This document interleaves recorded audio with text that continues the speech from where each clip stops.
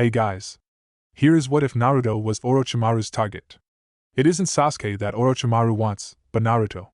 And she'll do anything to get him. Hit like and subscribe if you like this one, and also please check the author in the description. Let's start. We are pain, that's all. We are God.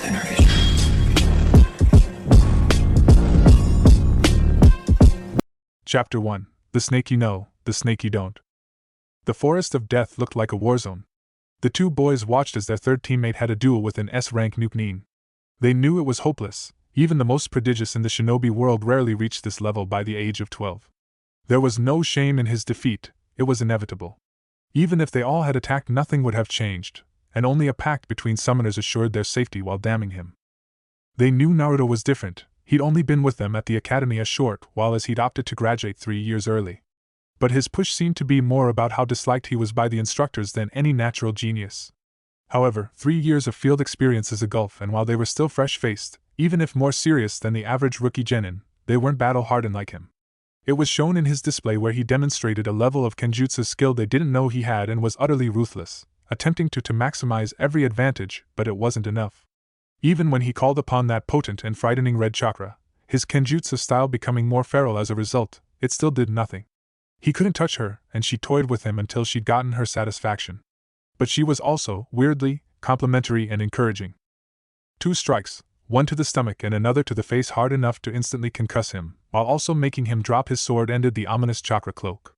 She picked up his sword and approached him, grabbing the redhead by his neck. She whispered something in his ear and promptly stabbed him with his sword, channeling right chakra once she impaled him, causing the boy to scream. Their strongest member was done. They were surrounded by enemies and standing in front of Konoha's greatest traitor. Bleak was the only way to describe their situation. "Nara-kun, Abdurrahim-kun, come here please." It sounded like a request, but it was clearly an order, and both boys obeyed. She handed them a scroll, to their confusion. "I know you'll report this to my former sensei when you make it to the tower, but if anyone other than Naruto should receive this scroll, I'd have to kill both your clans in their entirety. Do we have an understanding?" Both boys nodded while Shikamaru accepted the scroll. She departed soon after, and the boys collected Naruto and his sword, Shino opting to carry him on his back after they patched up his wound. They made haste to the tower and luckily ran into only light opposition, nothing the two couldn't handle. They arrived to the tower, greeted by their sensei, whom wasted no time getting Naruto to the medical center while having them debrief in front of the Hokage. He made his way up to the familiar gate guards. A team of 4 was now only 1, but he changed. His eyes were harder, and he was sporting a scar above and below his left eye. He was not happy to know right chakra delayed his healing ability, but was assured the scar would be temporary, fading in months. He checked in as was protocol and made his way to the Hokage Tower to give his mission debrief. Given this was supposed to be a simple courier mission, lasting no more than a week, and it lasted a month and a half, it was of the utmost importance to know why, so the Hokage spoke to him immediately. Naruto gave the mission details, only the facts, and then presented the Hokage with 4 scrolls, 3 containing the bodies of his fallen comrades and the 4th the final words of the Chunin in charge. The old man quickly read over the final words of Chunin Yagami, taking a deep pull from his pipe. "Naruto, do you know what is contained in this scroll?" "No, Hokage-sama. Chunin Yagami stated you deserved a field promotion for what you did on the island of Ishval. He said you were directly responsible for defeating Kushimaru Kurier and Raiga Kurasuki. He said you even dealt with his initial bias professionally and have shown the qualities a shinobi needs to become a chunin. How do you feel about that?" "I am honored by his words." "As you should be, but unfortunately, I cannot promote you at this time." Of course, he wasn't going to be promoted. People who'd graduated after him, done less than him, and were less skilled were promoted, but not him. "Any questions, Naruto?" "No. I know you're disappointed, but it just isn't time to promote you. I had plans for you, Naruto, and you graduating early threw them off, but I will not abandon them. I want you to get closer to what should have been your graduating class. It is for the best. Do you trust me?" "No. Maybe I deserve that, but if you become connected with this upcoming generation of clan heirs, it'll go a long way in providing you political protection from those who'd want to see you hampered. Hampered like not being promoted when it is deserved. Like not being treated as a shinobi at all. There are those who would seek to weaponize you, and I don't want to see that. Then kill them. You're the Hokage, you employ an army of assassins. If someone is a risk to your rule, why not remove them?" "A lot of reasons, Naruto, the largest one being that's the path toward tyranny. It'd make Konoha be something it was never meant to be. But sometimes to uphold that ideal, I have to accept less than ideal outcomes for those that don't deserve it. As long as you can accept it, Hokage-sama. That's not what I meant, Naruto. Just understand, I'm not holding you back out of malice. If that's all, Hokage-sama. Dismissed. When Naruto regained consciousness, he relayed all relevant information to the old man, including that his chakra felt chaotic.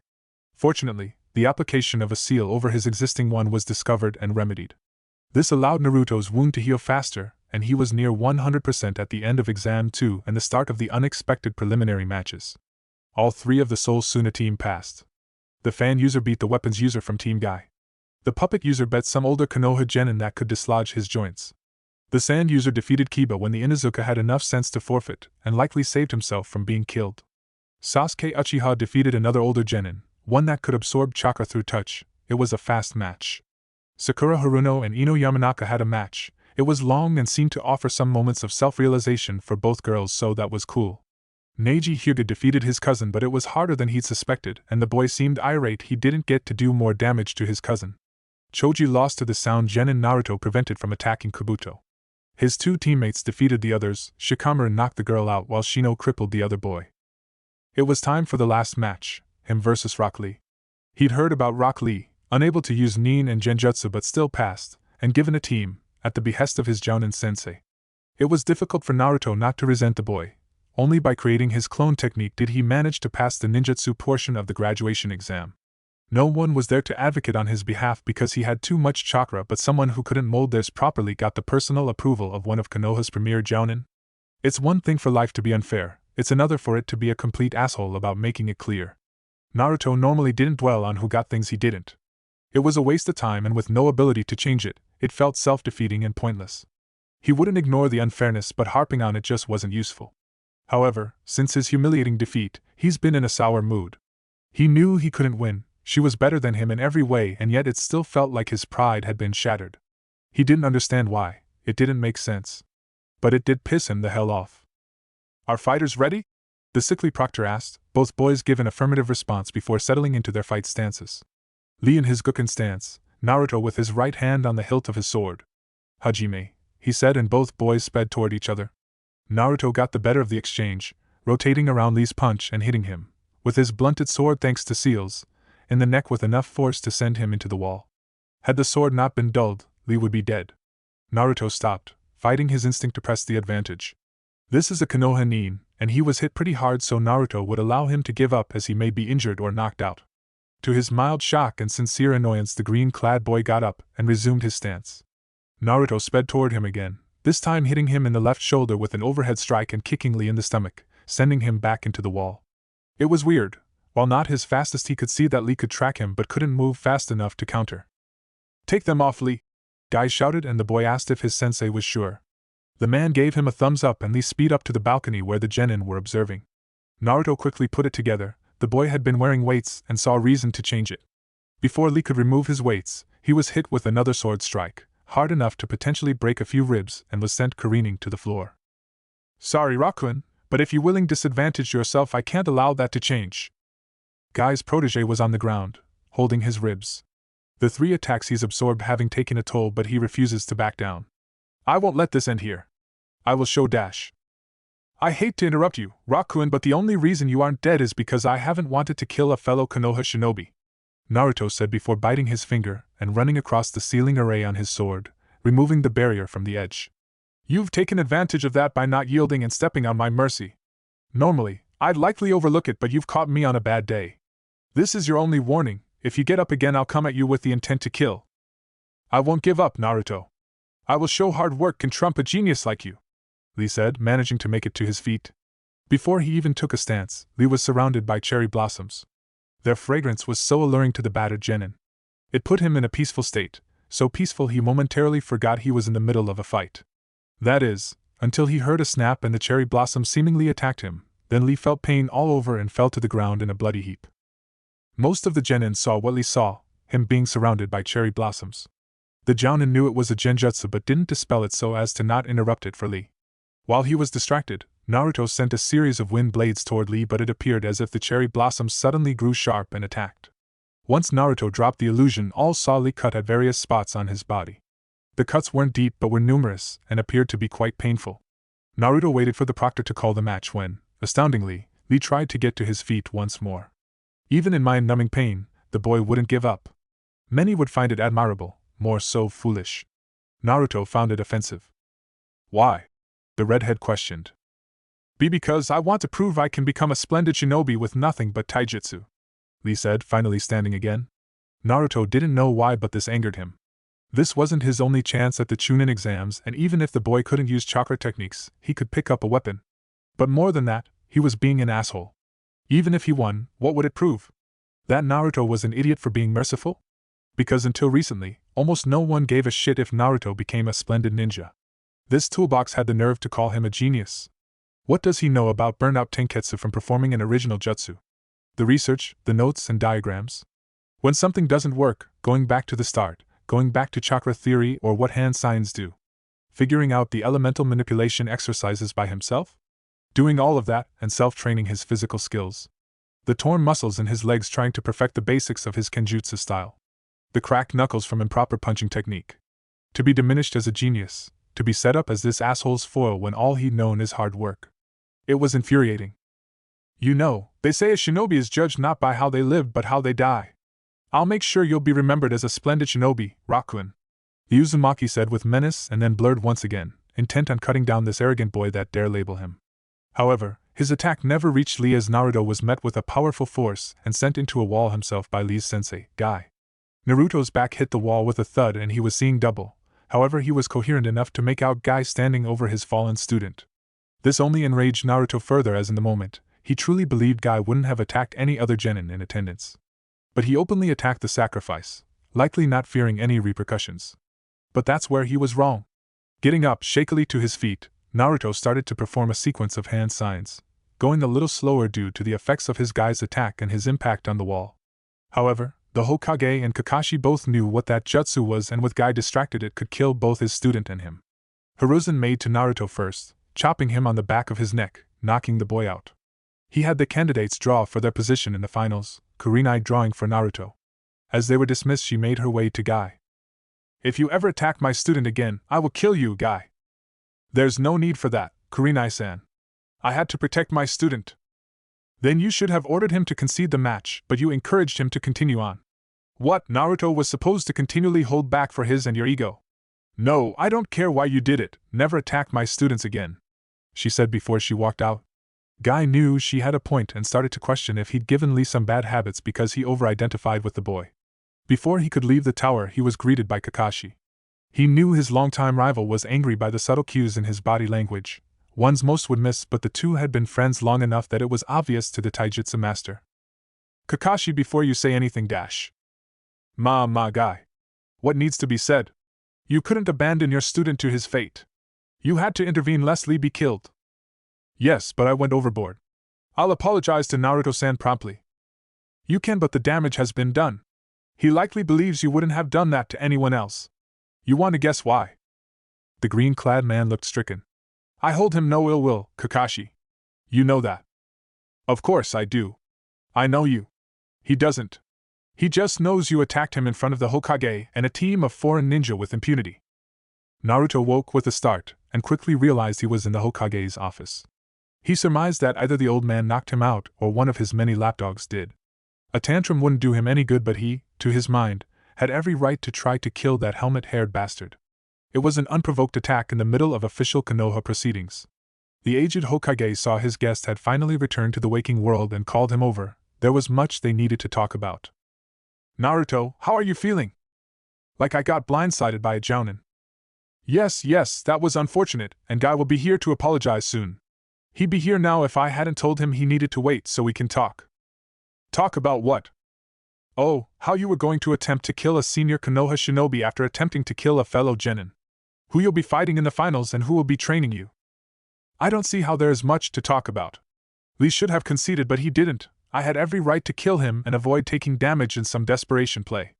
Guy had no right and no need to attack me. As for everything else, I'm pulling out of the exams. Why? Hiruzen said evenly, but was surprised Naruto would quit. Because you aren't going to promote me anyway. Now my team makes it and I don't hold them back from promotion. Naruto, that isn't true. You have as good a chance as anyone, though what you attempted to do to Guy will have to be noted. Of course it'll be noted. I don't care, I'm done. There's no point to this.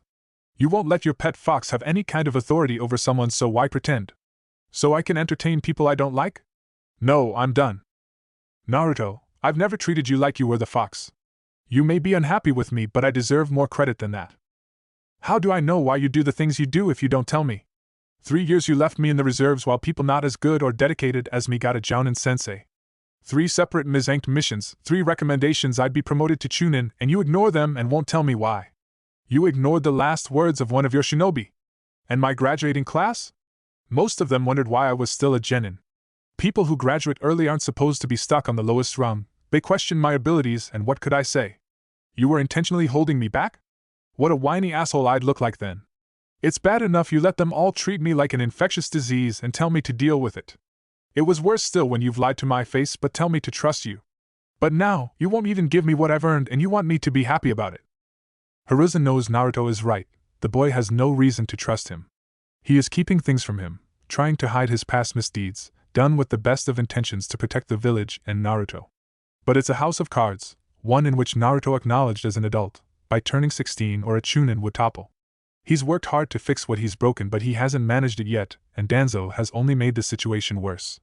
Hiruzen knows he should have killed the man years ago. He was always too light on those he considered friends, and it allowed the man too much power in the shadows of the village. A village can have 2 leaders just like a person can have 2 masters. Something has to give, and it has to be soon. He wishes he could tell Naruto everything, make him understand his reasoning, but he can't. Especially not now, not when his former student has seemingly taken an interest in Naruto if what Anko said is true. He is either in danger of harm or being lured away with honeyed words and false promises. He wouldn't acknowledge her potential tactics are a lot like his own. His heart couldn't take it. Naruto, don't drop out of the finals. You have a chance. Promotions are selected by committee. A committee of people that probably hate me? Or won't go against you? No, I don't see the point. Not everyone is against you, and this is your best chance to get promoted. Even the daimyo has a say if he so wishes, if you're impressive enough. Fine. Naruto relented but in no way believed the lying old man. Good, now I've arranged for my student to train you so you'll be safe. I don't know what Orochimaru wants, but it is paramount she not get it. Tsunade is going to train me? He said somewhat hopefully. No, Jiraiya. The smut peddler? Not interested. Naruto, he trained the Yondaima and is powerful in his own right. You can learn a lot. But I don't know him. If protection is an issue, I'll go train in my summon's realm. I had some things I wanted to work on anyway. Naruto, you will train with Jiraiya, that's an order. Hiruzen said sternly, causing Naruto's eyes to narrow. Hi. Good, now let's resolve the Guy issue and you can be dismissed for the day. After his meeting with the Sandaime, Naruto headed to an isolated training ground, one he's used for years. He was curious what the missing Nin would give him and why. He also wanted to be sure that should it be a trap it'll only affect him. He may dislike a great deal of Konoha residents, but he doesn't want them dead. Mindless slaughter isn't his deal. He activated the seal on the scroll and read the contents. He immediately recognized the handwriting. It was the same handwriting of the scrolls he would periodically receive with advanced material he couldn't get from the shinobi library. Never any specific techniques, just theory or helpful hints. He always assumed the scrolls came from a Konoha shinobi that couldn't reveal themselves, but if it came from Orochimaru, what does that mean? The scrolls, outside of the guidance of the Panthers, were the greatest sources of help in his development as a ninjutsu inventor. He couldn't understand why she'd help him. This felt like the old man. A game was being played, but he didn't understand the rules or how he fit in. He was just at the whimsy of others, and he hated that feeling but didn't know how to break free of it. He decided to just look at the material. True, he needed a plan, but it wasn't going to come to him now, so he'd focus on something he could do. The scroll listed a technique, the impure world reincarnation, which was created by the Night Aim. It can bring souls back from the dead but requires a live sacrifice and genetic material from the one you wish to bring back. Enclosed in the bottom on the scroll was another sealing array, one for storage. He unsealed the contents to find 2 vials of blood. This was beyond creepy. The vials themselves contained a note, and he could only dread what the lunatic snake summoner had written. Those with power create boundaries to hoard and safeguard their power. Those without power stay within the boundaries to stay in favor of the powerful. Freedom is pushing against and through all boundaries, allowing your ambition to be your only master. Chakra is poorly understood, but the potential is limitless. However, our understanding is hampered by what many would call profane or forbidden. Most shinobi are content to live in ignorance, to have a child's understanding of the very force they depend on. But I saw something different in you, a desire to understand like I have. That is why I've helped you and you've yet to disappoint. I chose to ignore decency and ethics in my desire to understand this energy and our world. I walked in the darkness without a single regret. But I want to see how far you can go while in the light. This technique is powerful, but it is not perfect. You may want nothing to do with it, you may find it offensive, so I've given you an extra incentive to improve upon it in your own way. The Sandaime has withheld many things from you, not just your status as Jinchuriki. If you want to know more about your past, about your clan, then the blood contained in these 2 vials will do it. Just remember, keeping people ignorant is not a method of protection but control. Don't let anyone control you. Break free of anything that holds you back, burn it down, and kill it if you must. I look forward to seeing how far you get by month's end. It could be a lie, he says it but doesn't believe it. He needs to know what these people know, but he can't sacrifice people, not even to know more about his origins, but she was confident he wouldn't have to. He needed to focus on this, but with Jiraiya training him it is going to be difficult. The sensei of the Yondaime must be a real taskmaster. No, he wasn't. He was a lazy ass that put forth minimal effort, and was constantly distracted with any halfway attractive woman around. Naruto would be annoyed, especially since this man was clearly here to be his watcher more than his trainer, but his negligence was beneficial, so Naruto wouldn't complain. Though he'd rather train with Kurenai-sensei since she actually gives a damn, and has been helpful coming up with intensive chakra control exercises for him. She, however, was called away on a special detail which Naruto found a little convenient. So, he was stuck with this idiot as a trainer. What were they working on? Initially it was going to be summoning until Naruto informed him he already had a contract. But he was insistent Naruto sign the Toad contract too, so the Elder Toads and Bagheera, the boss of the Panthers and Naruto's personal summons, were hashing it out, so nothing more to do there. Drawing on the Bishi chakra? He can already do that, and how can a non-Jinchuriki that has never trained one help him? So, the last project was the Rasengan, the Yondaime's personal jutsu. It would be useful as an attack jutsu and helping him in perfecting pure shape manipulation. It was also a decent chakra control exercise. He was still on the second step after 2 weeks, not because he couldn't go farther, but he was slow playing Jiraiya. No sense in doing this faster than necessary. Naruto practiced it while he sent an overcharged shadow clone to the Panthers to unravel the impure world reincarnation. The key to Naruto's understand of the jutsu was to remove the mysticism from it and think of it as a chakra exercise. A soul was not being called back. Yin chakra was. The genetic material was a bridge. It contained both the yin and the yang chakra of the person being returned. The sacrificial body was for the additional yang chakra. The seals not only called back the yin but helped convert the sacrifice's yang into a compatible half of the returned person's yin, making it reminiscent of their true chakra imprint. This also, somewhat explains, how they can repair the damage. The pure yin chakra is constantly creating or recreating their form. So, Naruto reasoned, he needed a vessel of as pure yang chakra he could get. This meant attempting pure yang release. There isn't much written on it. What he could find states that some have a natural affinity for it but are unaware and chalk it up to other things, like those gifted with yin release make excellent genjutsu practitioners. It can be trained, but it starts with being able to separate the yin and the yang within one's chakra. Some accomplish this through visualization, seeing the yin and the yang emerge from various points and calling upon one source or the other, and with no other known method Naruto opted to try it. Success has been varied. He knew without Kurenai-sensei's previous help he'd have no hope of accomplishing this, but now that his chakra control was better, his flow almost calm, he could focus it enough on separating the most basic elements from each other. Truthfully, if he didn't have this deadline, given to him by Orochimaru herself, he'd probably be doing better. He isn't very calm as he has too many questions, and he believes figuring out an ethical impure world reincarnation will help get them answered. But even if it does, what does it all mean? She made her way through the forest at a clipped pace. Being late was not an option, it was never an option. Also, the sooner she got there, the sooner she got this over. She doesn't know how to feel about her master, as gratitude often wars with low-level terror. No time to think about it now, she reassures herself. All she has to do is give her report and continue on with her day. Even if the guilt becomes suffocating, she chose her path. She arrived at the designated meet and waited. There was no point in trying to find her, she'd reveal herself when she was ready. And she appeared right behind her. She was impressed she managed not to jump in fright. Immediately she began kneeling, as is expected of her, causing the woman to laugh before speaking. So prompt, as usual. Hi. Well, what do you have to share with me?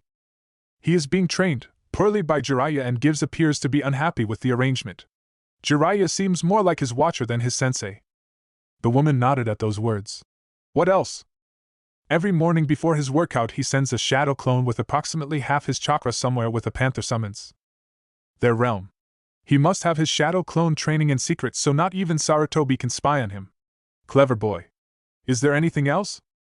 Once he's done training with Jiraiya he practices his kenjutsu, does a light workout, and then heads home. There he does research until several of his summons meet with him. I'm assuming they are performing surveillance of his competition. I scouted the other finalists. All but Shino-kun and Shikamaru-kun have subtle but unnatural shadows following them, and none have appeared to notice. Kakuku, you've done well. I want you to cease your surveillance. It won't be necessary any longer. But But what? I thought you'd be relieved to no longer have to spy on him. Don't tell me you're nursing that silly little crush, she asked, but her subordinate didn't answer. You are? TSK, TSK, TSK. You know that can never go anywhere, yes? Even if you were to turn his head, that wouldn't end well for you, yes? Hi, she said through gritted teeth. Don't be glum, you'll get what you truly want. Just forget about Naruto-kun. Hi. Good, you are dismissed, Hinata-chan. Jiraiya, how is he doing? He's getting it faster than I did. Why isn't he a Chunin yet? He has the mission record for it. We've been over this, I won't always be here to protect him. He needs allies and ties to the village. He has startling little and I've long since alienated him. No one who has graduated early has ever been sent to the reserves, so I can't imagine why he took that as an insult. He wasn't supposed to be allowed to take the exam if there was a reasonable expectation he could pass. Irika and Mizuki assured me he couldn't do the clone jutsu. With his chakra levels he'd never be able to with what they teach in the academy. Tell me, sensei, why I should be happy with you setting my godson up to fail. I would have taught him another clone jutsu at some point, but him failing the exams outright would have made it possible to put him on Kakashi's team. You were going to make him the dead last to satisfy Minato's brat? You manipulative bastard. Is this why you've had me stay away for so long? So I couldn't see the strings you were pulling? Enough, Jiraiya. You were needed out there. As of now, Naruto has very few connections to the village. He seems to like his teammates and his sensei, but they've only been together for 6 months. That's hardly enough time to sway him should he decide to leave. He wouldn't leave, he's no traitor. I hope you're right, Jiraiya. It was 3 days before the finals and Naruto had finally done it. It'd take some time to perfect it, even more time to develop his Yin release, but as of right now, he could perform purely Yang Jutsu, and it was time to attempt the impure world reincarnation. He got time off from Jiraiya once he demonstrated you could perform a completed Rasengan, which he has to admit is a damn fine jutsu. He was in an isolated clearing in the Panther realm, and had a barrier erected just in case things went poorly. He had contract seals at the ready but didn't want to put the control seals mentioned in the scroll. He took some deep breaths, calming his nerves. Yang release, Shadow Clone Jutsu. Naruto said, then started the ritual for the impure world reincarnation. Once he was sure he had it complete, he performed the hand signs and whispered. Summoning, impure world reincarnation. Naruto didn't have to wait long for the jutsu to take effect as each of his Yang clones were encased in an ethereal glow. Soon, both started to change their shape, taking on the forms of those called back. Naruto was shocked to see 2 women with hair similar to his, though either had his blue eyes. Both women looked confused as if a haze had yet to be lifted. They noticed each other first, both shocked. Mito-sama / Kushina-chan? Both questioned before they looked at the boy before them. Mito was silent and confused. She had no clue who this whiskered cheek boy could be, but in her peripheral vision she could see Kushina trembling, as if trying to not cry. Sochi? Is that you, Naruto? Where are we? This doesn't look like Konoha.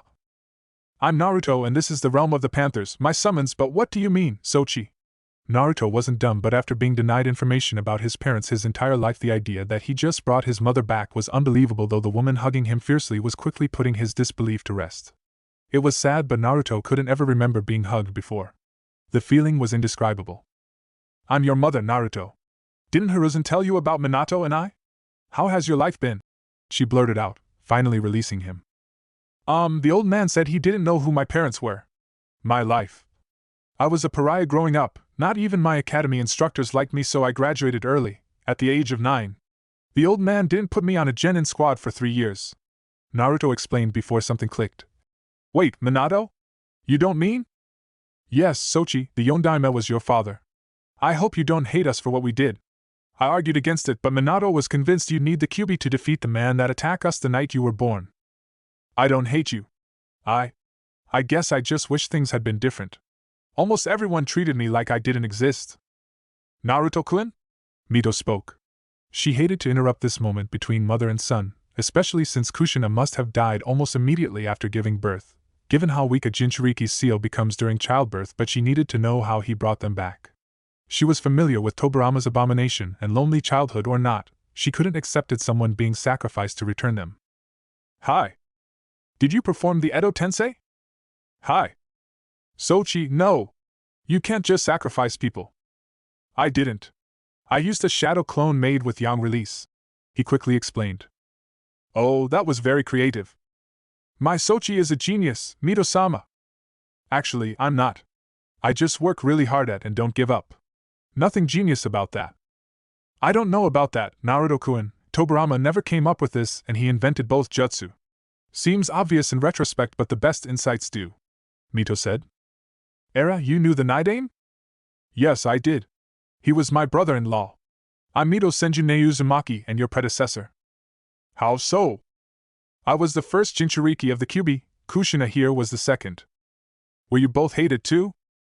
No, Sochi, no one knew we contained it. And I don't understand why Saruchan would tell others, Mito said before a realization hit her. Naruto-kun, if you didn't know who either of us were, why did you summon us? Orochimaru gave me the jutsu to figure out and said if I did I'd have answers about my history. You're Orochimaru's student? See, you are a genius. She wouldn't bother with someone untalented. No, she's a missing nin and considered Konoha's greatest traitor for illegal experimentation on villagers, he said to receive a fist to his skull.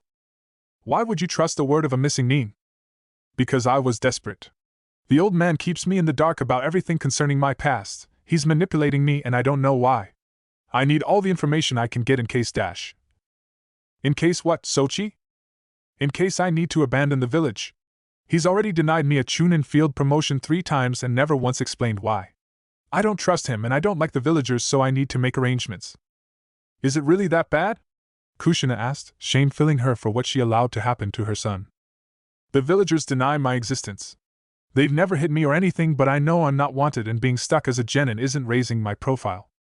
I don't get it, why wouldn't Hiruzen want you to be a Chunin? Yes, you get more authority and can take on dangerous missions, but rookie Chunin are hardly exposed to top-secret documents or state secrets, Kushina said. Mito sat quietly, piecing together everything she knew about Konoha law and what Naruto told her, and came to a conclusion. I think I may know why, but it doesn't make sense for it to be the reason, she started, and proceeded to explain her theory. Hiruzen never much cared for the daimyo's satellite residence, the place he stayed when visiting Konoha. It was too ornate for his tastes, and gave the feeling of being both too open and claustrophobic. He was curious why the daimyo had summoned him. The two usually speak after the exams are finished. They had a good working relationship but weren't close, not like Hiruzen was with the man's father or how he was close to Minato. He arrived in his sitting room and was surprised when Danzo was there as well. Hiruzen bowed to the daimyo and took his seat.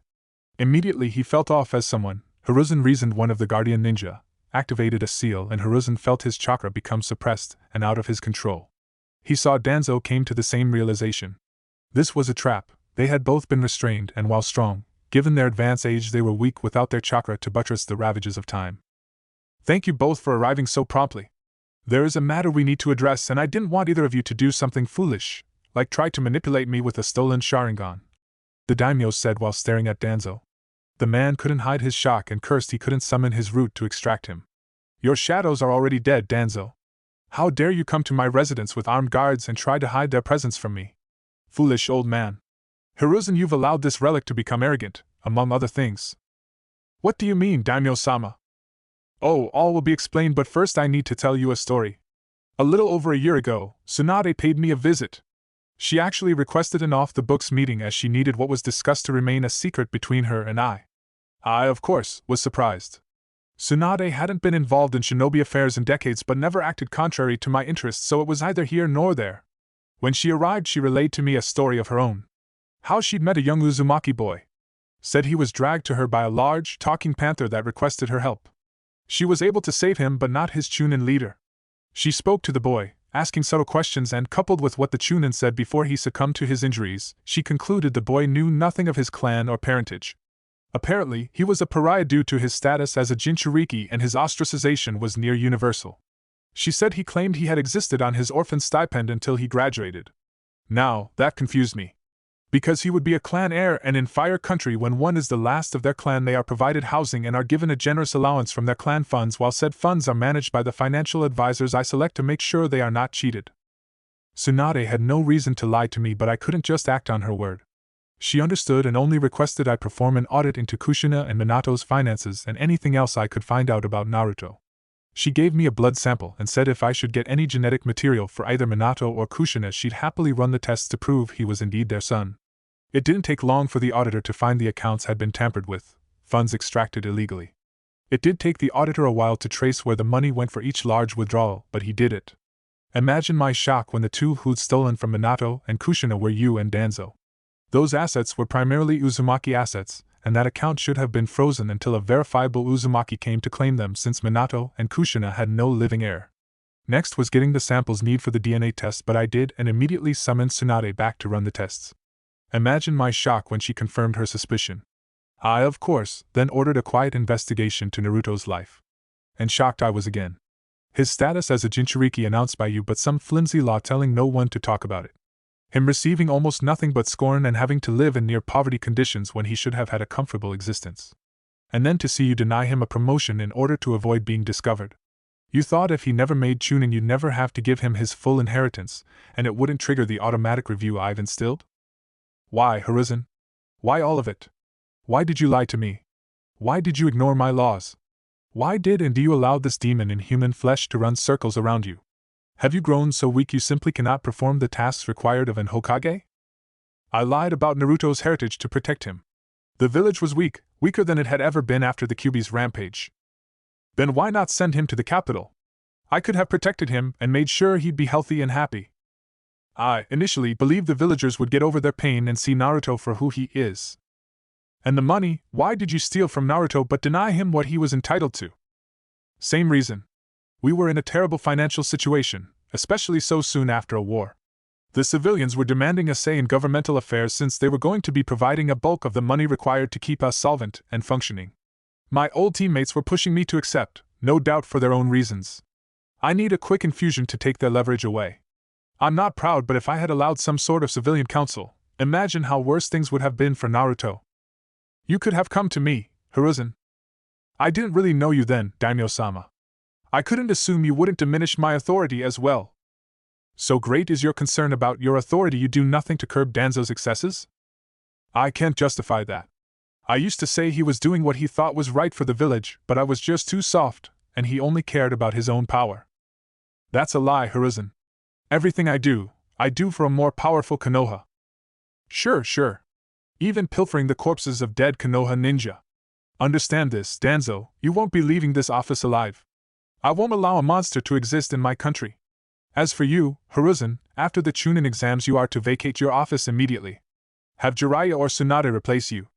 Even get that Kakashi brat to do it. I don't care, but you are not fit to be Hokage any longer. You will, however, confess everything to Naruto, and then I will try to salvage what I can. God help us if the boy hates you and all of Konoha enough to turn traitor. Daimyo-sama, I'll step down. You're right, I'm not fit to lead the village, but don't tell Naruto. Orochimaru has taken an interest in him, and this may push him into her clutches. We don't want that. No more delays. It's bad enough you ignored my law, and I know this isn't the only instance, as I only have to go to the Hyuga compound to see an example of forced servitude, but I'll be clearing that up after the exams as well. No, Naruto will be told everything and given the promotion he so richly deserves. I am so ashamed of you, Hiruzen, and I imagine Minato and Kushina are as well.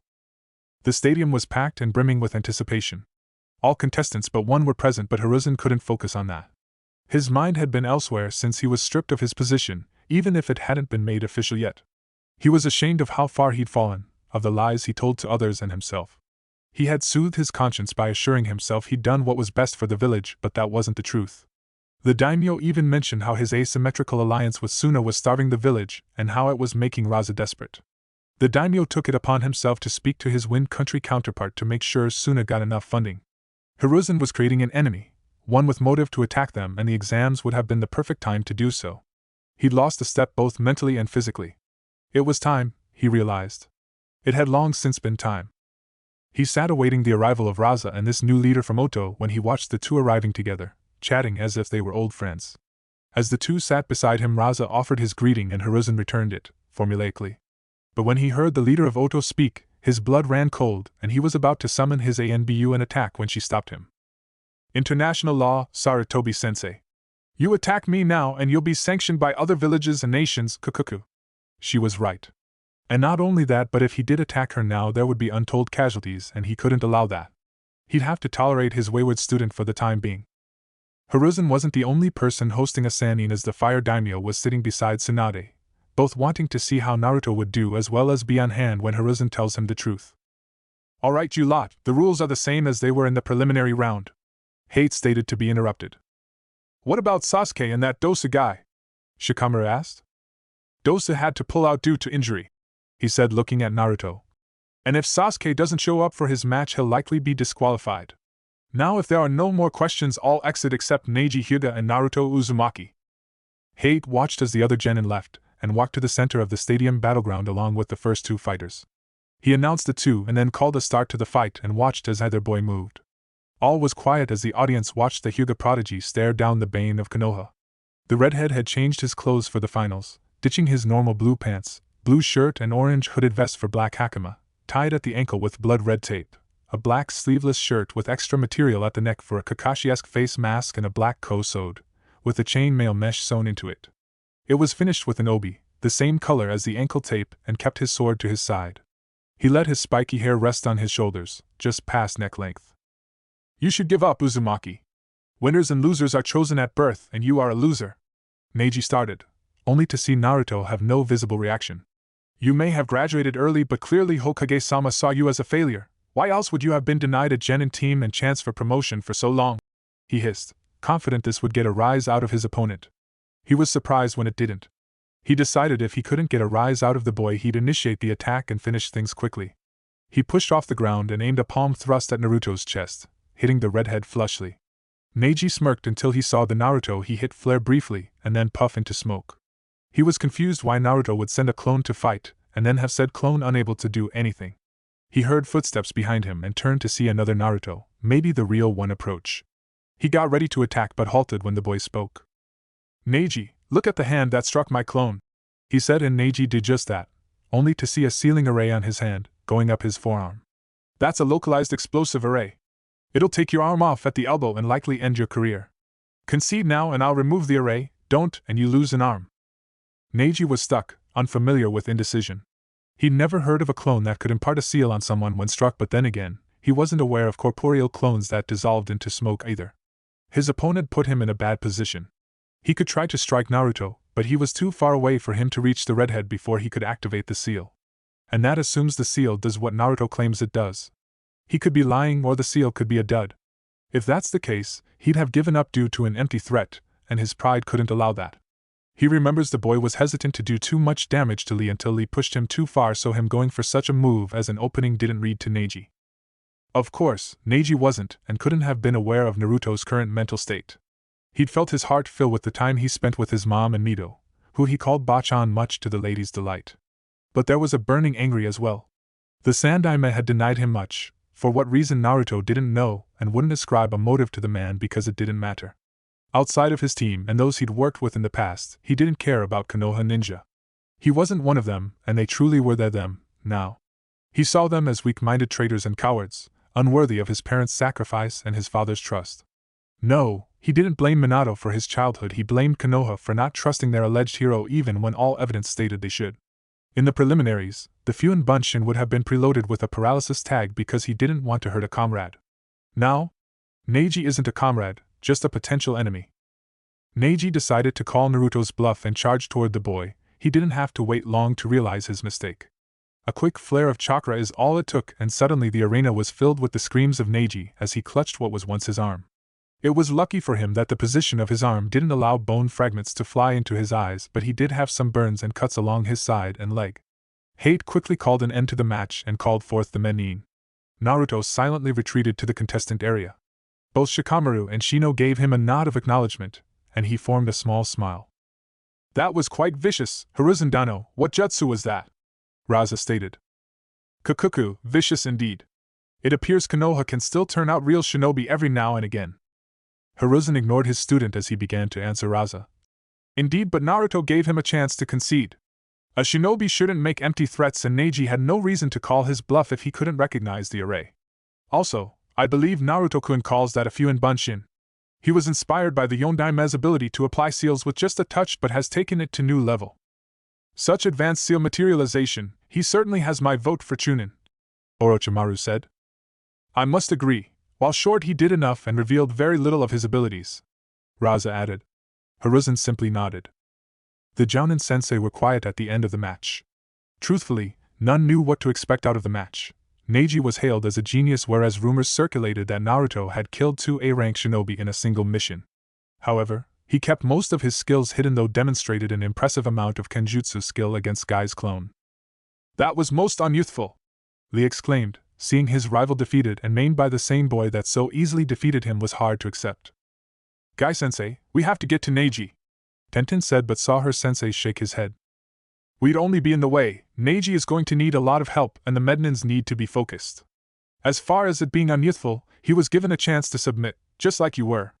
It is, at times, laudable to not give in, but as a Chunin you need to know when to back down for the sake of the mission and your comrades. I don't fault Naruto. He told Neji exactly what would happen if he attacked again. You're okay with what he did? That was a comrade he crippled, Tenten yelled. Yes, it was, and it was a comrade he tried to spare. Tenten, what would you have him do? Hold back and allow Neji to continue attacking? Seeing the girl refuse the answer, he continued. Neji put his health on the line in the belief Naruto wouldn't hurt him. Like you, Lee, he was going to take advantage of his mercy. The difference is, this time Naruto didn't give more than one chance. As such, Neji's injury is my fault. I've instructed you poorly if none of you know how to stand down when you're outmatched. Guy finished, sounding more subdued than he ever has.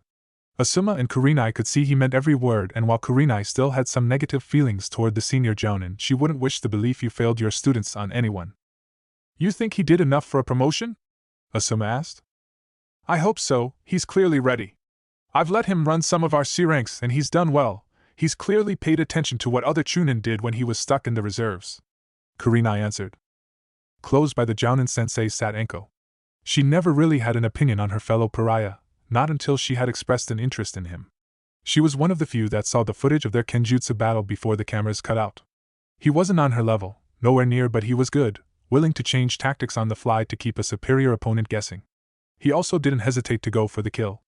Normally, that kind of ruthlessness would be something Enko praised. But Orochimaru taints everything, and Enko couldn't help but be wary of the container. She didn't know why Orochimaru was interested, but it couldn't be for anything good, and given the boy's experience in the village, he had the signs of a flight risk, one that may run straight to the snake. His willingness to, potentially, end the career of a fellow Konoha ninja demonstrates how little connection he feels for the place. Orochimaru will exploit every weakness to get what she wants, and to Enko, Naruto looked like an easy get. Hate was instructed to delay Sasuke's match and to move through the rest of the order. The next in line was Shikamaru and Temari. Shikamaru complained a lot about having to fight a girl, wondering if he should just forfeit. Shino and Naruto pushed him over the railing so he'd have the chance to do so, much to his annoyance and their amusement. It was a good tactical matchup, and he managed to ensnare Temari but forfeited as he was out of chakra, shocking everyone but his teammates, sensei and fellow clansmen. Shino fought Kankuro, and it was a little faster paced than Shikamaru's fight, but still relied on inventive tactics. The boys fought to a double knockout as Shino was poisoned and Kankuro was entering chakra exhaustion. Finally, it was time for Gaara to face Sasuke. The match was almost called as the Uchiha, and Kakashi arrived at the last possible moment. It was a good fight, Naruto felt. Sasuke had some decent speed and made good use of it. Naruto thought the lightning jutsu was a mistake when he could have used a genjutsu, and that was proven correct when Gaara turned into a miniature sand thing and trounced the Uchiha, who used too much chakra on that move. Luckily, he escaped without serious injury as the Kazekage got Gaara under control, and it was time for the semi-final round, Naruto versus Temari. Temari was trying to quickly come up with a strategy. She'd used a lot of chakra in her first fight, and hadn't had a chance to recover much. She knew the redhead was dangerous with his sword, and she couldn't allow him to get close to her, but his speed would be hard to negate. She reasoned if she could unleash a wind jutsu fast enough she could create some space and control the match. He hadn't shown much in the way of ninjutsu, and she didn't believe he could match her futon mastery. Naruto wasn't planning out a strategy, he already had one. Thanks to his summons spying on the competition, he was aware that Temari was overly reliant on her war fan. If he took that away, she'd be in a poor position and possibly give up. He knew just the thing. About 6 months into his own research, Naruto started building his own jutsu theory. It was slow, it required a lot of reading, testing and revisement, but he felt he was truly onto something. While most ninjutsu seemed to be of the elemental variety, it didn't explain the ninpo, the jutsu that were predicated on a specific element. How did chakra become a poison gas, for instance? No one really knew. Naruto posited, what if ninpo are based on the elements but by combining, at least partially, the behaviors of one element with the property of another? Not all could be understood like this, and one would have to incorporate yin and yang as well, but he believed he was on to something. He hadn't managed to create many jutsu out of this insight, but it has affected his kenjutsu. Naruto learned early on he had a wind affinity, and wind is said to be the sharpest element, though lightning is great for piercing. Naruto wondered what would happen if one took the sharpening process from wind and incorporated lightning's high frequency? Sound. You got sound, and the better he got at grinding wind faster and faster, the closer he got to what became his supersonic blade. This type of chakra flow is the sharpest, not even a vacuum blade compares. This was the key to his plan. Temari was about to lose her main weapon. Hade called a start to the match, and Naruto blurred in front of Temari. Not giving her a second to react, she just had time to start to open her fan before she heard a faint ringing in her ears. Next thing she knew, her fan was in tatters and she had a sword to her throat. Yield, the shorter boy said, and she quickly complied. Many in the crowd had trouble following the action. They saw Naruto blur from view and then a series of flashes before he appeared beside Temari and her fan was cut up. The Chunin and Jounin, however, could follow it and were impressed. Asuma was confused. That was wind, but it didn't behave like wind, Asuma said. What do you mean, Asuma? Guy asked. Kurenai already knew about his supersonic chakra flow technique but saw no need to expound on it. Wind chakra is created by sharpening your chakra to a fine point and unleashing it. That's why it's ideal for cutting. It doesn't, however, emit a sound, nor does it become visible. Lightning does that, but that wasn't lightning. Kurenai, do you know what that was? Yes, and I won't be divulging it. If you want to know, asked Naruto. It was one of his creations. So, he really does create his own jutsu? Asuma asked, surprise in his voice. Yes. How many, I'm not sure. He said most were just supplemental things that better versions of already existed, but he's got some impressive ones as well. Guy almost got introduced to one. Hi, Hokage-sama informed me that in my distracted state I may not have escaped unharmed. Whatever that was, I need to learn it. I'll see if I got something to trade, Asuma said, only caring about the wind manipulation. He hadn't seen anything innovative involving wind chakra in years, especially not chakra flow. He need to know how to do that. Kukuku, I think that was just a bad matchup for Temari, Razadano. I agree, but she appears too reliant on that fan, definitely Chunin material, but I'll have to work with her on that. The Uzumaki's sword skills are impressive and he's fast. He must have been training his speed and sword techniques for several years to be at that level. Hi. I believe Naruto-kun picked up kenjutsu his second year at the academy. Oh, then you have some really good kenjutsu instructors, Raza stated, which caused Orochimaru to giggle, much to Hiruzen's annoyance. No, he self-trained until he became a summoner, and trained those skills with them. Either way, he is quite skilled. I wonder how he'll fight Gaara. Kukuku, I wouldn't be shocked if he forfeited. He's certainly earned a promotion. If that's the case, I expect you out of my village within the hour, Orochimaru. Why so hostile, Sarutobi-sensei? She said with a grin on her face, annoying the Sandaime further. Fine, I'll vacate, no need to cause an international incident. Naruto was on the arena floor, debating if he should forfeit this next match. He'd proven all he needs to, and if the old man doesn't promote him, no one can say it is due to a lack of skill or ability. That makes this match completely pointless. Another part of him wants to stay. He wants people to see him, the social pariah and outcast, run through the competition. To easily defeat the prodigy, the strongest kunoichi in the competition, and finally, Suna's mad Jinchuriki. He wasn't sure Gaara was one until his match with Sasuke, but he has a way to incapacitate the boy. It would put some emphasis on the day and let all know Naruto Uzumaki isn't the one to try. But that's ego, and a ninja doesn't need ego. Why reveal any more than he needs to? It was difficult. His pride was telling him to just win the damn thing outright. But he's accomplished his mission, and as a shinobi, That's a sign it's time to come home. I forfeit. I believe I've done enough to earn my promotion. I have nothing left to prove. Naruto announced and saw Hate nod before he exited the arena via Shunshin to appear by Kurenai, who gave the redhead a hug and congratulated him on performing so well. Hate crowned Gaara the winner, though the boy didn't look pleased and called the Chunin exams to a close. Just as they were starting to depart, an ANBU appeared by the Jounin sensei to retrieve Naruto, per the Hokage's orders. Naruto couldn't hide his annoyance. He wanted to go check on his teammates, though he suspected Shikamaru was just napping in the med bay. Naruto arrived with the ANBU to the Hokage Tower, and was escorted to the Hokage's office. Naruto really didn't understand why this ANBU was on his ass, but he just ignored it. She was only following orders. When got to the office door, he saw 2 samurai standing outside it, which was weird. The ANBU ordered him to stay there until he was called, and then she went inside the office. Those were some pretty sweet sword skills, kid. Never thought I'd see a Tenkin user, especially not a shinobi one. You know my style? Yes, it's an old style, but most people can't learn it due to the damage done to the leg muscles. How long have you been practicing, and how many steps from the Shikuchi was that? I started learning when I was 7 from a scroll that was gifted to me. And I was 3 steps shy. While I can move faster, I can only go up to 2 steps for the Shikuchi until my body matures, Naruto said while rubbing the back of his head. He wasn't used to being praised by strangers nor getting to talk kenjutsu. It was nice. Impressive, the same samurai said. Oh, and just a word of warning, the daimyo is in there, so mind your manners. Thanks. Being an orphan, that stuff doesn't come naturally, but I'll do my best, Samurai-san.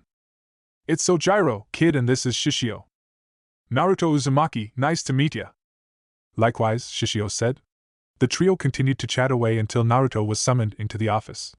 Upon entering, Naruto saw the old man, surrounded by his advisors. Jiraiya and Tsunade were both there. He shot her a quick smile, but sitting to the side of the office was, he assumed, the daimyo. He bowed deeply to the man, and shot a quick one to the old man. He hated the weak, old bastard, but it'd do him no favors to act like a brat now. Hokage-sama, he said evenly. Naruto-kun, please sit down, we have a lot to discuss. First, I want to congratulate you on your promotion to Chunin. It's long overdue, Hiruzen said and saw Naruto's jaw tense for a split second. Thank you, Hokage-sama. No thanks necessary. Next, Naruto, I have to tell you some things that will not be pleasant for either you nor I. I just want you to listen completely, and then we can discuss where we go from here. He saw the redhead nod and continued. After the Kyuubi attack, the village was in a vulnerable position and the Hokage position was as well.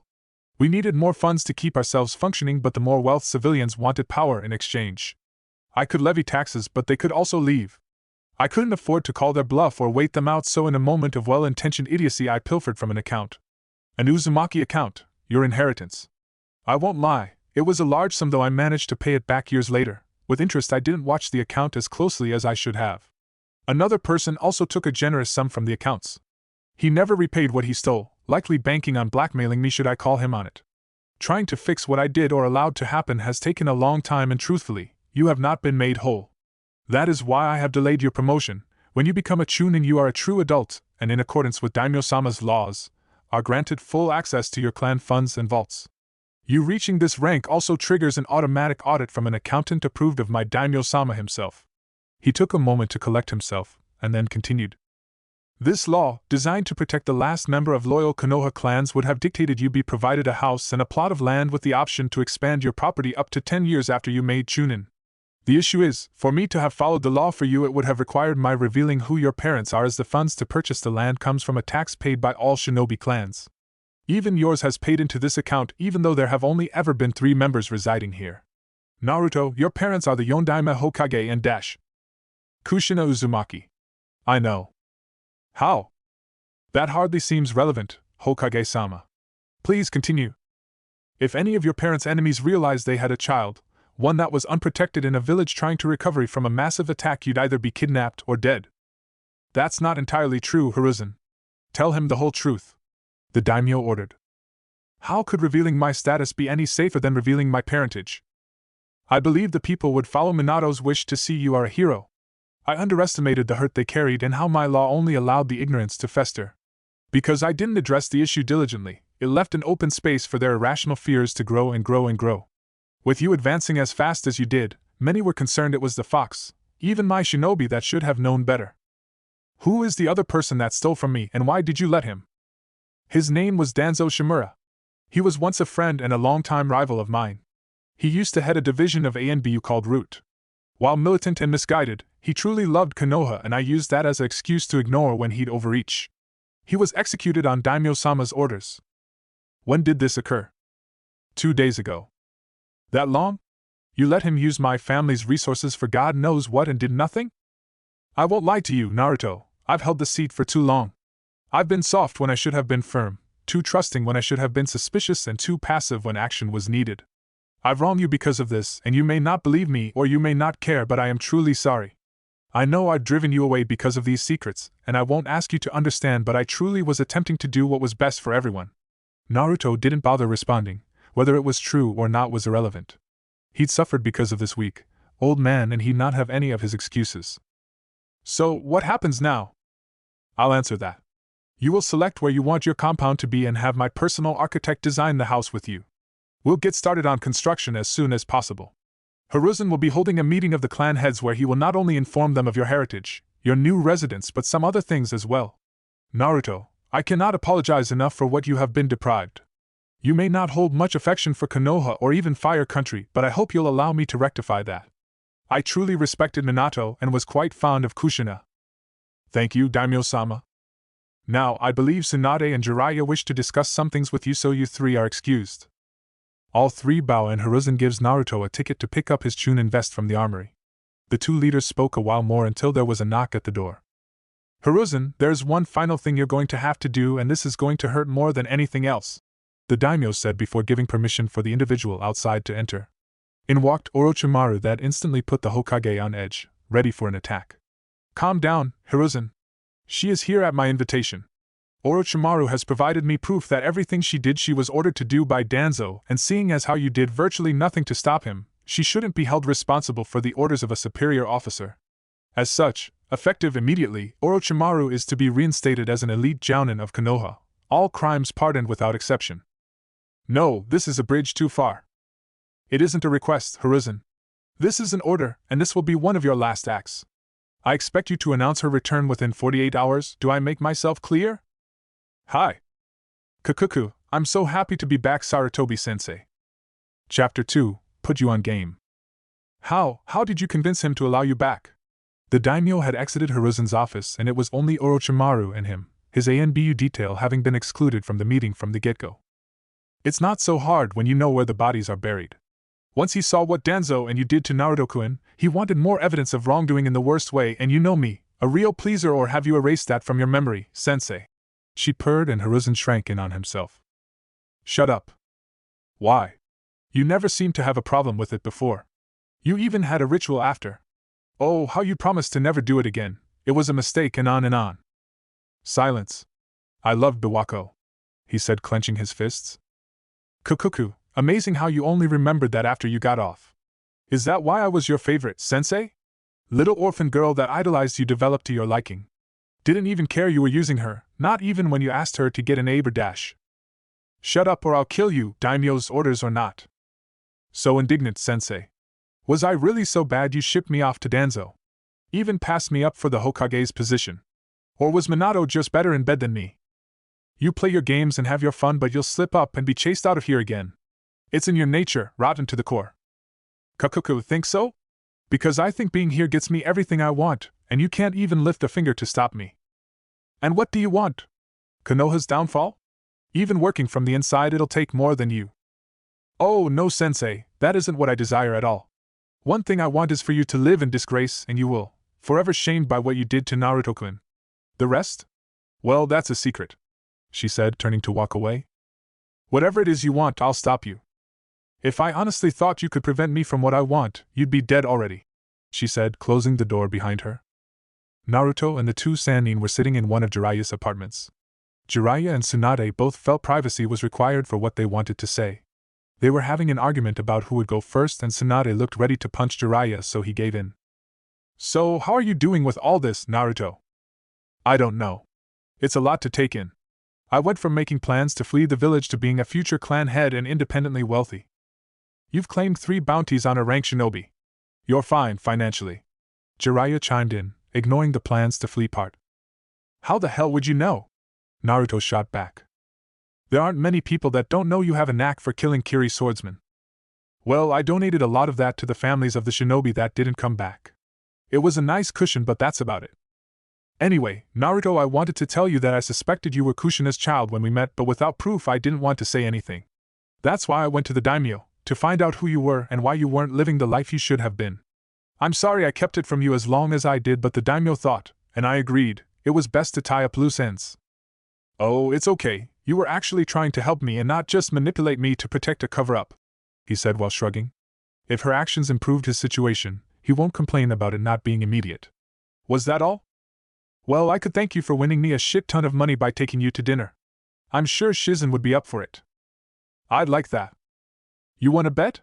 Why aren't you freaking out? Jiraiya asked, deeply confused. The kid negates that. I'd bet on him and win and nothing happens. I don't get it, but I also don't question it.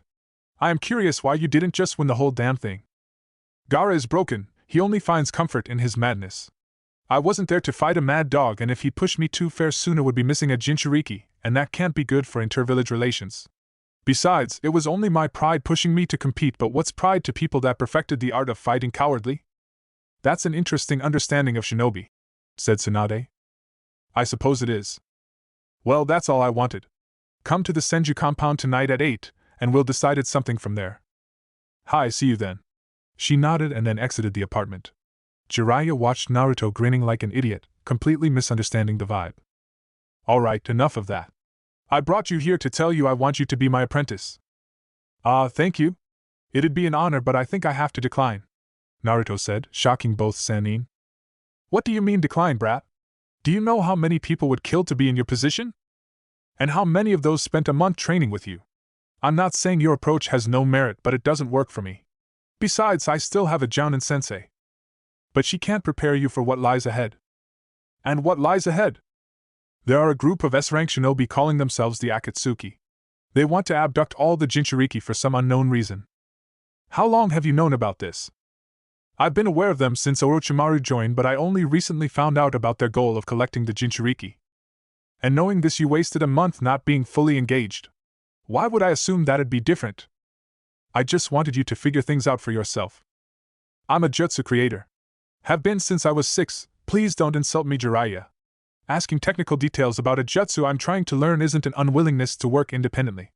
Maybe that bit of information would have been applicable to another problem I currently have or something down the road. We cannot know what will and won't be relevant at a later date. Your refusal to do anything more than explain the steps, once and then scope out women, was borderline negligent. Alright. I could have been a bit more helpful, but I was testing your determination. I was hunted for 2 weeks by 2 of the 7 swordsmen. I've proven my determination. Your resolve? I killed both of those swordsmen. Iron will. Fine, Gaki. What do you think I could have done differently? You could have worked on my taijutsu. Is it bad? Isn't it telling you don't know? Now, I wouldn't call it bad. I trained in the Panther's preferred style, but facing with different, more experienced opponents would be helpful. My first instinct is to go to my sword or ninjutsu. I can end fights fast that way, so my taijutsu skills aren't as sharp as those are. You seem awfully aware of your flaws. No reason not to be. As far as your offer, I need to think about it. Is that okay? Sure, brat, but don't think too long. No problem. Well, I need to go see my teammates later, pervy sage. Don't call me that, brat. Contrary to shinobi stereotype, Naruto didn't hate hospitals. He hated the smell, but who would enjoy the smell of disinfectant? Since he cultivated a joy of reading early on, anytime he wound up in the hospital due to injury, he just relaxed and read. Because he didn't make himself a pain and was actually a good patient, the hospital staff was weirdly accepting of Naruto. They didn't care or whisper behind his back. He was just a normal boy with abnormal hobbies. So when he heard, "What are you doing here?" he didn't take it as an insult or expression of animus. "No, Saito-sensei, I'm just here to visit my teammates." That had better be why. If I have to treat you for Tenketsu burnout one more time, I'll wring your neck, the brunette said. She was the first person to ever treat Naruto when a right unjutsu got away from him.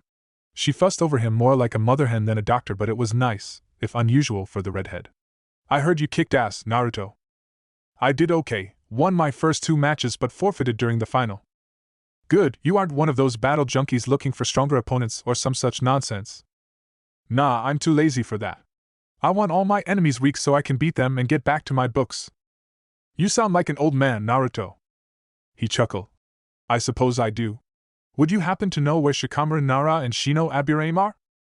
Actually, I do. They are in the same room since Shikamaru is faking. Just go down this hall and it's the last door on the left. Thank you, Saito-sensei. No problem, Naruto.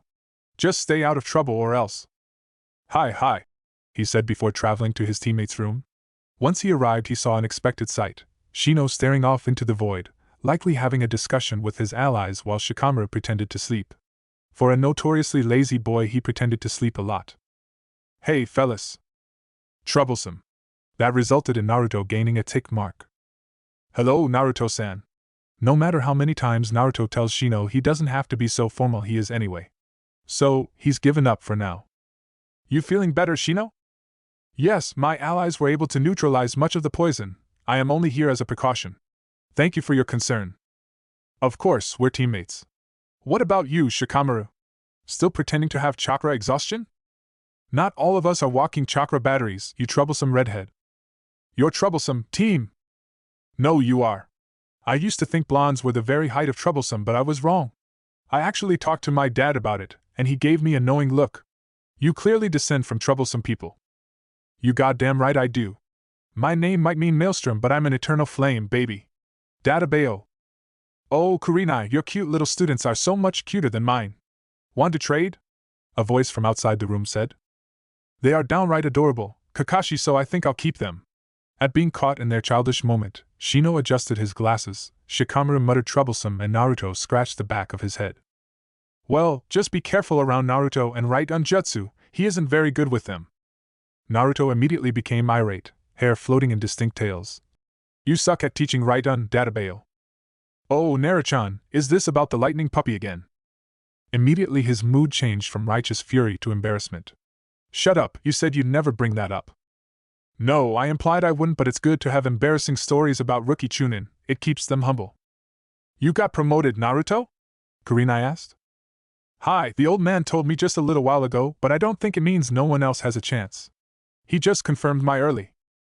Congratulations were given all around, and Naruto the team slipped into comfortable banter while Kakashi excused himself.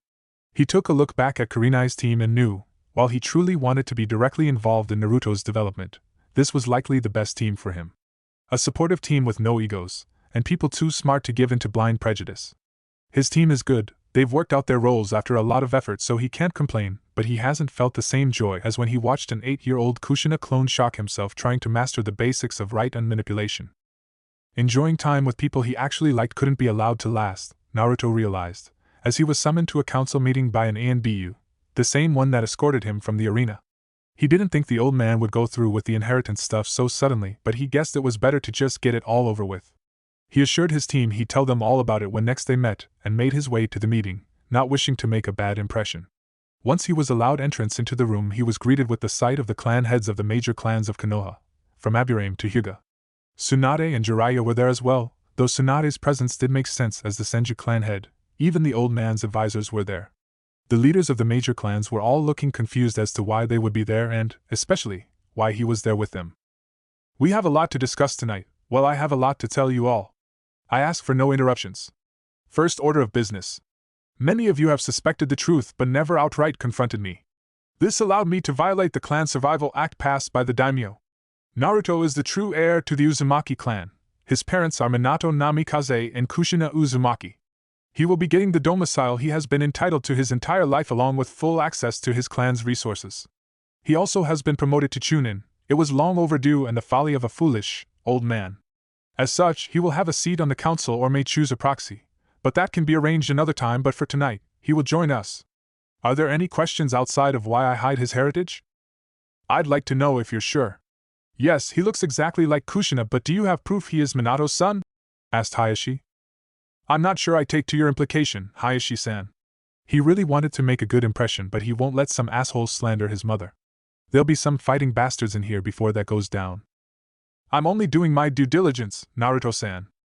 No, you're being an asshole, and if you continue to imply Kushina was anything less than a faithful wife, I'll break every bone in your body. You being a Hyuga doesn't absolve you from responsibility for your words, remember that, Hayashi. Tsunade chimed in. That's enough. Yes, there is proof and it has been accepted by the daimyo himself, so you have no grounds to question it. Is there anything else? Will you inform us of the why? Asked Shibi. Yes. There are multiple reasons. The easiest to accept is the son of Naruto Namikaze would have had assassins after him before he could walk.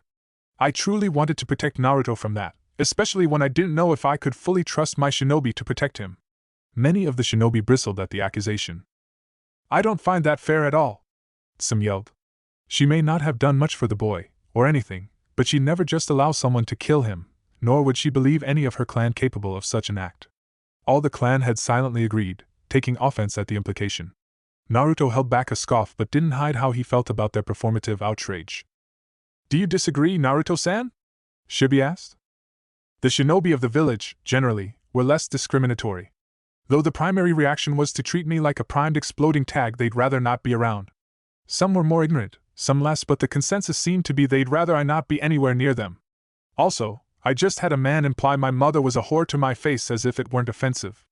That was my reality, so whether or not any of you would attempt to protect someone you'd prefer not be near you, I don't know, but acting like the old man just levied a grave insult is absurd.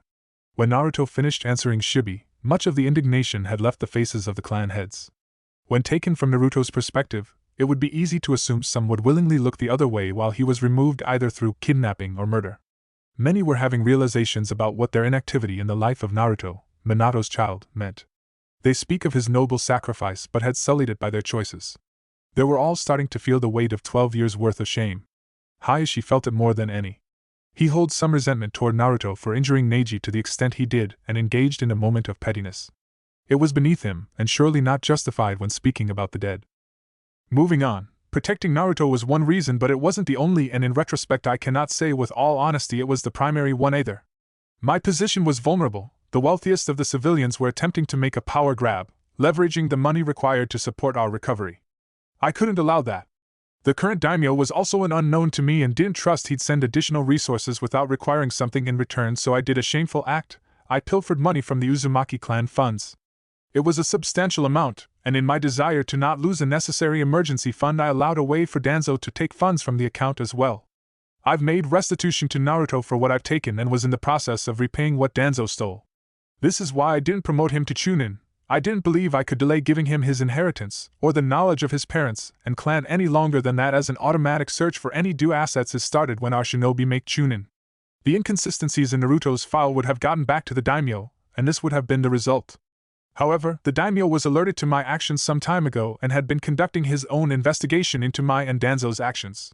He brought it all to my attention a few days ago, where Danzo Shimura was executed for his crimes. I am deeply ashamed of my actions and how they've hurt Naruto. I am even further shamed by the consequences of my actions. As ordered by Daimyo-sama, I will be stepping down as Hokage as soon as I find a worthy replacement. That is expected.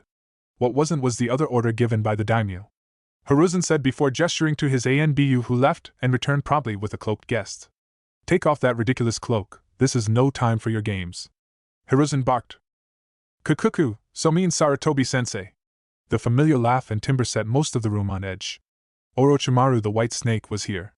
Konoha's greatest traitor was here. The Inoshikachos sprang into action, attempting their well-practiced containment formation. Hayashi and Tsum assumed their taijutsu stances. Shibi wondered if he were surrounded by idiots, as the Hokage clearly summoned the notorious traitor. Tsunade and Jiraiya had been warned by Hiruzen he had some shocking news to deliver, so while greatly surprised they didn't blindly attack her. Naruto just wanted to leave. How should you feel about someone that stabs you in the gut but also gives you the means to speak to your dead mother? He hadn't the faintest idea, so hoped he could turn invisible through will alone. All of you sit down, now! Hiruzen shouted, attempting to get control back before things got out of hand. All obeyed their Hokage, though reluctantly. Orochimaru, as ordered by the daimyo, was given a full pardon as she was acting under the orders of Danzo at the time, and as I never punished him, it was unjust to hold a subordinate to a stricter standard. Oto, her shinobi village will become a protectorate of Konoha, operating semi-independently, but my successor will have to iron out the specifics. She is reinstated as an elite jounin and conferred all the rights and privileges befitting her rank and is still acknowledged as a sannin. These orders are absolute and beyond contestation. You are all to inform your clansmen of these developments so none erroneously attack her. Sensei, you can't do this. She's a monster. It'd be letting the fox into the chicken coop, No offense, Naruto. I can't allow this. I won't let her cause further harm here. Naruto said nothing, still pretending to be invisible. Kukuku, stupid Jiraiya. Always talking big. He should shut up before I run him through with my sword and spit roast a few of his toads for good measure. Try it, bitch. However did you suffer this idiot for an entire month, Naruto-kun? You must have lost brain cells by the minute. Now that I'm back, how would you like to be my student? Did she really just ask me that? No, she didn't. None of them can see me, I'm not even here. His denial no jutsu was strong. Never! Jiraiya roared, unleashing his full killing intent. Why not? I've already helped him more than you ever have, isn't that right, Naruto-kun? Naruto just sank into his chair. This woman was crazy but no match for his invisibility jutsu. What do you mean by that? Naruto, what does she mean? Hiruzen asked, but when Naruto kept silent he got a tick mark. You aren't invisible, we can see you. That has never worked, not even when you were a child. Fine. When I started my independent study I would occasionally receive resource materials, mostly advanced chakra theory or whatever. I didn't know who it came from, I figured some Konoha ninja just wanted to help me. See? I'm clearly the better choice to train Naruto-kun. Not some toad summoning lummox. Besides, your skill sets don't even complement each other. Naruto is just a creator and kenjutsu user. That's elegance. That's finesse. And above all, it's intelligence. You're an oaf. A stupid oaf. That's enough, we aren't here to watch you insult a loyal shinobi. This meeting is over, my former students and Naruto stay. Everyone else, please leave. Are you sure, Hiruzen? Asked Hamura. Yes, old friend, I will be fine. He watched his advisor nod and leave with his counterpart. His eyes immediately grew colder as he stared at the snake Sannin. My authority may be diminished greatly, but I will never allow you direct access to Naruto. I won't have you twist him into something dark and ugly, a creature more than a human. Kukuku, you haven't the ability to stop me, you useless relic. It's his choice, and any undue influence on his choice would be unwise and likely unhealthy. Are you threatening me, us? Surely you don't believe you could defeat all three of us? That assumes you'd all attack me. Tsunade has been awfully quiet. I want nothing to do with this idiocy nor the twisted dynamic that was our team. Come on, Naruto. Auntie Tsunade is going to drink her dinner until she can't feel feelings anymore, and you are too. I don't gurk. He couldn't finish as she pulled on the back of his shirt, rapidly exiting the council room. Sensei, we can't let her get near Naruto, Jiraiya said, his eyes pleading for his sensei to do anything to stop her. Why are you so convinced I mean him harm? I've only helped him thus far. You stabbed him in the gut. Just a little. I knew he'd survive, and now he has something to remember me by. A little gift from Orochimaru sensei. Shursho? Yes, Shursho. If you want Naruto in the best position to fend off the Akatsuki, you'll leave him in my care. I was actually a member. I have more intelligence on them than anyone else you have access to. If you prefer to hold on to old grudges and stroke your ego, make Naruto work with a lazy pervert that never attempted to aid his godson. And before you start on your excuses, I was a missing nin and I still knew of his interests and helped cultivate them. If anyone deserves to continue his development, it's me. Not the feeble old man nor the useless toad. Just food for thought. Kurenai, Asuma and Panther Cub named Majila were walking through the village. The two jounin were trusting the nascent tracking ability of the young summons. They'd gone to Naruto's apartment to ask him to meet with the other rookie teams to congratulate him on his promotion and to better establish some camaraderie between him and the other teams. Very few of them knew anything of Naruto except he graduated early, so were surprised by his performance in the exams. The jounin grew suspicious when Majila directed toward a shinobi bar. However, they went in anyway as the cub was quite confident she found her. Oni-chan. And to their shock, she had. Naruto, with half-lidded eyes, was sitting with Lady Tsunade and her long-time apprentice. Naruto! Kurenai called from the front of the bar, and Naruto's head immediately shot up. He saw her and began a slow, clearly drunken approach. Hi, sensei, he said a bit loud. Hi. What are you doing here? Oh, I got confirmed as the clan heir of the Uzumaki clan, and then Orochimaru got reinstated as a shinobi, and she was all. Be my student, Naruto, no one gets you but me. And then there was going to be a fight, but Tsunade Abakan was like, peace out suckers, and dragged me along so we could drink until we couldn't feel feelings anymore, but I clearly haven't drank enough because I don't like him, Naruto said, pointing to Asuma. He's too tall and he's probably got a bunch of short jokes just waiting. Because I'm short. Kure-sensei, am I going to be short forever? Naruto continued to talk rapidly with his eyes watering at the end, getting as big as saucers. No, Naruto, you won't be short forever. Aha, Databeo. Oh, why are you here with Majila? We came to find you, Oni-chan. But you're supposed to be guarding my apartment. But I wanted to find you and she said she was your sensei and she smelled nice. What if she was lying? What if she wasn't? Good point. Drunken Naruto said, making Kurenai and Asuma form a sweat drop. Naruto, all of the rookie teams are having dinner together, and we want you to join us. But I can't just leave Tsunade Abakan and Shizunichan. I'm sure they'll understand, besides you need to eat something so you sober up. I won't take no for an answer. Hi, the new Chunin said before going back to his table. The watched as the two women gave him a brief hug and the three shinobi and one summon departed.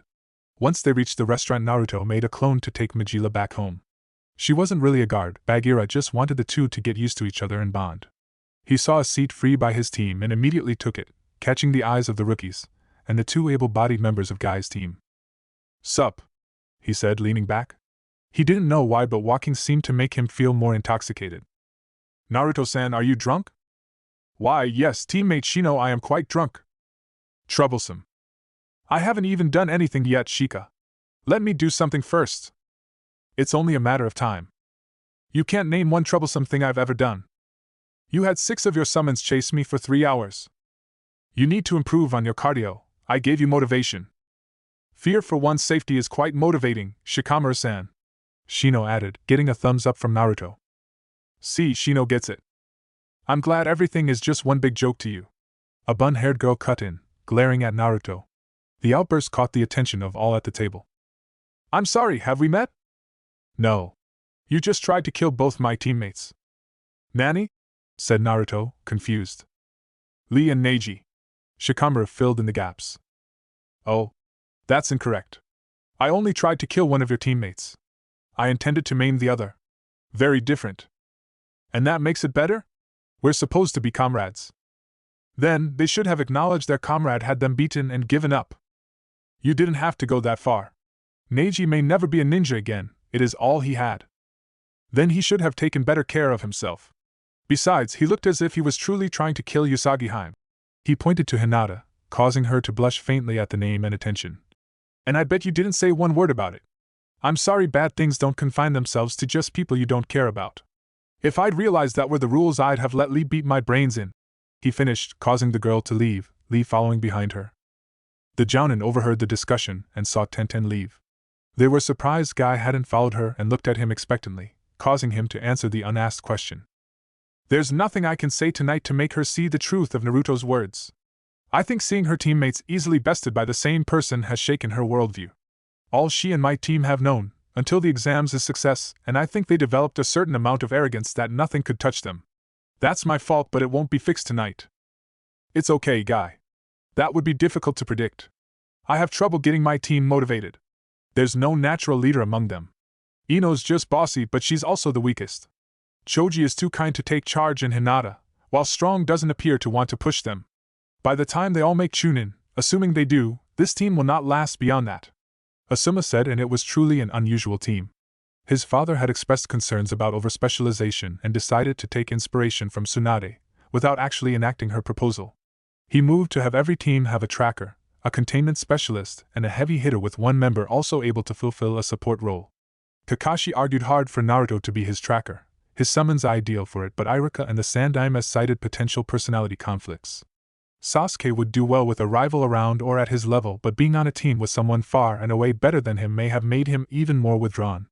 And if Sasuke ever stole one of Naruto's personal jutsu, they wouldn't have a loyal Uchiha anymore. The Uchiha went through rigorous ethics training, provided by the clan, as they neared graduation age. It was one of the only reasons other ninja could accept sharing a village with someone capable of taking their hard work. They weren't known for stealing the jutsu of allies, because they didn't. However, given Sasuke's drive to kill Itachi and the absence of the ethics training, he may try to steal from Naruto, justifying the need. And Naruto wouldn't care why he did it, he'd demand blood. As the Sandaime explained, Naruto had started to see more and more of the villagers as an outgroup, not his people. If he considered you a friend, he was warm and inviting, even sometimes silly and immature. If you weren't, he could be cold and impersonal.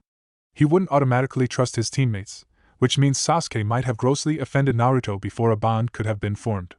It was a disaster waiting to happen. Kakashi accepted this and accepted he'd be the best person to instill the ethical use of a Sharingan to Sasuke. He couldn't have Hinata, the top kunoichi for personality conflicts, as well. Apparently Sasuke was too much like Hayashi. This would either harm Hinata's growth as she became insecure or show further signs of emotional abuse, or she'd snap and try to kill Sasuke since she can't kill her father. As such, he got Sakura. The Sandaime argued she was a blank slate and could be molded to fit near any role, outside of Tracker. She did have a lot of potential if he ever found a way to channel it, but being on a team with the object of her affections impedes her growth. Kiba was a good teammate. He was brash but constantly being beat by Sasuke curbed it, a bit. That was actually the problem, he didn't push Sasuke. He accepted Sasuke was better than him and deferred to him as the team leader. It improved team dynamics but not the underlying issues of his other team members. Sasuke doesn't have to bond with his team as they follow his lead with little pushback. Sakura still gets to think Sasuke is an unparalleled genius she can always rely on. It was a mess, and while the team would last longer than Asuma's, they didn't bring the best out of each other. The rest of the evening passed without further incident, with the rookies chatting away. They all departed and Naruto, finally sober, decided to head to his apartment. It had been a long day, and he just wanted to unwind. That, however, was not to be as he sensed a presence in his apartment. Activating the emergency seals, should someone penetrate his initial security, Naruto walked in to see an amused Orochimaru on his couch, petting Majila who was purring happily. "Hi Oni-chan," the panther cub said.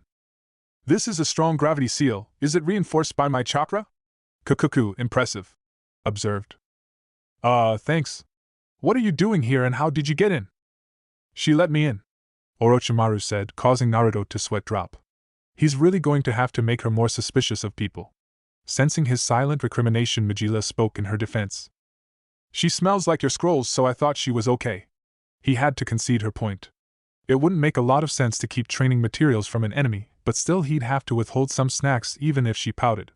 He wouldn't break this time. "As for why I'm here, if you release me I'd be happy to tell you." Naruto deactivated the secondary seals while re-engaging his primary. If the old man let her back in the village, at the daimyo's instruction, he reasoned she likely wasn't here to kill him. He took a chair from his desk and sat across from her, awaiting her explanation. "Why so far away?" "I don't bite." "But you do stab." "I do, but it was a lesson you needed to learn." "And what lesson was that?"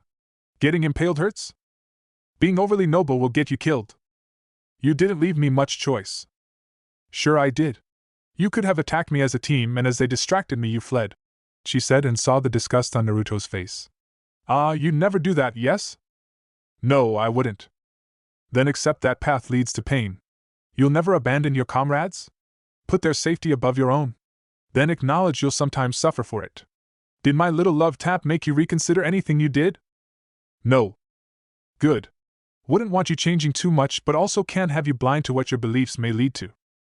"Well, arigato, Sensei-sama. I am most humbled by your wise words and wiser actions. I think I like that even more than Shursho. Yes, when you become my student I think I'll have you call me that." "I haven't said yes. I haven't made a decision." "Kukuku, whatever you decide just don't exclude the middle," she said, and he quirked an eyebrow. She just smiled as if to say it'd make sense soon enough. "So on to why I'm here. Did you manage to solve my little puzzle?" "Yes." "How did you get the DNA of my mother and Mito Senju?" "I'm a world-class ninja, Naruto-kun. There isn't much I can't do." "Right. So how did you manage it?" "I broke the jutsu down to its most basic elements, yin and yang.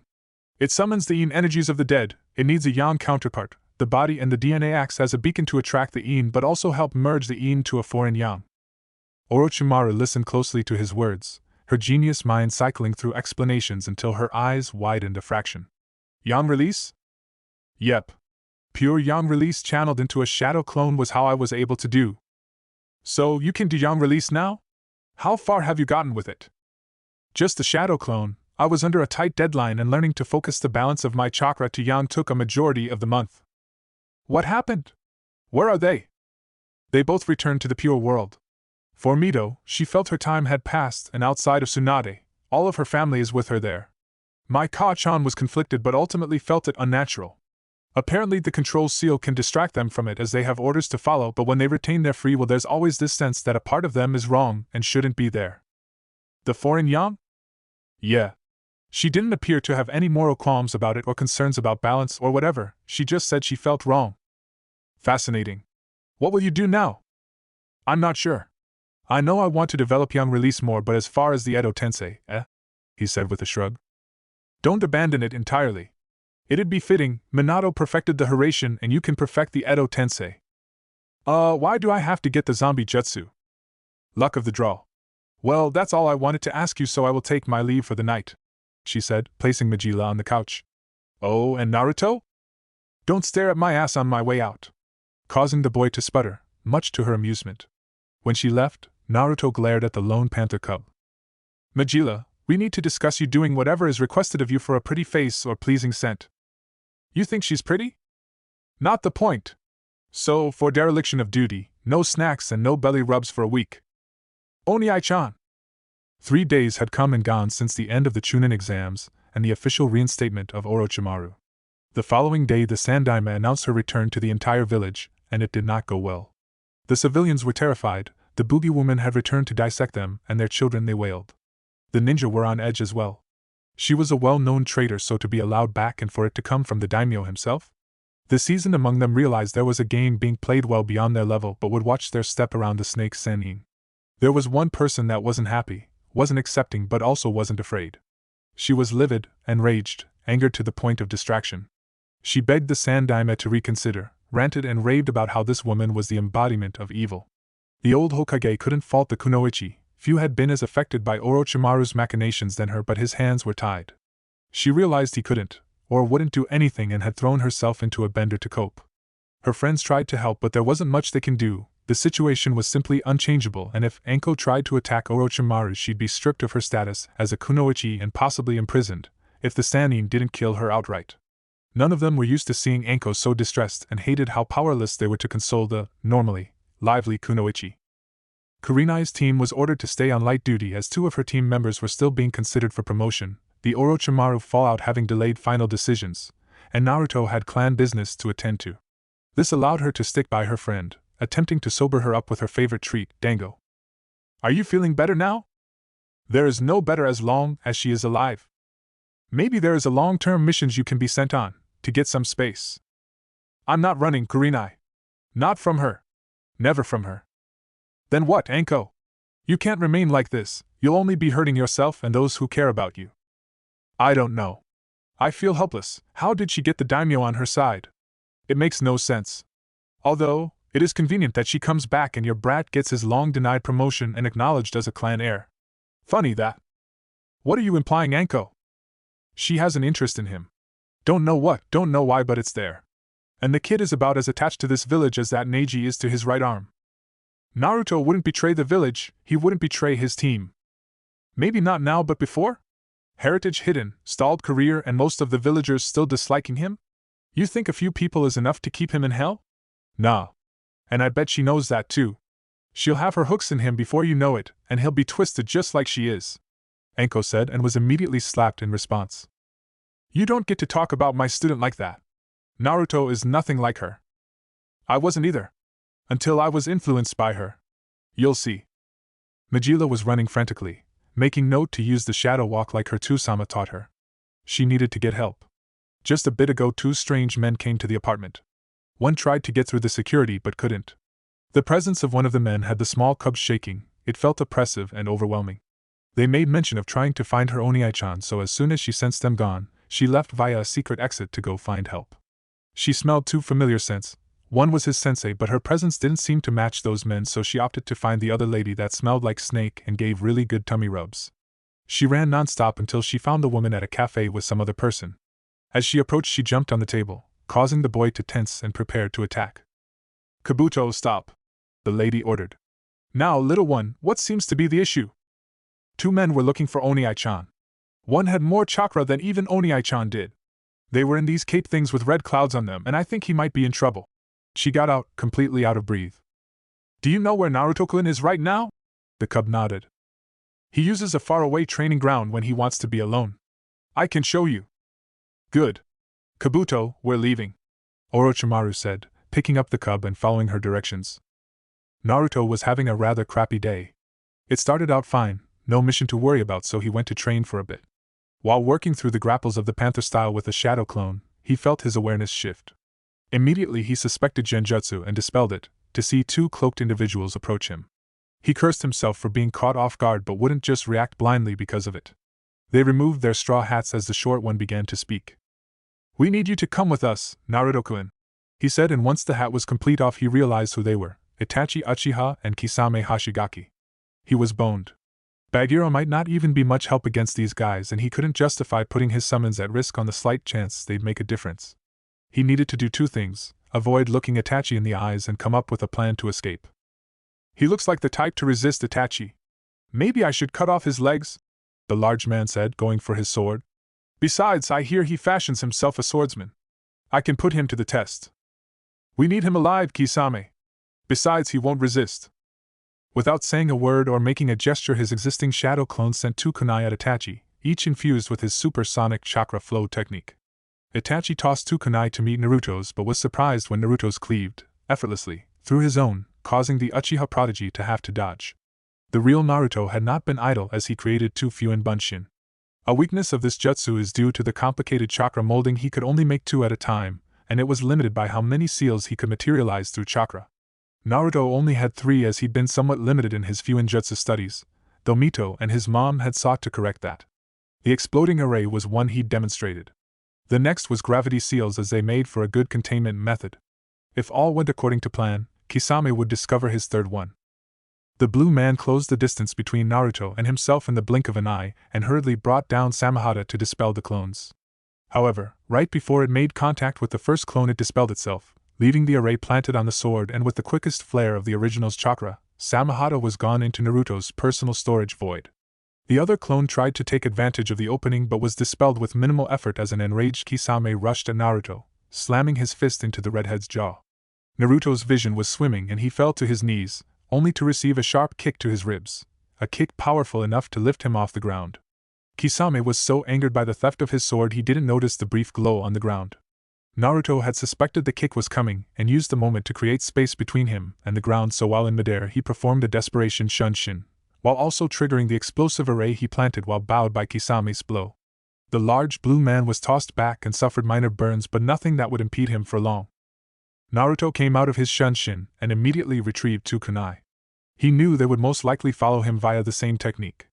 The shunshin wasn't a viable combat technique because it was disorienting and just predictable enough to give your target a brief warning to go on the defensive. However, after prolonged study, Naruto became able to see the displacement the high-speed technique caused and estimate about where it would end. It's how he killed Zabuza after the Demon of the Mist through his legendary sword. The path of the shunshin was obvious, and a few wind chakra-infused kunai ended his life. Naruto waited. He only planned to attempt this with Kisame. Itachi's Sharingan would render the ambush useless. He'd see it coming even if he wasn't as proficient with the technique as Shursui Uchiha was. He threw the infused kunai and then performed the 6 hand signs required for one of his original jutsu. A katon jutsu shot in a straight line. It traveled very fast. Instead of ending the katon with the tiger sign, the sign that essentially ignites the chakra, Naruto finishes with snake, giving it sway-to-unlike properties. The excited chakra will saturate an object, and once said object can't handle any more of the excited chakra, it'll explode. Fire style, combustion stream, he muttered, aiming for the 2 kunai, and they caused the expected explosion, it being superheated thanks to the presence of the wind chakra. Unfortunately, the concussion made him miscalculate.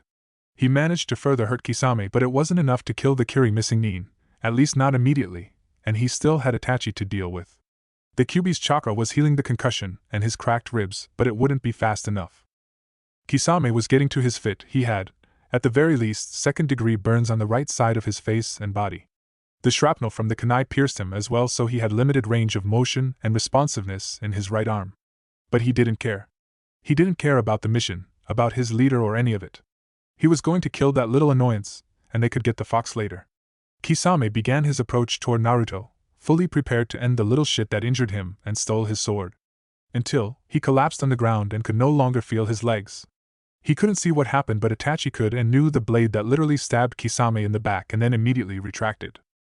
"Long time no see, Itachi-kun," she said, now standing over his down partner along with another male, possibly around Itachi's age. "Don't interfere in this, Orochimaru.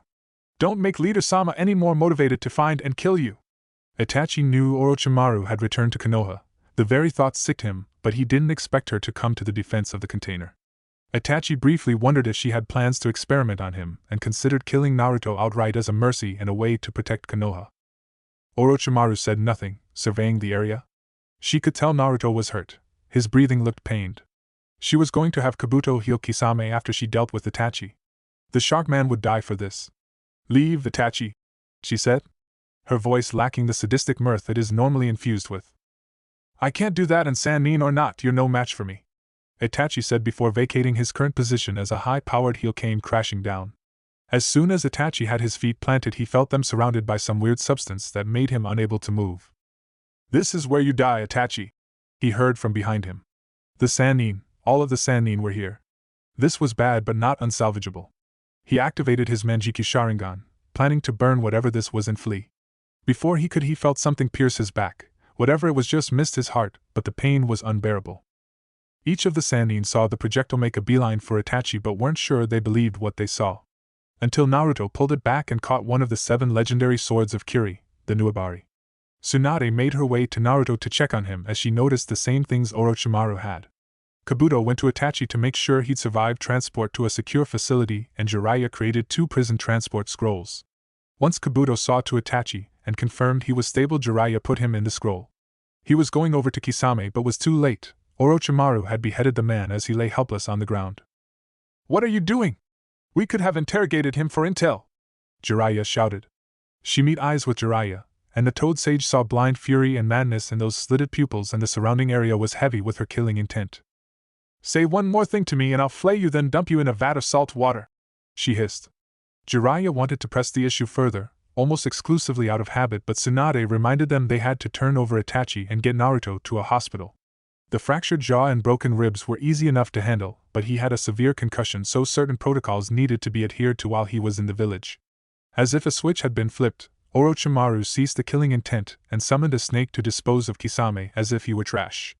Once Tsunade situated Naruto on her back, the Sannin and Kabuto headed back to the village at a sedate pace, Tsunade refusing to travel any faster than necessary given Naruto's condition. Chapter 3: The Becoming.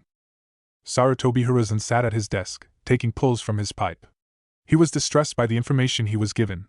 Both Jiraiya and Orochimaru had finally given him everything they'd known about the Akatsuki, and all the information provided led to one conclusion. He wasn't the conclusion he wanted. This was supposed to be different. Hadn't he done this enough? Given enough? Lost enough? Was he really supposed to work himself up for this one more time? Was this a divine punishment for not faithfully living up to his ideals? For his past misdeeds? He was supposed to give the new generation something better? Maybe he still could. He tried to reason his way out of it. He tried to think of an alternative but stopped. That is what had gotten him into this mess, always looking for the soft option when sometimes problems required more. But there was so much to do, and he'd have to risk the ire of the daimyo, but it was necessary.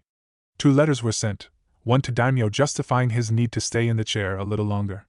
The other to Raza. The support of Suna would be most helpful, but if he declined, Hiruzen would have to make do. The course was set. Allowing this Akatsuki free rein to do whatever they wished would be foolish, especially as he bore some responsibility for its rise. Orochimaru savored every poisonous word as she relayed how his refusal to neutralize Danzo led to another enemy with a grudge against Konoha. But this wasn't the time for guilt. He'd given himself and therefore his forces 6 months to get where they needed to be. After that, they were going to war with Akatsuki and Ama. Even saying it, war, felt heavy. It was acknowledging you'd be sending some segment of your forces to their deaths. You had done so before the first order was given. But this organization with its unknown agenda, outside of collecting the bijou, was too dangerous to allow to move through the shadows. He'd have to get Tsunade training more medical ninja. He wouldn't ignore the worth of that advice again. He'd have Jiraiya shore up his spy network, especially now that he didn't have to split his focus between Oto and the Akatsuki. Hiruzen wanted every bit of information they could get. So many plans, so much preparation. His village had gotten soft, too comfortable with the peace they'd enjoyed. In many ways, the village reflected his own decline. A decline thrown into sharp relief when he considers Orochimaru. She's had him beat every step of the way. He's been outplayed so thoroughly, it was over before he realized the game was afoot. But this last order, this is what she truly wanted. She put him in a corner, and he had only one viable option. Jiraiya could train him eventually, but she was right, their skills didn't complement each other outside of a shared interest in Fuinjutsu. He hoped he wasn't damning a boy he saw as a grandson, and one that used to see him as a surrogate grandfather. He hoped that not even Orochimaru's taint would be enough to darken his soul, but this was necessary, and shinobi endured, so Naruto would have to endure this. Request for apprenticeship by Orochimaru of the Sannin, named apprentice Naruto Uzumaki, approved by Sarutobi Hiruzen, Sandaime Hokage. He wasn't in any extreme pain. Some discomfort, but he could manage that. A part of him hated he wound up back here, once again taken down in 2 strikes by a vastly superior opponent, but he was alive, and had not been impaled, or shaven. He even has another legendary sword. So, all in all, a banner day for one Naruto Uzumaki. He's done a shinobi's work and deserves a shinobi's rest. The unwanted, uninvited and inconsiderate guest in his room doesn't share this opinion, he doesn't share it at all. How did you do it? I need to know. I heard you the first time, Uchiha-san. I'm sorry my convalescence has delayed my response time to your queries. How I did it is simple, either he nor his partner took me the least bit seriously, and I was able to delay them long enough for the freaking Sannin to arrive. So, I guess the real answer is the same one you got from the start. Why would he care about you? What's so special about you? I'm sure the no offense part of that is implied. And in response, it doesn't matter. I don't have anything more to say on the matter, so if you would please leave my room, I'd appreciate it. Sasuke realized he was being a pest. The redhead wasn't in the hospital for fun. He could have come back another time or went to someone else, but his need for revenge fueled the small bit of jealousy he felt for the Uzumaki. Itachi had told him he wasn't worth killing, but this kid, same age as him, is? Why, what made him worthy? In a moment of pique and childishness, Sasuke did something that was beneath him, and even he'd admit was jerkish. He grabbed Naruto by what should be the collar of his shirt as he was still wearing his face mask and demanded Naruto answer his unasked questions. The villagers never beat Naruto. Never chased him, there were no mobs to duck on his birthday. As such, he developed a sense that even they thought physical violence was a bridge too far. That wasn't the case, it's just that attempts of physical violence resulted in immediate execution, and that was one of the few things Hiruzen was intractable on. Because of this, Naruto developed a rule, more subconscious than anything. If they never touched him, never vandalized his stuff, he'd just ignore them. He might dislike them, but he would ignore them. But no one puts their hands on him without response. He would meet violence with violence, and not apologize for it. He didn't even bother to make Sasuke release his shirt. It wouldn't matter, and 3-hand signs performed faster than an eye blink. He demonstrated why, as his once languid hair were now crimson spikes long enough to impale the wall adjacent from his bed. However, there was no Uchiha stuck to the wall. Naruto-kun, that was a tad strong, wasn't it? Kakashi said, holding his wide-eyed student, quickly coming to terms with how close to death he'd been. He wanted to glare at the redhead, but the look in the Uzumaki's eyes dared him to. He shouldn't have put his hands on me, Naruto said, ending his jutsu and his hair returning to its natural state. Hi, he should not have, but surely the penalty for such an offense isn't death? Just break a leg next time, Kakashi replied with an eye smile, and Naruto nodded. Sasuke grew concerned as he wasn't sure if either party was joking or not. What the hell happened in here? Please no yelling, Tsunade-abakin. Then tell me why there are 2 holes in the wall that weren't there when I left? Sasuke and Naruto had a bit of a misunderstand, Tsunade-sama. I take full responsibility and will be disciplining my student for his outbursts, Kakashi said, pulling Sasuke away. He didn't want to be around an angry Tsunade. As the members of Team 7 departed, Tsunade ran a quick diagnostic over Naruto and was satisfied with his recovery but wouldn't let him leave. She was amazed when he didn't complain, just asked if there was a soft light available so he could read, which she had the support staff provide, and left him to his devices. He was on his knees gasping for air. His training session hadn't gone well. His timing was off. His balance was shot. He used to move with grace, now he plods. He has to fight his instincts, them telling him to use a hand that is no longer there. The phantom pains are still there, and in his dreams he remembers the sensation. It haunts him, be he conscious or not. In moments so much had been taken from him. Word had come that the daimyo ordered the end of the caged bird seal. The branch family was going to be free and had the option to form their own clan in restitution to the generations of oppression. Neji should be happy, but he can't stop himself from thinking their freedom was bought with his arm, and he doesn't know if it was worth the price. He's free, but he is also less. He once was a servant, but he was strong, capable. More than capable, prodigious. His potential limitless, so he imagined, but now he's broken.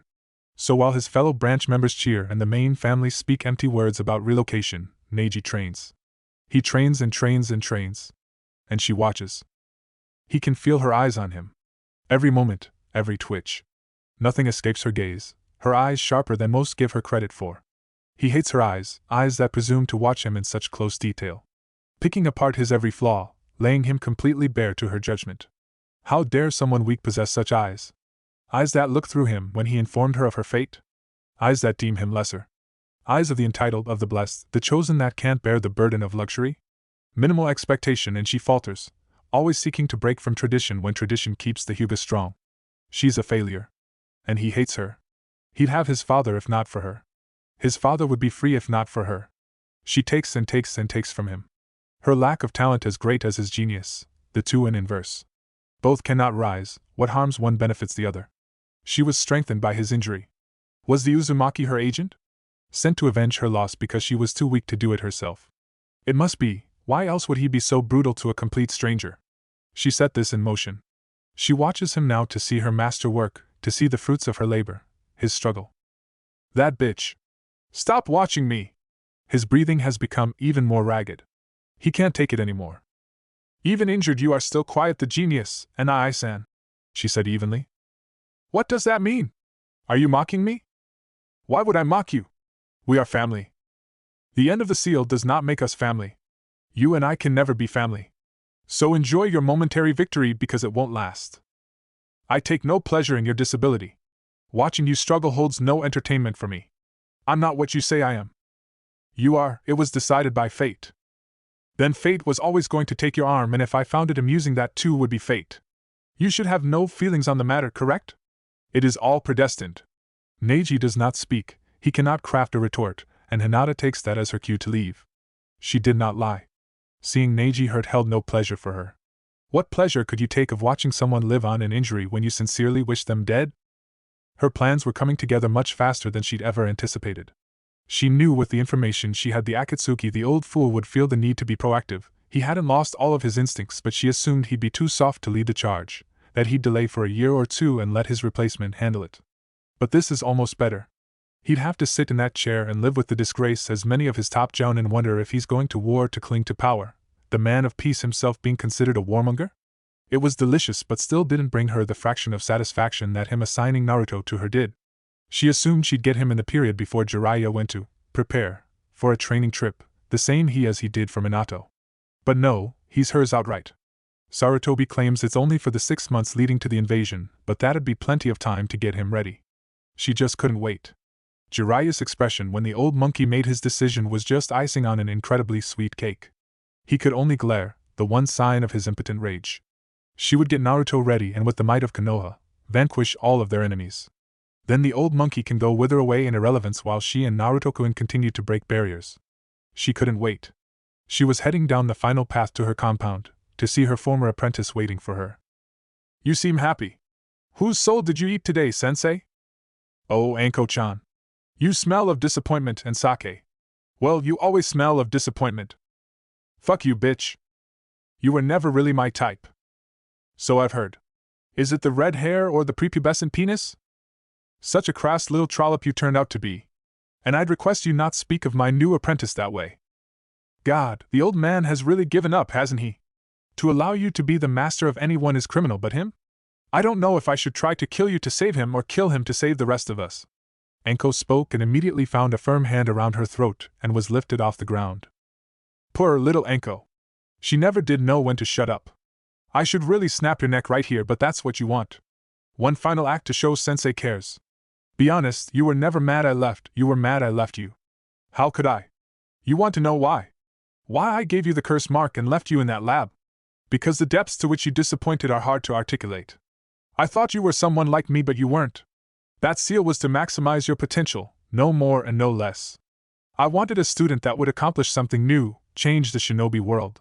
You just wanted to please me like some concubine, Orochimaru said, her grasp tightening.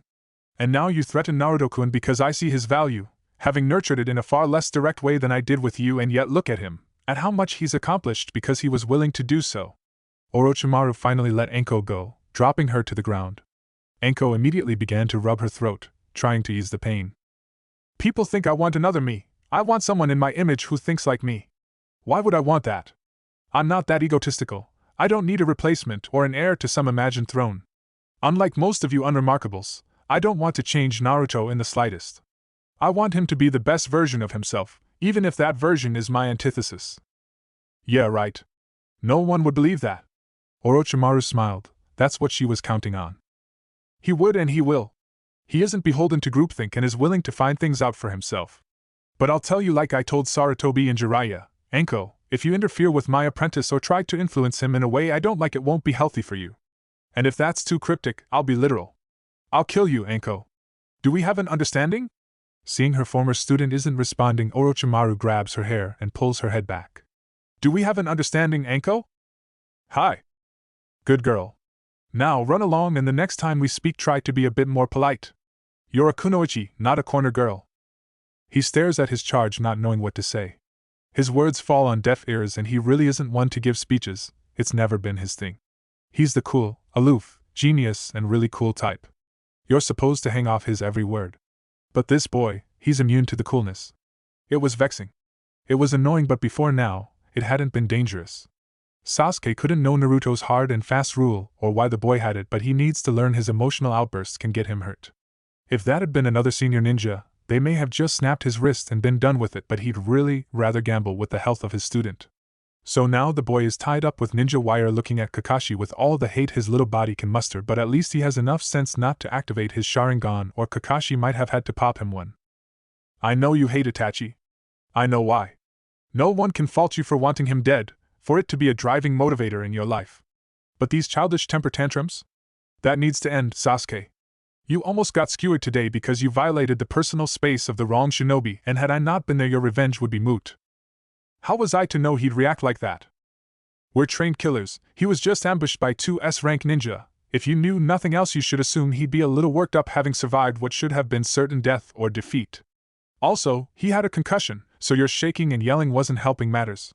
That's just baseline observations even a genin should have been able to make. The boy hung his head in shame. Finally, something got through to him. I just needed to know why Itachi thought he was worth it, what made him so special. If you knew, then what? What would knowing solve? Shouldn't you just be relieved he is in custody and no one else died to make it happen? I heard he managed to stab him in the back. No genin nor chunin should be able to do that. Why? He's not invulnerable, and he's not a god. And as Naruto mentioned, he was with the Sannin. All of them. Do you think none of them would be able to make Itachi leave a small opening in his defense? He likely wasn't concerned about Naruto at that point, and that was his mistake. That's the thing about this profession, Sasuke. It only takes one time to fall into the right trap or fall for the right trick, and powerful, or not, you die. Is he well enough to talk? Yes, but don't push it. He was lucky Naruto was concussed, or the Nuabari would have pierced his heart and killed him instantly. I don't exactly feel lucky, Tsunade-sama. Itachi quipped, small smile on his face. Shut it, brat. You missed your last checkup. Being a missing nin doesn't allow for one to keep a consistent schedule, especially with the Akatsuki starting their initial play. What can you tell me about that, Itachi-kun? The Sandaime spoke. Leader-sama wanted to test the youngest Jinchuriki, assess their threat level, since we wouldn't be going after them for a few years. Why the delay? The Mizukage died, Sandaime-sama. The Sanbai won't reform for at least 3 years. How long do you think it'd take them to replace you and Kisame? I'm not sure. S-rank nuke nin aren't common, and they really need to be of that caliber. Maybe a year or year and a half? Itachi postulated. Good. Itachi, you return now in a time of upheaval. Some of my past indiscretions have come to light, so I am not long for the chair, but I won't leave the Akatsuki to my replacement. I must once call on your service once again. I believe Maelstrom will need you now more than ever. What do you mean? Asked Itachi. Even Tsunade was confused at what new danger Naruto found himself subjected to. Orochimaru has returned. She gained the daimyo to make it so and has been 5 steps ahead of me. She wants Naruto. I don't know why, but currently she is the one best suited to raise his skill level quickly. I know my student. She will demand he be subjected to a period of isolation, just her and whoever she may choose to aid in his development. As his master, she has that right. But as a clan heir, one that faced a recent abduction attempt, I think he'll need additional security, and as Hokage, that is my right. It'll be an observe and report assignment just like last time. I accept, Hokage-sama. What about Sasuke? I believe you should have the right to decide. Inform him of the truth, and I'll do what I can to mend your broken bond. If you wish he stay ignorant, I can claim you are in a secure facility, or even succumb to your injuries. No one would be too credulous at the idea you fell to the Sannin. When would I need to start my watch over Naruto-kun? You'll be on bed rest for at least 5 more days, no debate. Tsunade stated, brooking no argument. Then you'll have your answer no later than that, Sandaime-sama. Accepting his response, the Sandaime and Tsunade leave Itachi's room and head for an exit. When this Ama issue is resolved, I want you to replace me. Snort. I bet you do, but I vehemently decline. Tsunade, please. The village will need strong leadership. Then let Jiraiya do it. It's about time he stopped playing spy anyway. Hell, he'd take the position to spite Orochimaru. That's part of the problem. He'd go out of his way to antagonize her. That would end in disaster, a disaster with Naruto in the middle of it. And with Naruto involved, that is involved as well. So what, you think I'll keep Jiraiya and Orochimaru from killing each other and make sure your Jinchuriki is stable? No. I want nothing to do with this. Also, why would Naruto be in the middle? He doesn't seem aware Jiraiya is his godfather.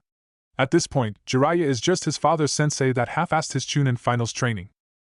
She has something planned for Naruto and Jiraiya won't sit idly by and allow it to happen. And I will?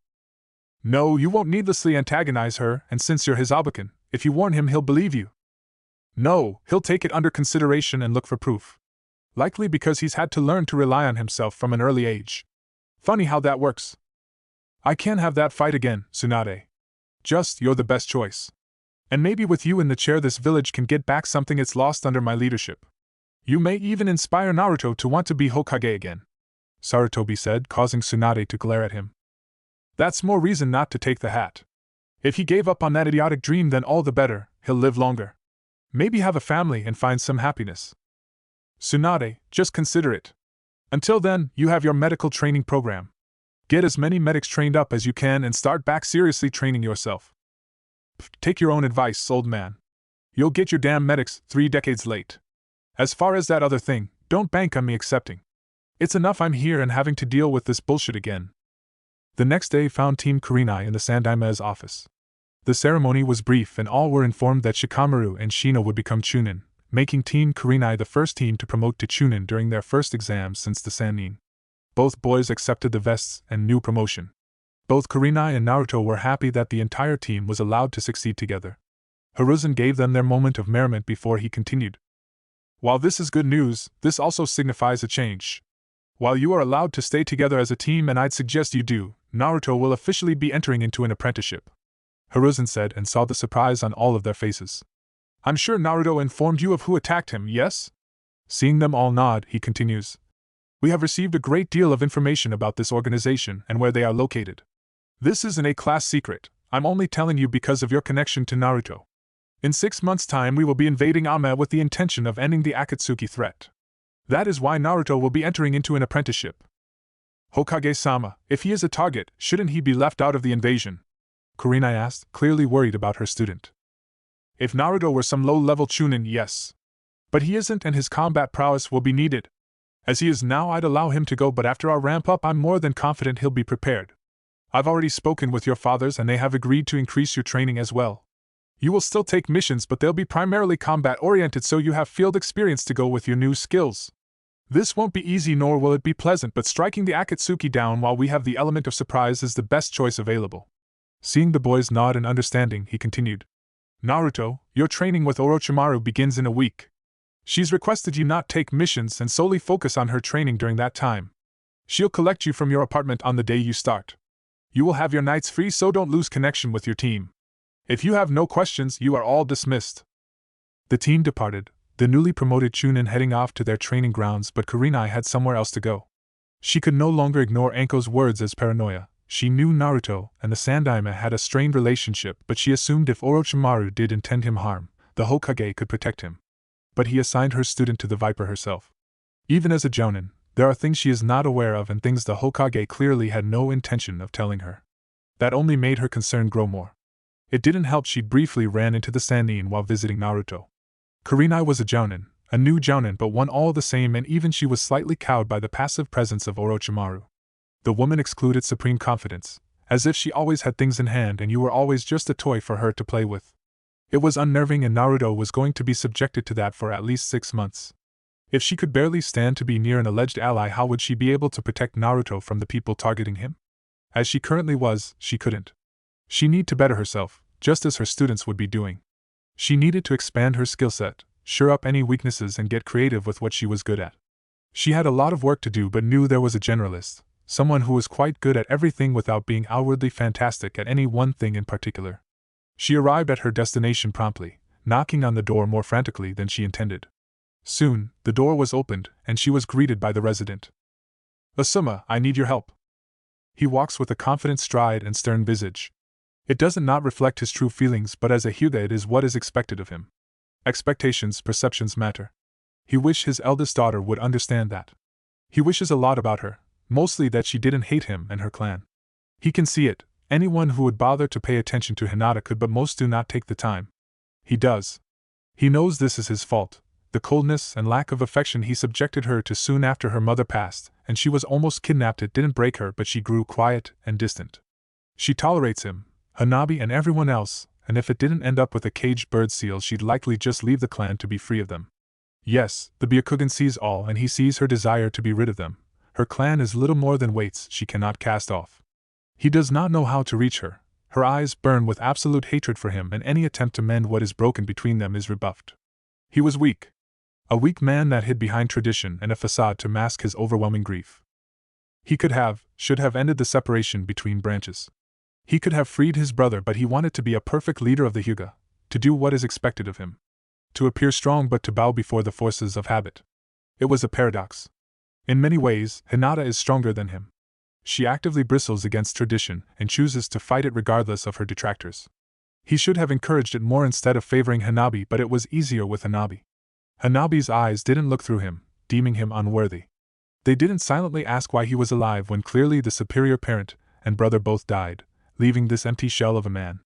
Just like he saw Hinata, Hinata saw him and wordlessly let him know she found him wanting at best, his continued existence offensive at worst. She was lost to him as she had no desire to reconcile, and no amount of apologizing, which he's never done, could fix it. He'd convinced himself of that, so this doctrine of tolerance would continue. A permafrost between parent and child, and all because he'd rather look strong than be strong. But it wasn't his daughter that brought him here, but his nephew, the one person he may have wronged even more than Hinata. The boy had lost himself since the Chunin finals. Not even removing the seal that damned him has been enough to lift his spirits. When he thought himself a slave and had little, Neji had his talent and the regard it earned him. But now, he believes it is all gone and has begun to spin tales of Hinata setting this up. She doesn't deny it, only throwing his belief of fate in his face. He can answer back, but it only increases his rage and depression. An invasion is coming. The Sandaime informed all Jounin of this, and told them they need to be increasing their training and the training of anyone under their command. Hayashi believed if Neji could participate in this invasion, if he could distinguish himself, he'd earn back what he'd lost. But he'd need to fix his arm to do so. He could go to Suna, but previous experience has shown their prosthetics and the gentle fist don't mix. Instead he opted to come here, to make a deal with the devil herself. He was surprised when he arrived at the manor to be greeted by the Uzumaki. The boy managed to use the proper honorific when greeting him, but Hayashi could tell it felt like ash in his mouth. While nothing but potential now, they boy would be powerful one day, and that may be a relationship he needs to repair. Just another example of when being a joyless hard-ass has done more harm than good. The Uzumaki escorted Hayashi to an office and excused himself. Orochimaru arrived moments later, looking incredibly pleased with herself. "What can I do for you today, Hayashi?" "My nephew, he needs a replacement for his missing arm and I'm hoping you can help." "Kukuku, I'm sure I can help Neji-kun with his little problem." "And what will it cost me?" "Money is no object." "Money I have, besides why wouldn't help such a promising shinobi? He is a comrade after all." No money need be exchanged, however, your gratitude would be invaluable." "And if I were to be asked to act on this gratitude in the future, then it would only be fair?" Hayashi asked, but knew he'd walked into her trap. Her pocket was not where he wanted to be, not where his clan needed to be, but he would do so for his nephew and handle the consequences later. "So we have an accord?" she asked, smile never leaving her face. "We do." "Good, I will meet him at the hospital in a week's time. I should have something by then, but have his measurements sent to me as soon as possible." "It will be done. Thank you for your time and your efforts." "Of course, I love to help." Naruto stood on the private training grounds panting. He was surrounded by upturned earth, some of it scorched, others with deep grooves carved into it, and more still soaking wet. He just completed his assessment, demonstrating his skills in Nin, Gen, and taijutsu, and he'd shown most of what he could do. She shrugged it all off as if it were laughably easy. It isn't that he thinks he's on the level of a Sannin, but still would like to make his opponent put forth a little effort, and not just smile at him as if he were a baby taking his first steps. But as it were, he was tapped out. He'd essentially shown her everything, though there were a few surprises tucked away. Naruto could feel exhaustion oncoming. He probably should already have passed out, but bullheaded determination had managed to stave it off. He couldn't tell how she felt about his demonstration, keeping the same neutral expression the entire time, and at this point he couldn't care. He needed a nap. Naruto hit the ground with a thud, causing Orochimaru to laugh. She was quite happy with his display but annoyed as well. Had he been given proper directly when he graduated and allowed to promote when he earned it, he'd likely be further ahead and with more experience. If nothing else, it is experience he needs as much of what he knows hadn't become instinctive yet, so his transitions to some tactics aren't seamless, but she had 6 months to work out the kinks and expand on his skill set. She saw why he favored his sword. His stature made engaging in taijutsu with anyone older, and therefore larger than him, a chore. His skills were certainly befitting his rank, and she could tell he dedicated the time to keeping them polished, but he wouldn't see a true leap until his body started to mature. She created a clone and had it take Naruto to his room and then called out Naruto's new shadow. Sarutobi-sensei clearly thought he was clever, his little gambit, but he needed to be reminded why she was so ahead of him and how any piece he puts into play can be turned or neutralized. "Itachi-kun, aren't you going to come out and say hello?" she said, after said shadow refused to reveal himself. "So very rude. I'm sure you've heard about Danzo. Such a pathetic end to a once proud shinobi. I am curious, after he ordered you to kill your family, why didn't you ever kill him?" Itachi immediately appeared before her. "I suggest you drop this topic," he said in his usual monotone. "Or what? Will you attack me? Chance revealing you're still alive. Per Sasuke-kun, no family, no revenge, he's so very lost. He may need guidance. You will stay away from Sasuke. I may and I may not, and there isn't a lot you can do about it. Kukuku, but back to my question, why didn't you kill Danzo? If someone made me decide between two things I cherished, I may make the decision, but I would certainly kill the person who made me do so. Did you even consider it?" she asked and saw no response. He was disciplined, but still, she had a feeling she was having an effect. "Or are you unable to act without orders? Another genius that can only follow the path laid before them, and what is the result? Your brother, broken and alone with no bonds to speak of, while you play guard to someone who doesn't need it because another paranoid old man has made demands of you. Kukuku, so tragic, Itachi-kun." She said nothing else as she entered her manor, leaving Itachi with his thoughts. As much as he'd want to deny it, the Sannin had a point. Danzo was a threat. He should have removed him to ensure Sasuke would be safe from his schemes and for stopping Shursui from finding an alternate resolution, but he hadn't. He only followed orders, and while the village avoided a civil war, his brother bore the brunt of his choices. It was hard to accept, but it was the truth. Without getting justice with his own hands, Sasuke would find it difficult to move on, and that was Itachi's fault, no one else's. "You know, I enjoy spending time with you. I really do. As you should, I'm good company and a beautiful woman. I'm 12, but let's go with that.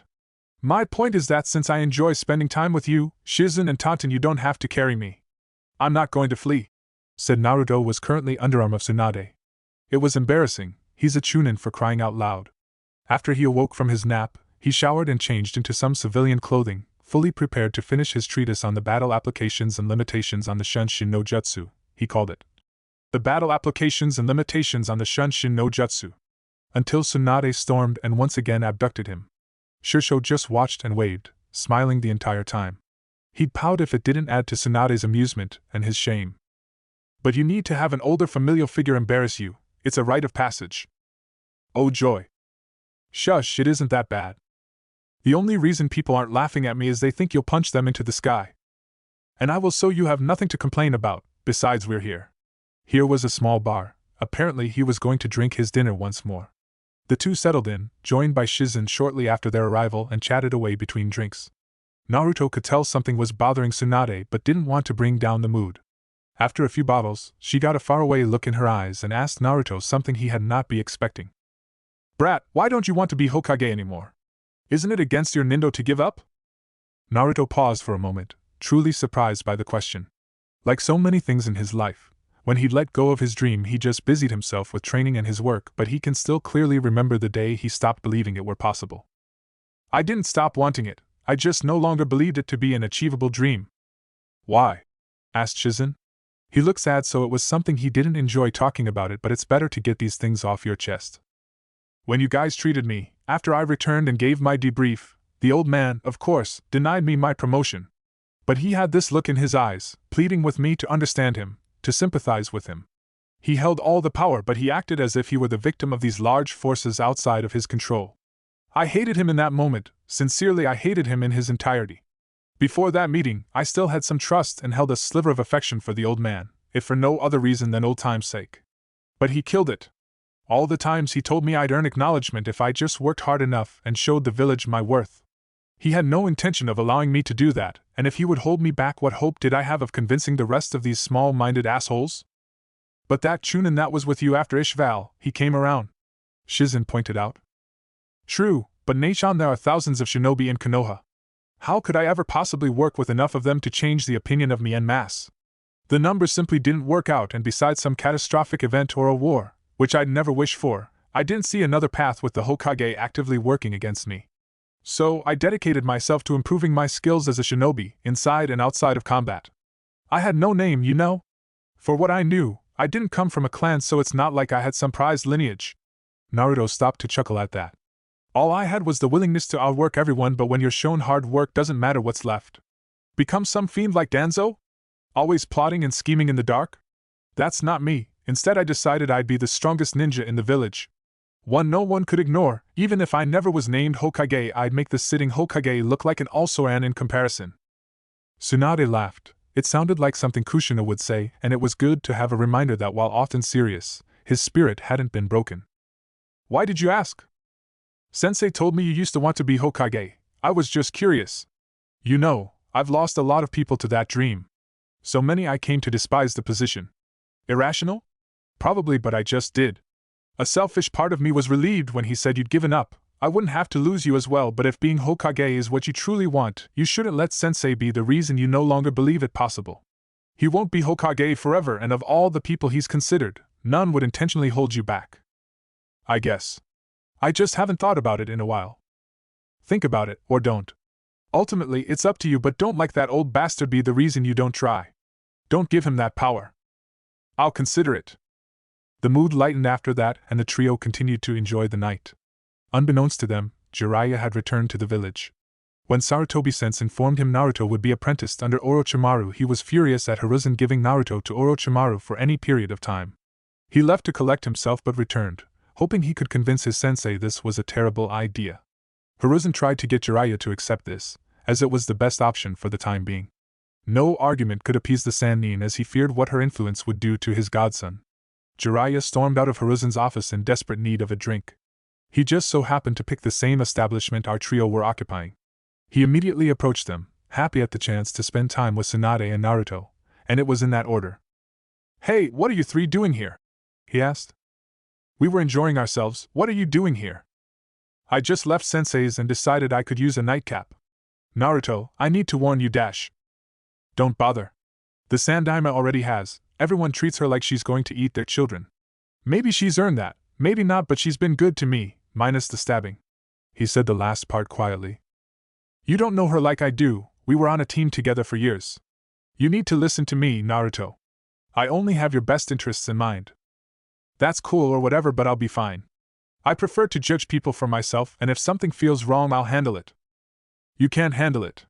This isn't some second-rate Kiri swordsman, Naruto. Orochimaru has been at this longer than you've been alive. She could have plans within plots, and you'd never know until it was too late. She's twisted, she always has been. Just come on the road with me. I trained your father, I certainly can train you.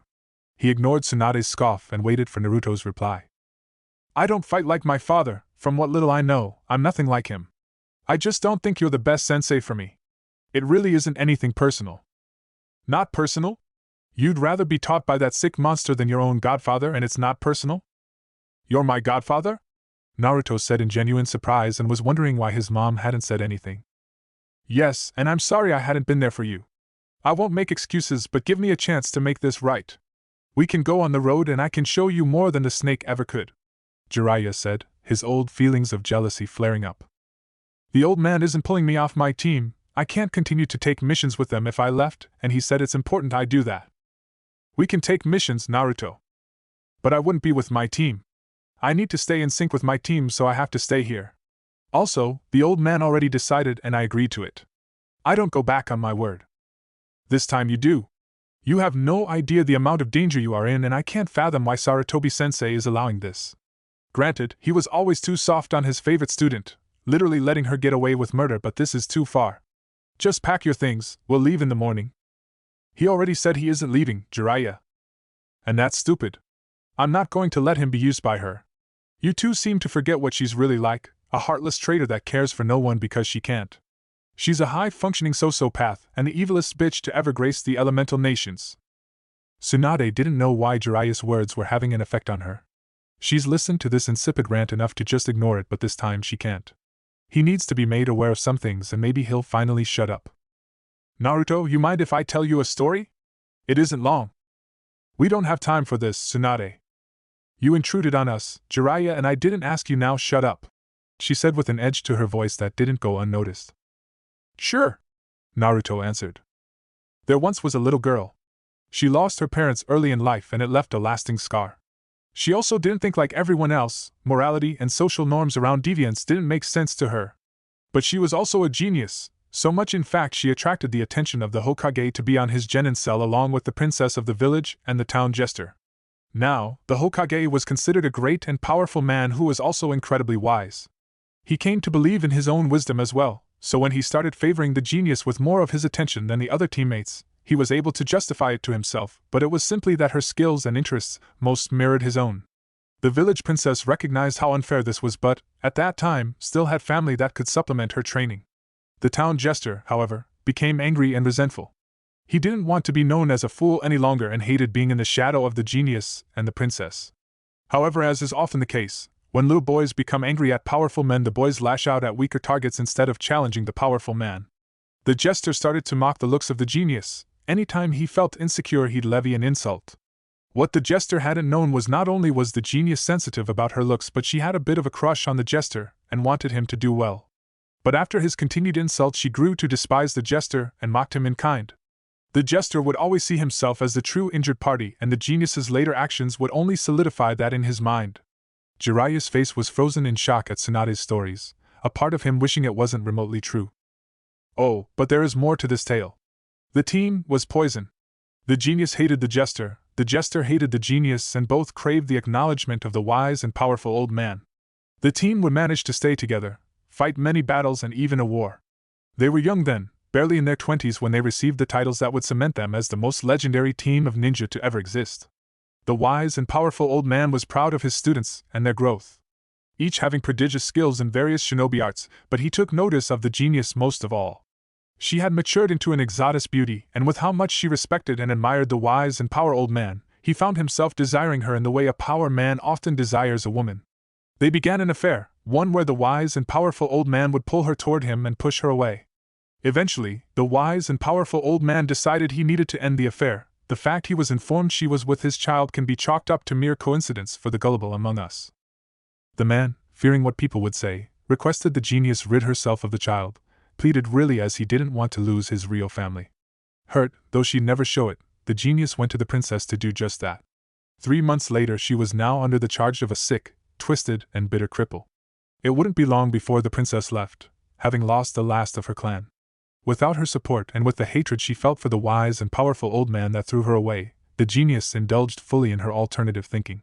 She no longer felt the need to hold back. Nothing was wrong, everything was permitted, and the sick, twisted, and bitter cripple loved and encouraged her fall into madness. The end.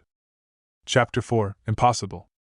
Tsunade, Shizen, and Naruto exited the bar after her story. Jiraiya hadn't moved but looked utterly shocked by what Tsunade shared. As the three were making their way back to Orochimaru's, Naruto was curious about something. So, were you and Orochimaru friends? I think I'm as close to that as she'd allow anyone to be, but it isn't a straightforward relationship, and how she shows she cares is a little unorthodox, Tsunade said.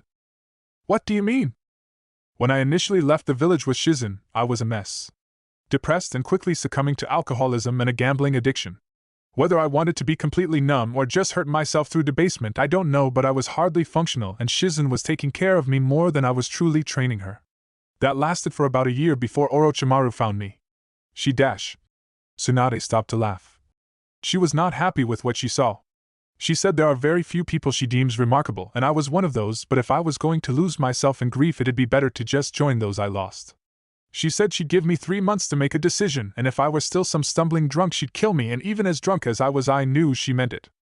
So, what happened? She found me 3 months later, and we fought. Well, sparred?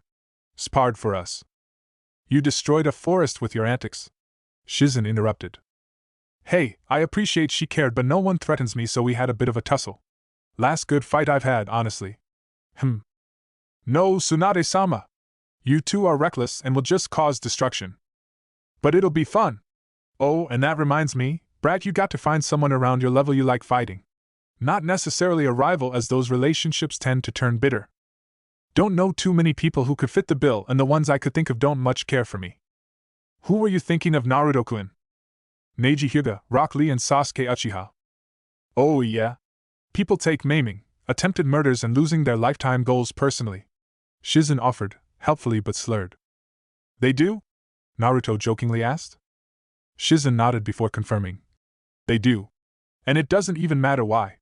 The blonde and the redhead both snickered at Shizen's earnestness. While engaging in light banter as he returned to Orochimaru's, Naruto thought about Tsunade's words. True, as far as taijutsu, Neji, Rock Lee, and Sasuke could push him. Chances are they had skills superior to his own, or in Sasuke's case having it buttressed with the predictive abilities of his Sharingan. Neither Shikamaru nor Shino were heavy combat types. They could certainly handle themselves, but it was just a different approach, as they favored being several steps ahead of their opponents, leading them into traps within traps. Naruto could plan a few steps ahead, especially when previous experience came into play, but he wasn't the strategist his teammates were. It's what made sparring with them so fun. He had to be unpredictable and improvise in ways that would blow up their plans. Naruto was lost in his thoughts and not fully aware he made it to his final destination until he heard Tsunade knock on the door. The trio were ushered in by Kabuto, who led them to Orochimaru's first-story office. The manor appeared to be 2 stories but had 2 sublevels as well. When they arrived, there were 3 other people in the room with her, a tall boy in his late teens with white hair and 2 red dots over his eyebrows. 2 teenage females, one in her mid-teens with pinkish red hair and the other 12 to 13 with red hair and eyes to match, a shade similar to Naruto's. So, this shithead is our clan head? I don't see it, said the older girl. What? Was Naruto's response. After Tsunade forced Naruto to sober up with the help of medical ninjutsu, the heir of the Uzumaki was better able to engage with his new clansmen. Tayuya was foul-mouthed, so he quickly learned not to take anything personally. She was only respectful to Orochimaru. But she was also funny, direct, and honest, which were all things Naruto could appreciate. Karen was interesting. She was, for the most part, pretty quiet and amiable until something set her off, then she'd explode. Tayuya enjoyed setting her off. As the 3 Uzumaki chatted through the night, Naruto learned that Tayuya was a genjutsu specialist but also had some cool summons she could control through her flute. Karen specialized in medical ninjutsu and research.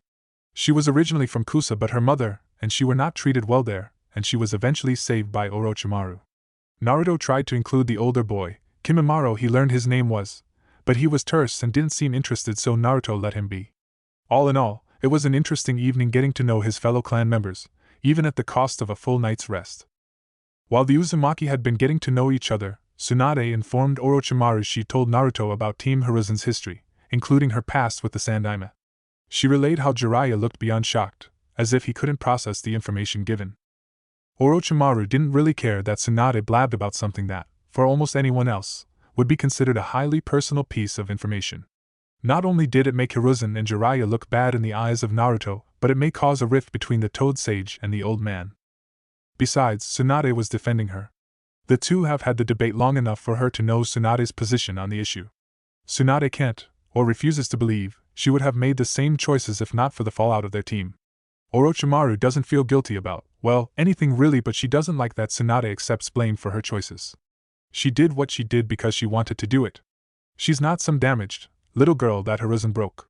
She'll never accept that. Also, she just doesn't want to be one more thing Tsunade blames herself for. The woman is so guilt-ridden, it's amazing she manages to get out of bed. It's unhealthy and limiting. The two have never and will never see eye to eye on this issue. Outside of their ethics on human experimentation, it is really the only thing they vehemently disagree on. Well, and Tsunade's Haori. There are pleasant ways to start a day, Hiruzen is sure of this. Granted, he hasn't had what he'd consider a pleasant start to any day in years. It's always something, always. It'd be bad enough if the letter he received from Raza was the whole of it, because clearly his counterpart is a sadistic asshole upstart in need of a beating. Raza finally sent word on if he'd provide aid in the upcoming Amma invasion, and he would, under some conditions. Hiruzen realized the man would try to get something out of this. The fact that it was to their mutual benefit wouldn't be enough prompting to act. But why this? Raza wants to see the fight that should have been the finals of the Chunin exams, Gaara vs. Naruto, Jinchuriki vs. Jinchuriki. He also wants this exercise as pointless dick measuring to take place in Suna, as to give his boy as much of an advantage as he could. Hiruzen could have safeguards on hand, making sure Jiraiya was there with seals in hand to subdue either of them. However, they are Jinchuriki and things can escalate. There is a real risk of serious, permanent injury occurring and Hiruzen didn't see the value in it. But he'd have to trust Naruto to handle it as support from Suna reduced the risk for his own shinobi and gave them more manpower. So yes, that'd have been enough to sour his mood for the day, but he also had the displeasure of sitting across from a, clearly, hungover Jiraiya looking both depressed, angry and confused. It was bad enough he stumbled in, making Hiruzen's ANBU tense, but the large man just sat down and hadn't said a word. Hiruzen, being used to his students' quirks, knew this happens when Jiraiya is building up to have a conversation he'd much rather avoid. He was trying to find his nerve, and if he held to pattern, the first thing he said would be crass and inappropriate. So, sensei, impregnate any students lately? And there it was. Hiruzen immediately signaled for his ANBU to leave, refusing to do this in front of an audience. He trusted them, but even that had its limits. No, not lately, Jiraiya. The old boy doesn't get around like he used to. But you did get around. So very smooth, the professor was. Jiraiya, I'm going to need you to get to the point, as I have actual work and something of actual importance we need to discuss. You toyed with your student and then sent her to your lunatic of a rival. I think that's important. Not to you, it isn't. Every one of her accomplishments was taken as a personal slight by you, Jiraiya.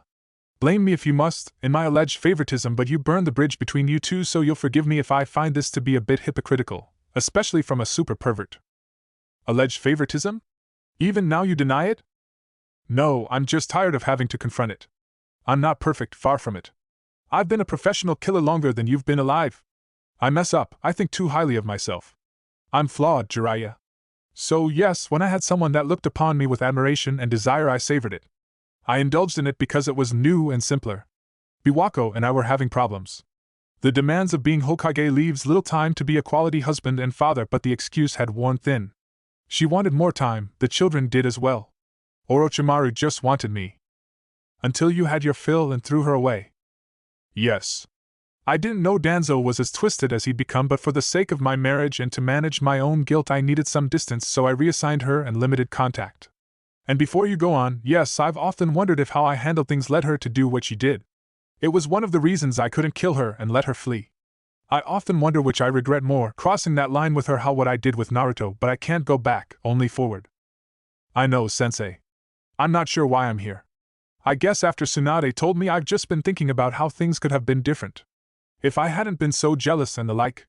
Maybe she would have stayed on the straight and narrow. Maybe, Jiraiya. This is a question I've often had to ask myself as well. So, does this change things for you? No. Regardless of the why, what she's done is unconscionable and I want her away from Naruto as soon as possible, but it does add some context. Not enough to excuse her behavior, but I feel I might understand her a little better, he said with a shrug. Now, what's this business you need to tell me? Raza wants Naruto to fight Gaara. It's his condition to support us against the Akatsuki. I'm not ashamed to admit I wanted to see the fight. Were you disappointed when Naruto forfeited at the Chunin exams? No, it was the right call, but Gaara had the best chance to push Naruto. You weren't exactly forthcoming with his skills, so I know very little of what he can do. He was to be your apprentice, you were supposed to find out. Hiruzen said crossly, which Jiraiya waved off, dismissively. I was under the impression I was to babysit and play bodyguard. If I seriously trained the kid, he'd run through the finals, which he did anyway. I never told you not to seriously train him, the Sandaime shot back. He hadn't. No, you just said you had concerns about his maturity and didn't think he was quite ready to advance, and just so you know, I've been distracted with Orochimaru and the Akatsuki, but we will be having that conversation soon, old man. So you teach him the Rasengan? The Sandaime asked, deciding not to acknowledge the latter statement. I didn't know the kid would get it in a month. Neither Kakashi nor I managed it that fast. That must have stung, Hiruzen said with a smile. Like a bitch and a half. At least his father was an adult before he started showing me up, Jiraiya said, sulking the entire time. Of course, you'll go there with him in case things get out of hand. Of course. The clang of blunted tanto meeting each other rang throughout the private training ground. The smaller combatant was giving it his best, but against a practiced opponent, he was finding himself wanting. The pressure of the assault was unrelenting, suffocating, and forbade any thought. He could only react and react and react, never open to taking the initiative. It was frustrating. Infuriating. It was troublesome, Shikamaru said, as he rolled out of the way of the blade aimed at his neck, only to receive a kick to the ribs for his effort. He was in a simple outfit of black shirt and black pants, his Chunin jacket long since discarded. The kick made him realize what a mistake that was. He continued his roll until he got back to his feet, to see his opponent already on him. It was with the barest of margins he was able to block. What the rookie Chunin had not been prepared for was for his attacker's free hand to grab the wrist of the hand holding his tanto and slip into his guard. Before he could make sense of her movements, he was elbowed in the face, causing him to drop his weapon. Next, he felt his arm wrenched behind and above him, causing him to bend over as she kept his arm perfectly straight. He was not given time to dwell on the pain in his shoulder as a fist to the face dropped him to the ground. Troublesome, he said, rolling to his back. Getting your ass kicked generally is, sweetie, Yoshino said. Shikamaru had no response for this. He wanted to complain, but he constantly reminded himself that he asked for this. He recalls how powerless he felt in the forest of death, how Naruto did his best to ensure their safety and then willingly marched toward his doom. Shikamaru hated that feeling. His intellect was rendered a non-factor, irrelevant. Nothing he could think of would have helped in the slightest. That was the gap between Orochimaru and them, so he watched as his teammate crossed swords with someone he had no hope of defeating, only to get stabbed in the end. Now, with what is coming, he knows he has to be more than he is. It isn't enough to be able to plan things 20 steps ahead against people that can blow up your strategies with overwhelming power and skill. He could have been forced to watch a teammate die and been no more useful than a blunted kunai. He resolved to never let that be the case again. You know what your problem is? Yoshino asked. She was shocked when her son requested she help him train, as she knew his father was handling his development in clan techniques, but she was happy he seemed to be taking things more seriously. Seeing he wasn't going to answer, she continued. It's taking you too long to get where you need to be. You keep thinking you can warm up in a fight or flip a switch to get serious when you really need to. That might work as a genin, with a jounin leading you and a jinchuriki at your back. Not as a chunin, and certainly not in war. You aren't going to get breaks to craft your next plan. You'll have to constantly be moving, fighting, defending while creating your intricate strategies. It's a drag, but you're right. I'll have to think more like that troublesome redhead. What do you mean? Asked Yoshino. He's good at coming up with tactics on the fly. Not surprising, his parents were like that as well. You knew his parents? Yes, but not well. His mother was teased a lot as a kid and kept her social circle small because of it, so not a lot of us could say we knew her well, and his father was extremely kind but also very private. Who was his father, and does Naruto know? I can't tell you, and yes, he does. Troublesome. At the Aburame compound, Shino was being watched by his father. The two stood in silence, the son continually stabbing his sais into the wood dummy and his father content to watch for flaws in his form. Shino started working on these for the Chunin exam finals, but his match with the puppeteer didn't lend itself to close-quarters combat. He, too, lamented his inability to aid Naruto against the once traitor. A hive functions best when all can contribute to the embetterment of the whole, but he was unable to do so. It left him with a feeling of shame. His parents tried to tell him his feelings, while understandable, were illogical. He stood no chance of defeating the once traitor, and could have done very little to alter the outcome. He'd acknowledged their words and the validity of their argument, but it did little to quell his emotions. Naruto is strong, the strongest of the three of them. Neither he, nor Shikamaru would challenge that, but their teammate has never lorded it over them. He never discounts their contributions or tries to invoke his seniority in an attempt to diminish them. He has relied on them, their skills and talents, but when he needed them the most they were impotent. Useless is something he'd never felt before, and something he wishes to avoid ever feeling again. So, he resolved to better himself, to diversify his skill set while sharpening himself. He would not be the weak link, he would not be a spectator. But progress is a slow process, so for now, he'd simply focus on handling the weapons in his hands with every ounce of precision he could muster. She sometimes forgot when Asuma was properly motivated he was a damn good shinobi, and somehow she'd managed to motivate him. They'd train and spar before he met his team for the day, and she hadn't been pushed like that in some time. She wouldn't say she'd gotten lazy, but she had gotten content, maintaining her skills instead of pushing. Jounin were the elite, but even among them there were levels. She needed to be a legitimately elite Jounin. Her students needed her to be so. Especially Naruto. It was hard being his sensei, not because of what he contained. She wasn't a small-minded fool, but for reasons completely divorced from that. It was difficult to separate how he was on missions, calm, almost detached and focused, with the borderline shy 9-year-old that commissioned her to talk about genjutsu. She remembered how cute he was, his face still retaining his baby fat. He'd become a seasoned shinobi since then, and it had taken a bit for him to warm up to his team. When he finally did, she realized he was the same good-natured boy, just one that kid behind a facade to those he didn't trust. Her second concern was simply, she wasn't sure how much she truly had to teach him. His chakra control was decent, excellent given his reserves, but not fine enough for genjutsu. She wasn't a ninjutsu type, so had very little to offer someone that could use all 5 nature releases. Stealth? To some extent, but his summons had taken care of a good portion of that. He was ready to be a chunin when she got him and felt a little lost, but they managed to figure it out. Now, however, he was marked. By the Akatsuki and by Orochimaru. Kurenai was honest enough to know she'd be of minimal use against either threat as she was. Asuma understood her concern. He'd been around elite shinobi his entire life and understood feeling inadequate. He'd been helping her perfect his nature releases, fire and earth, along with polishing up her taijutsu and kenjutsu, as she hadn't wielded her kodachi in some time. She was also taking a page from Naruto's book, trying to create more original genjutsu, something people hadn't seen and couldn't just cast off. When it was time to remove the Akatsuki, she promised herself she'd be ready, and if she needed to fight Orochimaru to save her student, she'd be ready for that. He never questioned his mistress, it was not his place. She spoke her will and he carried it out. Theirs was a simple relationship. However, when he first laid eyes on the redhead she was so taken with, he had to admit he was filled with doubts, concerns that said boy was not worth his mistress's attention. As if she knew, she arranged for them to spar, and while he never took opponents lightly, he still held little hope for the boy. Kimimaro could admit when he'd been wrong, and he misjudged this Naruto. The spar started with taijutsu, and the smaller boy quickly learned not to kick someone with the dead bone pulse in the leg, though he recovered quickly.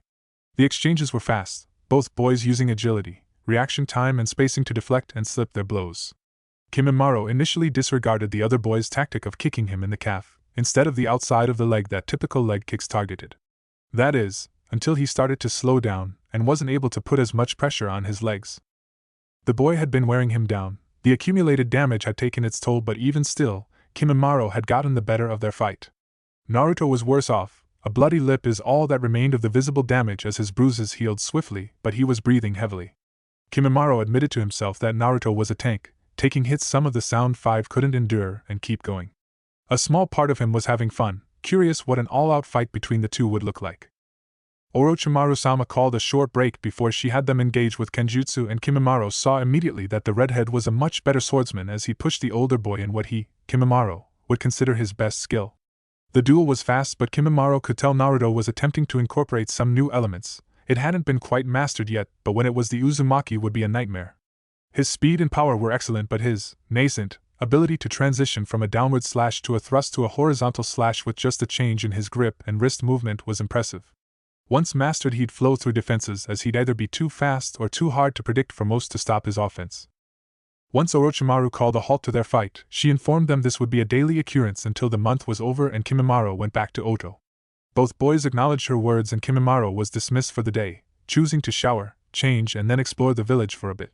While Naruto impressed him, he doubted most of the rest of this trash would.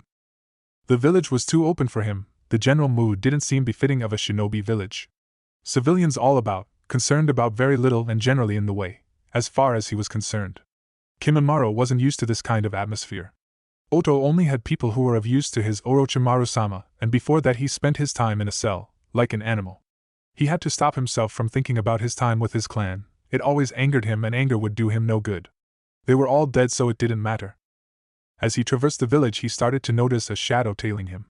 Deciding against playing coy, he called it out to see a panther cub emerge and trot up to him. "Hi! Why are you following me?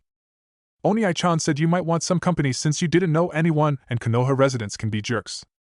The trash of this village does not concern me," he said before turning around and continuing his walk, and noticed the cub walked right alongside him. "You can return to your summoner. I'm good." she said, not taking the hint. Kimimaro relented, figuring she'd be content to travel in silence. No, he was wrong. Yes? What do you do for fun? Fun? I'm a warrior. I don't concern myself with fun. That's stupid, the cub said. That is not stupid, it is dedication. Oniai-chan is dedicated and he still has fun. He plays ninja with some village kids and myself. The Uzumaki is not without skill, but he'd be better if he spent that time training. Pfft, he could totally kick your ass in a real fight, she said, and then looked panicked when Kimimaro shot her a glare. He assumed it was the glaring that caused her reaction. Don't tell Oniai-chan I said a bad word, okay? He was wrong again. I'll consider it, he said, causing the summons to relax. He was curious why she was so concerned with the Uzumaki finding out about her word choice, but decided it was of little concern. We should get some lunch. I know the perfect place. Fine, Kimimaro said, and followed the cub to a small stand that served ramen. He learned the cub's name was Majila, and she apparently came to the stand a lot, enough to have a tab and be known by the chefs. Tucci and Ayam were some of the few people to treat Naruto decently, so he ate at the stand a lot. As a consequence, Majila did as well. They didn't even hesitate to feed nor speak with her as if were an everyday occurrence. He paid little attention to the exchange until the expressive cub called him her Oniai-chan's new friend. If he were one to do so, he would have snorted. He could respect the Uzumaki, but friends? Jugo was his only friend. He didn't see the need in another. However, the ramen chef seemed excited and offered him a free bowl in thanks. Their gratitude mirrored Jugo's own, and Kimimaro was curious why it was of note that he'd be friends with, though he wasn't, the redhead.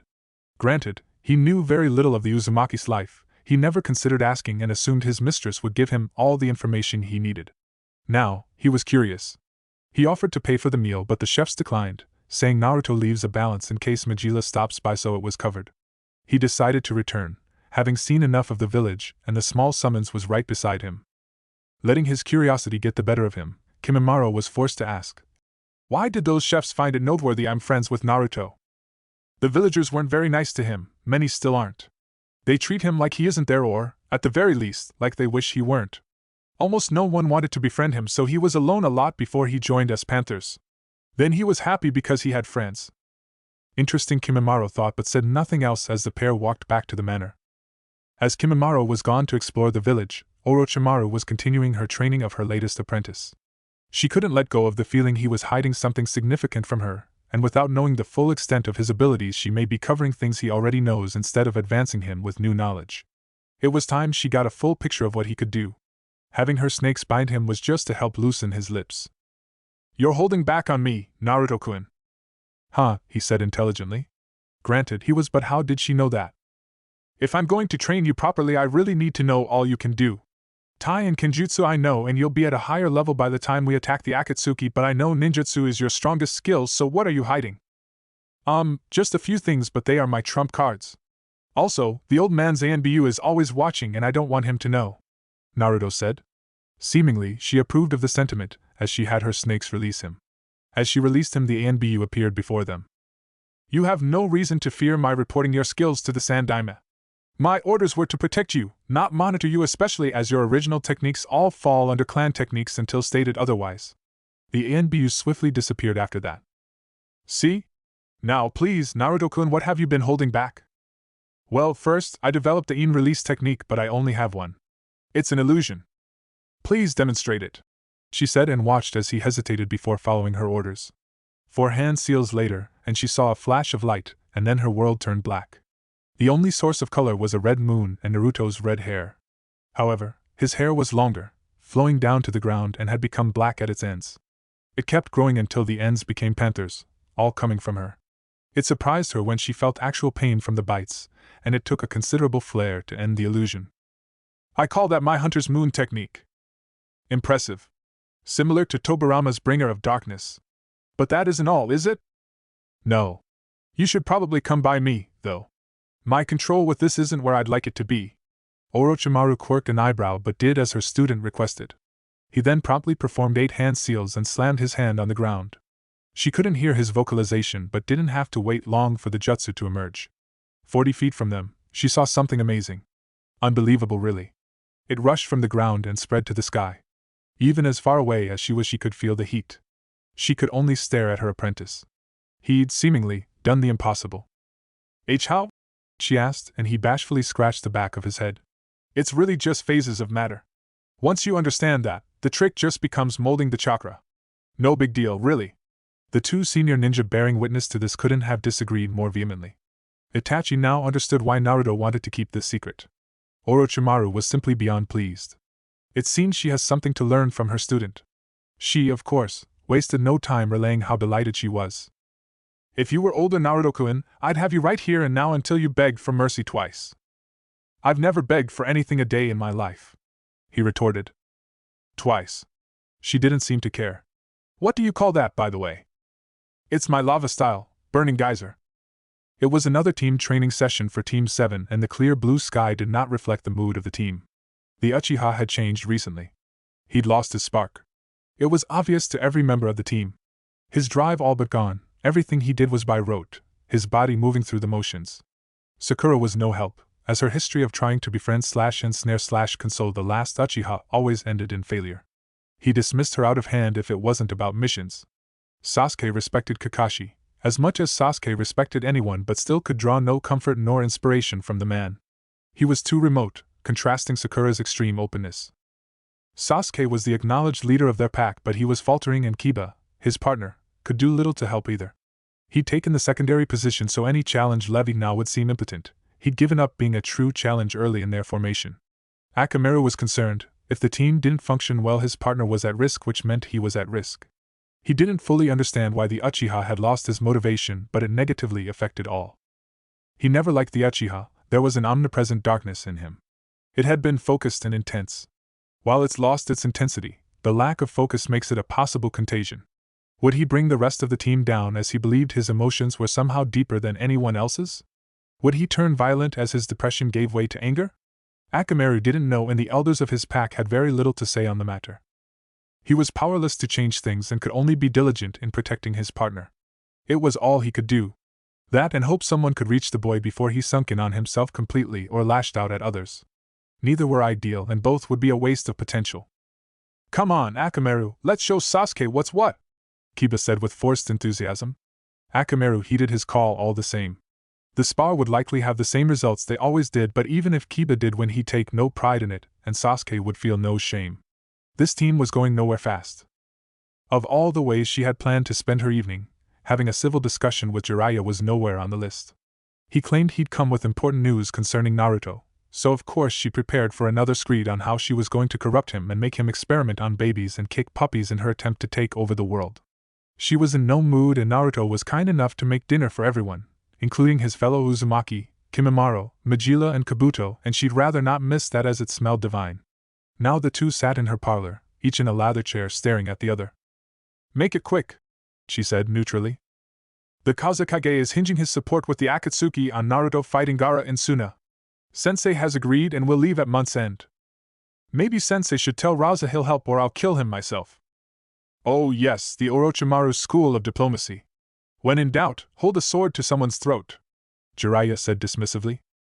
What's wrong with holding a sword to someone's throat? A lot gets accomplished by holding a sword to someone's throat. Well, as fun as this is, let me inform the brat so we can come up with a plan. No. He'll be fine, Gaara holds no challenge for him currently. I wasn't asking. Orochimaru narrowed her eyes. You keep at this, Jiraiya, and you won't like the consequence. You think you can keep me from my godson? You overestimate yourself. Sensei managed it, and you didn't even put up a fight. I'm confident I can achieve similar results if you push me. To think I felt bad after Tsunade's little story. You're just a bottomless void. I'm more certain than ever you belong nowhere near Naruto. And yet he lives with me and is being trained by me because he trusts me. No, because you plotted and schemed to make it happen. You may be getting away with this now, but it won't last forever. Leave, Jiraiya. Fine. I'll be back tomorrow to speak with Naruto, he said and made his way to the front door. She just rolled her eyes at the lifelong idiot. She joined the rest in the dining room where Naruto and Karen were just bringing out dinner.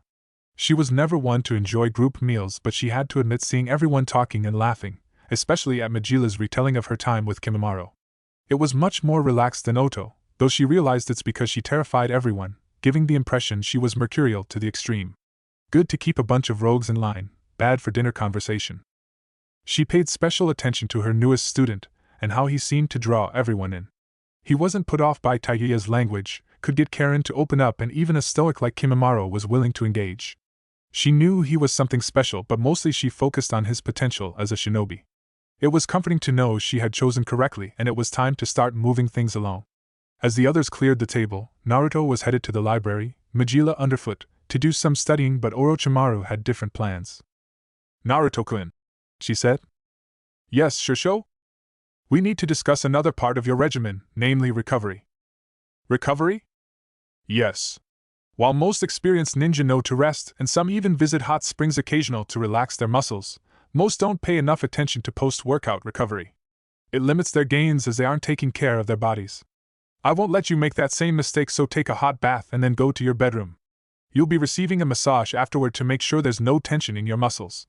The redhead simply nodded and headed toward the bathroom nearest his bedroom. After his soak, Naruto returned to his room to see it alight with candles and the smell of incense burning. He also saw a massage table and laid on high face down. He had not suspected the person to give him the massage to be Orochimaru herself, as he tensed when he noticed her presence. This only caused her to laugh as she told him to relax. It was weird. Outside of sparring, Naruto wasn't accustomed to much in the way of physical contact, so even ordinary acts to most people felt intimate to him, so this was doubly so. Orochimaru paid attention to his initial discomfort. Part of the reason she chose to do this was to get him used to her touch so she wouldn't have to later. Also, it was a chance to make him start seeing her as an object of affection, and not just a teacher, as he had clearly labeled Kurenai. She started at his legs and methodically worked her way up. He did have a great deal of tension in his muscles and knots to work out, so it wasn't completely manipulative. 60/40th she'd wager. By the time she'd gotten to his back, he'd relaxed completely, no doubt in part to the incense, which were made of a little something extra. It'd also, most likely, give him an interesting dream tonight. He was asleep before she finished, leaving her to place him in bed. She watched as he slept peacefully. Truly, he was beautiful in her eyes. Not just aesthetically, though she reasoned he'd be quite attractive when he matured instead of just boyishly cute now, but it was his potential and drive she saw. It was similar to Jiraiya. When they were kids, she'd seen his potential that was just begging to be unleashed. If he had not been a jealous, petty boy, she'd have continued to be interested in him. Naruto would be greater still and hold none of Jiraiya's inferiorities. He broke the rules of ninjutsu and apparently had been working on his lava release for almost 2 years, all in secret. Ice release as well, after seeing it in action during a mission. Phases of matter, she remembers him saying. Simple in conception, not execution, but he was right. If you can make water vapor and viscous liquids, then ice should be possible. If you can make earth, mud, and stone, then lava should be possible. She, like others, assumed only bloodlines could truly wield the sub-elements, but she was wrong. Because no one was there to tell him he couldn't, Naruto truly believes chakra is limitless potential, energy to be manipulated, and he'll go farther than any before him. That, she believed, was his beauty. Until she was around him, exposed to him. He has a lightness to him, one that shouldn't be there. He's within his rights to hate much of the village or simply deem life unfair and not care about anything, but he doesn't. She's seen him genuinely enjoy others. She was drawn to it, even if it'd be something she'd seek to quash, bend, or otherwise eliminate from others. But with him? She'd protect it, as she sees that quality and his potential as intrinsically linked. His belief in chakra mirrors his belief in himself and his innate optimism. Not naivete, but true optimism that he can improve things if he doesn't give up. It's intoxicating. So much so she has to remind herself not to rush things. He's still too young, so she must be patient, and she will, but one day Naruto Uzumaki will be hers and hers alone. Even if she has to burn the rest of the world to make it happen. Not Jiraiya, not Hiruzen, no one will stop her. She gives Naruto a small kiss on the cheek and departs, knowing more is in store once he gets old enough. She just has to wait. A dark forest illuminated by the waxing crescent.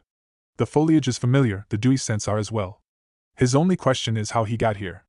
Well, and where he got these clothes. Over a mesh-lined black shirt was some red armor he'd never seen before. Over that he was wearing a black haori with red and blue flames at the bottom. He can't see it, but a red Uzumaki swirl lies at the center of his back. His sword is strapped to his back and he has his kunai holsters strapped to each leg. His black pants, strapped with crimson tape at the ankles, and his black shinobi sandals finish the look. He has no more time to think about his clothing as a tidal wave comes toward him, uprooting the trees in its way. He wastes no time performing a series of hand seals and immediately unleashes a strong blast of wind, one powerful enough to cleave the tidal wave in two, splitting so none of the water hits him. In the distance, he sees a figure running toward him with great speed. As the figure gets closer, he sees the glow of right-un chakra contained in some type of blade. Finally, he can make out the figure. It's Tobirama Senju, and he's wielding the Raijin no Ken. Naruto sprinted toward the Hokage with great speed himself, able to perform the full Shikuchi without any ill effects. Tobirama readied himself, bringing his lightning blade overhead, preparing to deliver a powerful strike. Naruto draws his blade, smooth and without mistake, coating it with his supersonic chakra. The two blades meet in the middle and neither give way to the other. Naruto placed his left hand on the hilt, now gripping with both as Tobirama is much stronger than him, but that will be to his benefit. Naruto spun, allowed Tobirama's forward momentum to carry him forward while tries to horizontally slash his back, but the Senju was more than ready for that and swiftly blocked the strike with his own blade. Naruto jumped back to give himself some space, and the two combatants eyed each other. Without a word the two re-engaged, but there were few sword clashes, their dance performed in near-perfect silence. He was the better technical swordsman, but technique can be overwhelmed by physical superiority and experience, something the Nidaime had in spades. This was leaving Naruto on the defensive more than he would like, but it couldn't be avoided. He knew he had to be patient, to find a true opening and exploit it for all it's worth. It took a few moments, but he finally saw it, a hole in Tobirama's offense. Naruto promptly charged forward with a thrust of his blade, the speed surprising the former Hokage, and just as Naruto was about to score a blow, Tobirama vanished. Hiraishin the redhead thought, and swiftly turned to where he believed the follow-up attack would come, bringing his sword down. He was met with a clang, but it was not Tobirama's Raijin that stopped his blade, but a tri-pointed kunai. Blue eyes met blue eyes as Naruto stood in front of one of his longtime idols and his father, Minato Namikaze.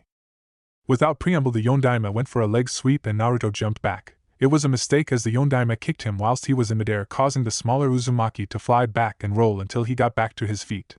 Minato launched 3 of his signature kunai, and Naruto knew he'd be overwhelmed if they got near him, so he tried something, an experiment he hadn't perfected yet.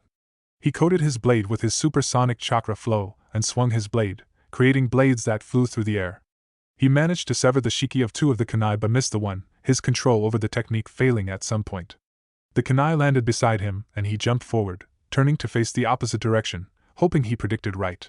He didn't. He tried to swing his blade where he thought his father might flash to, but he guessed wrong and was punched in the stomach for his trouble. The hit was hard enough to make him drop his blade and Naruto shunshined away, but another tri-tip kunai was in hot pursuit. Naruto landed on a tree branch, one of the few not taken out by the Nidaime's water jutsu. To his dismay, as soon as he landed he heard a thud. On instinct he sent a great deal of chakra to his left hand, turning toward his right. Rasengan met Rasengan as father and son battled for dominance. Minato eventually released his and grabbed Naruto's wrist with the same hand. Before he could think, Naruto was no longer on a tree but hanging over a cliff. He looked up to his father, who was dangling him, and the man smiled before releasing Naruto's wrist and letting him fall. It was darker, he could see nothing but black as not even the moonlight penetrated. His fall felt never-ending until he landed on something soft.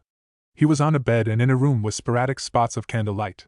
The scent was familiar, but he couldn't quite recall what it was, but he was very comfortable.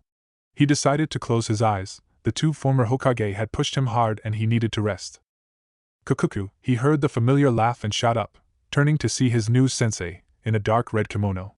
Her nail polish matched the color of the kimono, and he could see a faint trace of lipstick. Her hair was pulled back in a loose bun, and the candlelight accented the complexion of her skin nicely. She was, in short, beautiful, desirable in a way Naruto hadn't thought another person could be. Her sauntering over to him, paced deliberately slow, didn't help matters as he saw the sway in her hips and the slip bounce of her breasts. He was feeling things he couldn't put words to. Like some long-lost knowledge he couldn't quite remember, an impression he should be doing something to, with her. When she finally made it to the bed and claimed his lips, the picture became a little clearly. Acting on instinct he returned the kiss, mimicking her motions. His hands around her waist, but decidedly unhappy with their lack of activity. As if they had a will of their own, they started to undo her purple obi and he felt her smile. Taking that as a cue to continue, he slipped his hands in her now loosened kimono, each making the slow climb toward her breasts. He was enjoying the feel of his skin, slightly cool to the touch, and wanted to savor it. Before he could reach his intended goals, she broke off the kiss and pushed him back so he was lying flat on the bed. She then mounted him, smiling as she started to slowly drop the kimono from her shoulders. So entranced he could only stare at her eyes until he realized she was topless. Daring to break eye contact, his vision drifted down, once again noticing her red lips and then her slender neck. Just as he was about to lay eyes on her naked breasts, he felt a thud. And then another. And another. "Wake up, Oniai-chan!" I'm up! Naruto near shouted, confusion and irritation warring within him. "Good. It's time for training." "Okay, I'll start getting ready," he said before noticing a certain stiffness which caused him to blush. "After I take a cold shower." Chapter 5, Represent. "Do you have enough clothes?" "Yes." "Enough water?" "Yes." "Weapons?" Yes, and yes. I have enough of everything," Naruto said while rolling his eyes in faux annoyance. Truthfully, he liked the attention and that someone worried enough about him to do all of this. But Tsunade's and Jiraiya's snickering was of no help at all. Shizen looked at her little brother figure as if to weigh the truth of his words. She's aware he dabbles in sealing and likely has his equipment there, but he's going to a foreign village in a desert. She feels right to worry. "Oink," Tonton says while squirming in Shizen's arms. "I won't forget, Tunchan," Naruto said. "All right, brat, go kick some ass. Also, see if you can get some action going," Tsunade said, slipping him some ryo. "Tsunade-sama, that's improper," Shizen scolded, and Tsunade just waved her off. Naruto took the money and shot her a wink. No sense in not buttressing his income for this asinine mission. When Orochimaru Shusho informed him he'd be fighting Gaara, he was less than enthused. Especially not in Suna, a place with an excess of sand. He still believes he can beat his Suna counterpart, but he truthfully has little interest in him. Whatever Suna did to Gaara, they broke him, and he's more mad dog than shinobi. What value is there in victory over a beast? Naruto's team had said their goodbyes the night before as they had a mission scheduled for today.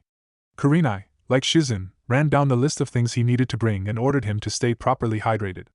Shikamaru wished him luck through a series of troublesomes, and Shino bid him fair travels. The last person he was to speak to was the person that had been training him nonstop for the previous month. Naruto hadn't added much to his ninjutsu arsenal, but he had improved on utilizing them. His lava and ice jutsu still took too much time and lacked proper control to be field ready, but Orochimaru was confident it would come with time. His morning started with a workout and then a spar with Kimimaro. He has come to like the stoic boy, even if said boy calls him Akagami instead of his name. Though as far as nicknames go, it is pretty benign. From there he'd eat and then start on his instruction from Orochimaru. More than anything, she was preparing him to face the Akatsuki members, and while he couldn't match their power, he could out-strategize them with her knowledge of their abilities. Various scenarios were covered for each of the known members and some tentative plans were created. He'd have to develop some more jutsu to handle them, but he was confident he'd be as ready as he could be when the time came. After the study session, she'd work on his various skills, helping him grow more comfortable with his mother's kenjutsu style, or other things like predicting behavior from body language. She even started teaching him some of her Hibi style, though he'd have to get much more flexible to really incorporate it. That would usually go on until late afternoon, and he was free for the evening. He'd spend an hour absorbing the information from his shadow clones, learning from the materials his mother stored in their vault, which was really just a sealing array that could be accessed from multiple points, if you knew the array and had the right chakra signature. Once he'd done that and meditated, he'd release the resistance seals, as he only wore them during the day, or when training, and go visit his team or spend time with Taiya and Karen. The three finally decided on a design for their house/future compound, and it would be located by the mask storage temple. Because of the security seals Naruto planned to incorporate along with some other features, the building would take a while, but it'd be worth it when it was all said and done. It had been a good month all told. He was gaining experience, refining his skills. Yep, everything was good. Except the repeated sex dreams he was having about Orochimaru. They didn't happen nightly, but each time got more graphic, and making eye contact with her the next morning was incredibly awkward for the Uzumaki. The only reason he managed to do so was out of fear where his traitorous eyes might drift to if left to their own devices. He didn't want to piss off a Sannin, especially not one that literally knew where he slept. But ignoring his burgeoning sexual awakening, it was a good month. "I expect you to win," Orochimaru relayed while stroking his whiskered cheek. He fought back the knee-jerk reaction that came from people doing that, something he hadn't learned until Shizen did it after his mission to Ishval. Badass ninja do not purr. He just knew his father wouldn't, and he'd be no different. "Hi," was the muted response. "And don't do anything perverted with Jiraiya." "Hi." After ruffling his hair, she walks away, confident her apprentice will handle the Kazekage's son. "Well, brat, we need to go." Jiraiya spoke, then took off. "All right. Bye, everyone!" Naruto exclaimed and waved while catching up with the Gama Sannin. Orochimaru soon arrived to Hiruzen's office, as she was to be assigned a mission. It was his justification for why she could not travel to Suna with her student. She found the thought amusing, until Kabuto arrived with an ANBU escort looking worse for wear. That wasn't amusing in the slightest. Both former traitor and former spy entered the Hokage's office to see Kakashi, Guy and Asuma also there. Sensei. Orochimaru. We need to start the transition to making Oto a true protectorate of Konoha. I'm sending my top jounin with you to get the necessary information, including a full roster of your employed ninja and any projects you may have. I expect you back in a week's time. Is that all? Yes, leave within the hour. Hi. The group of 5 departed, each going to prepare their things and the jounin sensei going to inform their students they'd be gone for a week. Orochimaru waited until they were alone before she asked Kabuto how he was and what happened. He assured his mistress that it was a simple interrogation, nothing extreme. He wouldn't betray her for the leaf. He holds no love for the village nor the man that allowed that monster Danzo to trick his mother into trying to kill him. No, Konoha could never have his loyalty. I knew this would happen eventually. Good thing I ordered Gurin to end my existing experiments, the snake Sennin said, causing Kabuto to readjust his glasses, a tic she noticed. Speak, Kabuto. I just don't know why we had to end our work, Orochimaru-sama. We could have been close to some outstanding breakthroughs. Or not, and it would jeopardize my position here for little gain. We'll start back up eventually, it's merely a short-term loss. He adjusted his glasses again. What, Kabuto? Nothing, Orochimaru-sama. Guess I was just invested in those experiments more than I realized. Understandable. She spoke and the two remained quiet. Guy found his team at their normal training grounds, all 3 working separately. It had only been 2 weeks since Neji got his prosthetic arm, but Guy could tell the boy was beyond relieved. He was happy, his team had been made whole and were working harder than ever, youthful flames indeed. What concerned Guy is that much of their focus was not on enemy Nin but a comrade, one Uzumaki Naruto. He understands why. Naruto battered Neji and Lee's bodies. He also damaged their collective pride. They assumed they were the strongest genin in the village, and rightfully so as Naruto was a genin in name only. But their defeats, the maiming and near murder are forever etched in their memories. On one hand, Guy wants to help them get over their near hatred for Naruto. By shinobi standards he did nothing wrong and they need to understand this, especially if Sandaime-sama orders them to participate in the Ama invasion. They may have to work with Naruto, be led by him, and there won't be time for squabbles when real enemies are afoot. It may cost them their careers or their lives. But there is another part of him that wants them to keep this drive, as it may leave them to be as prepared for what is coming as anything else. It's a fine line and the normally boisterous jounin is at a loss of what to do. YOSH, my youthful students fall in! He shouted and awaited for them to do as instructed. Once they did, Guy proceeded to tell them of his mission to Oto, and that he'd be gone for a week. He instructed them to continue their training, and he'd see them soon. Wait, sensei. Isn't Orochimaru the Uzumaki bastard sensei? Is he going as well? Asked Tenten. No, Naruto has been assigned another mission in Suna. It appears the youthful Kazekage desires to see the match that would have been the Chunin exam finals.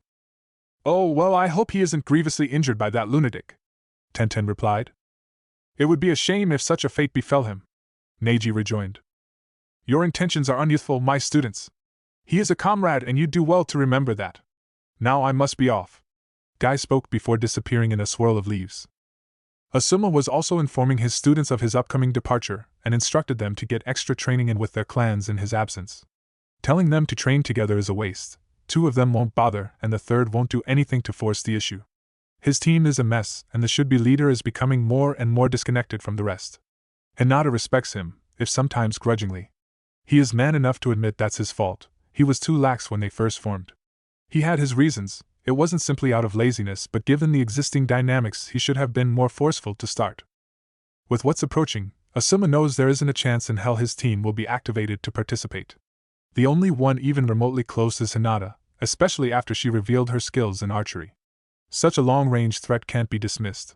She's got the combat skills to be Chunin, but the leadership qualities haven't shown themselves, and he hasn't any clue on how to bring them out. His other charges just need to get bloody and mature.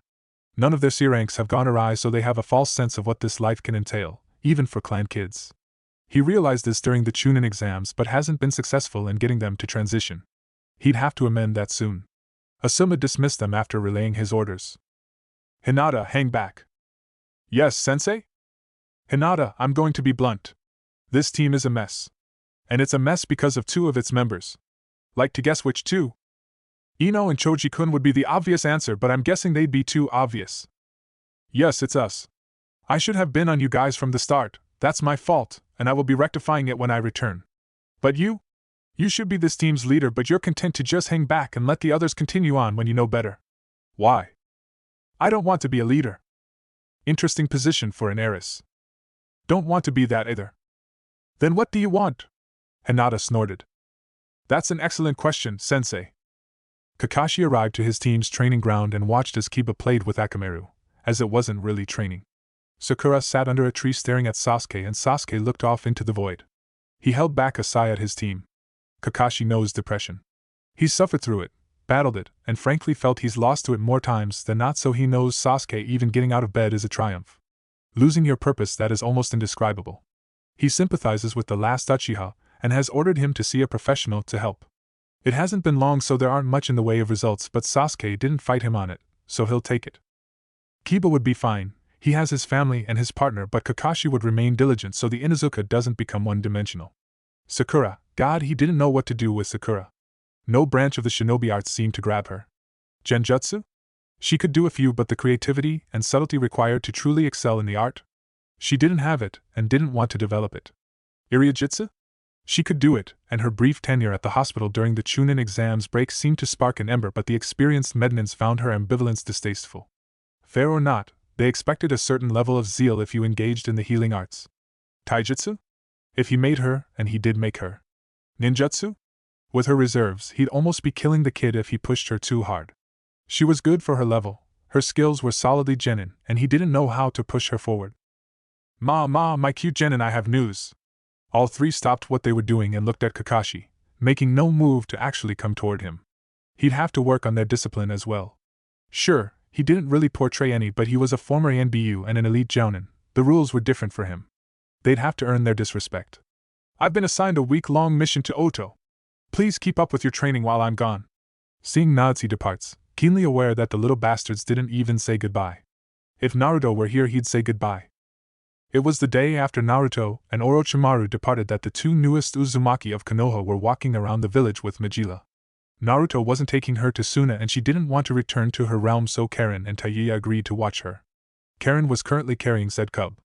This was necessary, but Majila loved to be carried and Karen loved soft, cuddlesome things, so it was working out.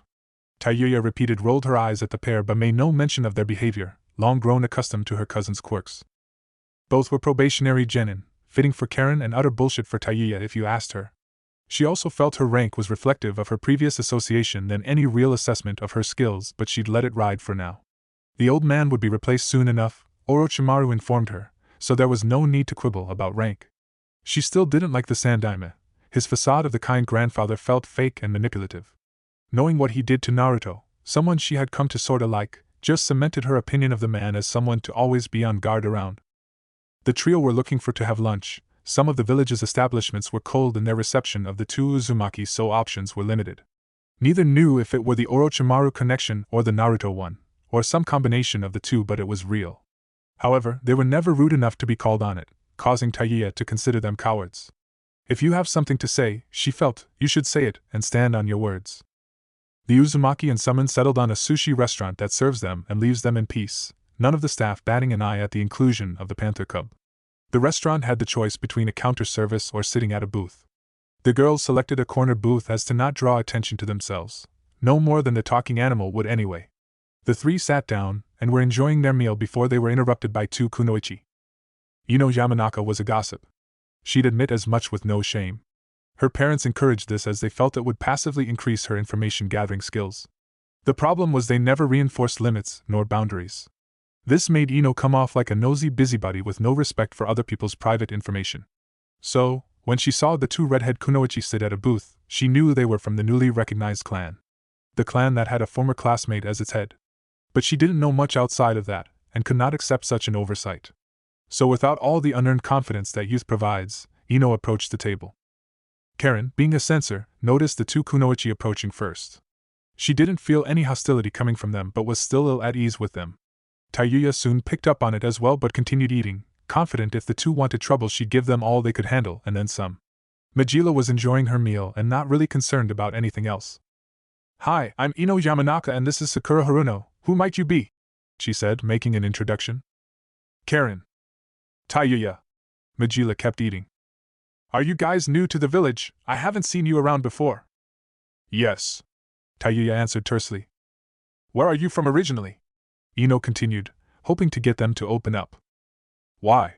Asked Karen. I just want to get to know you. We don't have a lot of kunoichi around our age and thought maybe you guys could be our friends. No, that'll never happen, Tayuya replied. Why? Sakura spoke for the first time, confused by the antipathy of the girls. Tayuya patted Majila on the head to get her attention. Who are these girls, Mags? Tayuya asked. Oh, they were classmates with Oni-chan before he graduated ahead of them.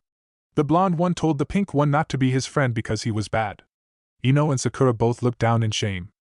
May not have known shithead long, but we both know enough to not to want to associate with someone who would do that to our clansmen, Tayuya rejoined. I was 6. I didn't know Naruto, but everyone said he was bad. Don't care. Ino was speechless at the dismissal, turning to walk away in disbelief. Sakura followed her and both girls departed from the restaurant. Ino hadn't thought about how she'd met Sakura in years, the two having a falling out some years ago, and only now, after graduation, had they started to mend their severed bond. As an admitted gossip, it never really dawned on Ino how incurious she'd been about Naruto until recently. She'd readily believed the schoolyard consensus that he was a bad child, and the reactions from her academy sensei did nothing to disabuse her of that notion. Not even after he graduated, as many assumed he simply dropped out. Not until he wound up on Team 8 did anyone even think or mention him, and learning he'd been on the reserves for 3 years made everyone assumed he was just a dead last. Shikamaru tried to tell her differently, but Ino chalked it up to him not wanting the taint of Naruto's ineptitude. After the Chunin exam prelims, Ino was shocked at Naruto's skill with a sword but hadn't been overly impressed with his opponent, so really thought nothing of it. Him breezing through the finals and being acknowledged as a clan heir are what finally stoked Ino's interest in the redhead. Shikamaru was no help. He wouldn't divulge anything about his teammate, and when she asked why, he just muttered troublesome and walked away. She never spoke to Shino and hadn't been willing to change that, not even to find out dirt about someone. And now, she'd been shut out by his clan members, as her previous childishness was thrown in her face. Sakura's thoughts mirrored Ino's. She remembered asking the chubby-cheeked redhead to not bother her because he was bad. She remembers, vaguely, how hurt her looked, but he never attempted to speak to her again. Even during the few joint team functions, he made no effort to talk to her or acknowledge she was even there. She never minded it, as most of her attention was dedicated to Sasuke. She knew Kakashi-sensei had some kind of previous relationship with him, having mentioned Naruto a time or two, but it was clear he thought highly of the rookie Chunin. Apparently, his opinion of her was so negative that his clan members wouldn't even consider her someone worth knowing, if for no other reason than to get their own impression of her. That made her angry. The two Uzumaki continued to enjoy their meal, both with smirks on their faces. Truthfully, Tayuya didn't give two shits about occurrences of childish groupthink. When Majila relayed the information on some of the girls of note around Naruto's age, even she made it clear that while Naruto was hurt initially, he simply focused on developing himself. It wasn't some long internalized personal slight. They didn't want to know him, so he just learned to not care. However, orders were orders. To Tayuya's interpretation, Orochimaru-sama ordered her and Karen to keep any too curious or openly interested cunt away from Naruto. And she would, as while she may like Naruto, she fears and respects Orochimaru-sama and wouldn't betray her. Karen wouldn't either. 2 days later found the team for Konoha outside the walls of Oto. Oto was interesting in that it looked like Konoha. The buildings were not built as tall, but you wouldn't know it was a shinobi village from the look. And that was by design. The real shinobi affairs happened in the underground facilities, and they were numerous. Asuma was awed by it all. The labyrinth of tunnels and subterranean levels was impressive and confusing. The Oto ninja were professional enough, but there was a clear tinge of fear as Orochimaru walked past. Asuma had not wanted to go on this mission. Not even a little. He, like Jiraiya, had always been jealous of his father's relationship with Orochimaru. How his father praised her natural genius, almost in contrast or criticism in Asuma's lack thereof. He hadn't known why his father suddenly distanced himself from his student, but clearly something had happened. He's always been uncomfortable around each of the Sannin, feeling they were the children his father truly wished he'd had. It may have been immature and incorrect, but it's how he felt. His father allowing Orochimaru to flee after her crimes just solidified that for him. They were, simply, held to a different standard. It was unfair and maddening. So, he really didn't want to be here. Didn't feel he needed to be here, but when he recalled Kurenai's worries over the Snake Sannin's designs on Naruto, he changed his mind. Deciphering the schemes and plots of Orochimaru is likely impossible for anyone with a less than genius intellect and some knowledge of how her mind works, but any information would be better than none. And given how her village looked, Asuma was confused as to why she'd want to come back. Only a handful of Konoha shinobi could be a threat to her, so it couldn't have been the missing nin status. But it couldn't have just been Naruto, Asuma thought. Hoped, actually. The 4 Konoha nin entered an office and Orochimaru was immediately greeted by the woman sitting at the desk. The office was plain, some shelving throughout with books and file folders. 2 chairs on the opposite side of the desk the woman was sitting, and the desk was large but not overly ornate. Not what the Konoha team expected from Orochimaru. "Orochimaru-sama," the woman said, while getting up. "No need to get up, Girin-chan. Do you have all the information these upstanding Konoha jounin require?" "Hi, there are copies for each in their rooms." "Efficient as always. Well, gentlemen, I'm sure Girin has arranged for someone to show you to your rooms. I have other things to see to, so I'll see you when we depart. What if we have questions?" "I'm sure Girin-chan can help you with whatever you need, Asuma," she said as she exited the office. The 3 men waited for their guide, and once he arrived, they too left from the office. Orochimaru was pleased to see most of her experiments had been more or less erased. It'd take time for that to happen at all of her bases, but Kimimaro was on the job, and with Jugo and Suigetsu aiding him, it shouldn't take long. She knew her sensei would attempt to find something, anything that would upend her agreement with the daimyo. She'd prepared for that and other eventualities. He was so far behind the game he'd never be able to take the initiative. She wished she could take more credit for engineering his fall from grace, but it just so happens her schemes and Tsunade's actions coincided, but she had her part, so it was enough. Once removed from power, he wouldn't be a complete non-threat, but he'd certainly be a far less formidable one. She sometimes wondered if his disgrace was enough. Every member of a clan would know so non-clan shinobi may through gossip, but had it gone far enough? Could he stand to lose more, she wondered. Kabuto had reported that Hiruzen and Asuma were getting closer, rebuilding their fractured relationship. Why should she allow that? Why should she allow him any comfort? No, his life was to be one of mounting indignities until they crushed him, or he died. She knew what she had to do. Asuma had been thoroughly going over the information provided to him, taking special care to not burn any of the documents as he smoked. He appreciated that the room had seals that absorbed smoke. A queen-size bed, a desk, and his own personal bathroom. Not much, but he's had worse accommodations, certainly. He stopped reading when he heard the knock at his door and answered it, palming a trench knife behind his back. One he gripped even more tightly when he saw who was at the door. "Can I help you?" "Kukuku, I was hoping we could talk for a bit. Is that okay, Asuma-kun?" He wanted to say no, but realized her asking was just out of politeness, so he opened the door fully and allowed her in, sliding his knife back in his holster. "What can I do for you?" he said, walking back to the bed. Orochimaru stayed standing facing him. "I'm curious about you, Asuma. I've known you for years, but I don't really know you. What makes you tick? What gets you up in the morning? Why did you join this mission? I have no idea about any of it." "I highly doubt that. I'm sure someone of your genius could read me like an open book," he said between drags of his cigarette. "Kukuku, you flatterer. Smooth just like sensei. How are things going with Ms. Yuhi?" "That would be private, and why would you care?" "Why wouldn't I? She's Naruto-kun's sensei, so her life may affect his. Just concern for your student? Is that not enough? Would you like me to be interested in you, Asuma?" "No, I'm fine. One woman is more than enough for me. Sensei used to say that, until he didn't." "What's that supposed to mean?"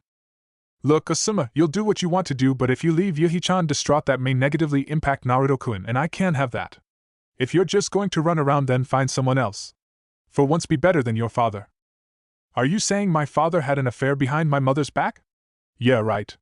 Not the Honorable Sarutobi Hiruzen. Not in 1,000 years." "You sure about that?" "Positive. And if he had, there's no way he'd let you know about it." Unless, Asuma said and squinted at the Sannin until the lights switched on. "No, I don't believe. I will never believe that." "You don't have to, he's not why I'm here. Just be responsible, and if not, at least don't force her to abort the baby. Be better than your father in that regard." Orochimaru spat and vacated the room. She grinned all the way down the hallway. She'd be blunt, and she knew Asuma's instincts would tell him she was attempting to manipulate him, pit him against his father for some reason. He wouldn't allow that, but she didn't need him to be disloyal, just distant. He may serve his father, but he wouldn't trust him, not for a while. Unless he can fully convince himself his father is innocent, Asuma will at the very least have doubts, and that small seed is enough. She's already won, again. The sun had only recently set, and yet the temperature change was immediate. Suna, especially at night, was beautiful. Not the same way Konoha was, admittedly, but there was a stillness that was often hard to find in his home village. The air wasn't as crisp, feeling drying, but it was pleasing all the same. Naruto was sitting on the roof of his inn, taking in the village. The Konoha duo just arrived earlier today. The match was scheduled for tomorrow in their Chunin exam arena, and they were slated to leave the day after, health provided. Traveling with Jiraiya was fine. Naruto didn't take to his sense of humor. The Gamma Sannin relied too heavily on innuendo for Naruto, and it felt disingenuous for some reason. However, when he wasn't making his pervy jokes, Jiraiya could be good company. The two discussed Fuinjutsu a bit, and strategies to combat Gaara. Jiraiya was satisfied with Naruto's intended approach, so Naruto felt prepared. He wanted to enjoy the chicken sauté he ordered from the stand, but the killing intent directed toward him was making it impossible. He was familiar with the source. Gaara spilled killing into like a bottle with a hole in it leaked fluids. Naruto just wished he'd do something or leave. His presence was becoming bothersome. But seeing as his fellow Jinchuriki wasn't going to do anything but observe, Naruto decided to act. "Can you just come on out?" Naruto said, annoyance clear in his tone. "Mother wants your blood, Uzumaki." "Okay." Gaara was momentarily thrown for a loop. There had been many reactions to his declaration of his mother's desires, but never an okay. "You're not afraid?" "Not really. You're strong for your age, sure, dangerous even, but no real reason to fear you now." "Why not?" "You aren't attacking me. I don't believe you came here to attack me now, not when we'll fight tomorrow. So what do you want?" "To tell you you're going to die tomorrow and help me prove my existence," Gaara said, coming out of his confusion. "How does that work?" Now, it was Naruto's turn to be confused. "I only exist for me, and I prove I'm alive by killing all those that would seek to harm me." "Oh, that sounds lonely. So, you want to kill me because we have to fight tomorrow?"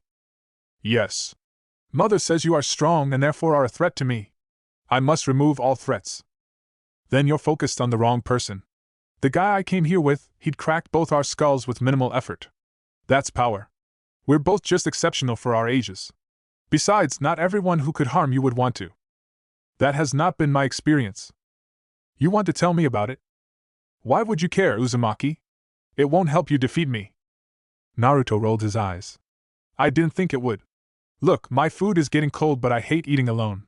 You can come sit down and talk to me while we share this, or you can leave and let me eat in peace. I'm not trying to trick you. As far as I'm concerned, we aren't enemies." Gaara was initially hesitant, and the voice of his mother wasn't helping, but he decided to sit down and share a meal with the confusing redhead. The two Jinchuriki initially sat in silence, both staring at the moon before Gaara spoke. He said the moon reminded him on the night his uncle tried to kill him, and then relayed his experiences in Suna. How everyone viewed him as a monster, how no one cared for him, and when he decided to live only for himself. "I get it. I mean, no one attempted to assassinate me, not that I know of, at least, so your situation was worse than my own, but I do understand. I used to be really angry when I was younger, angry at everything and everyone. Why did they ignore me? Why did they seem to wish I wasn't there? Why could everyone else have friends and family but me? What had I done?" Naruto said.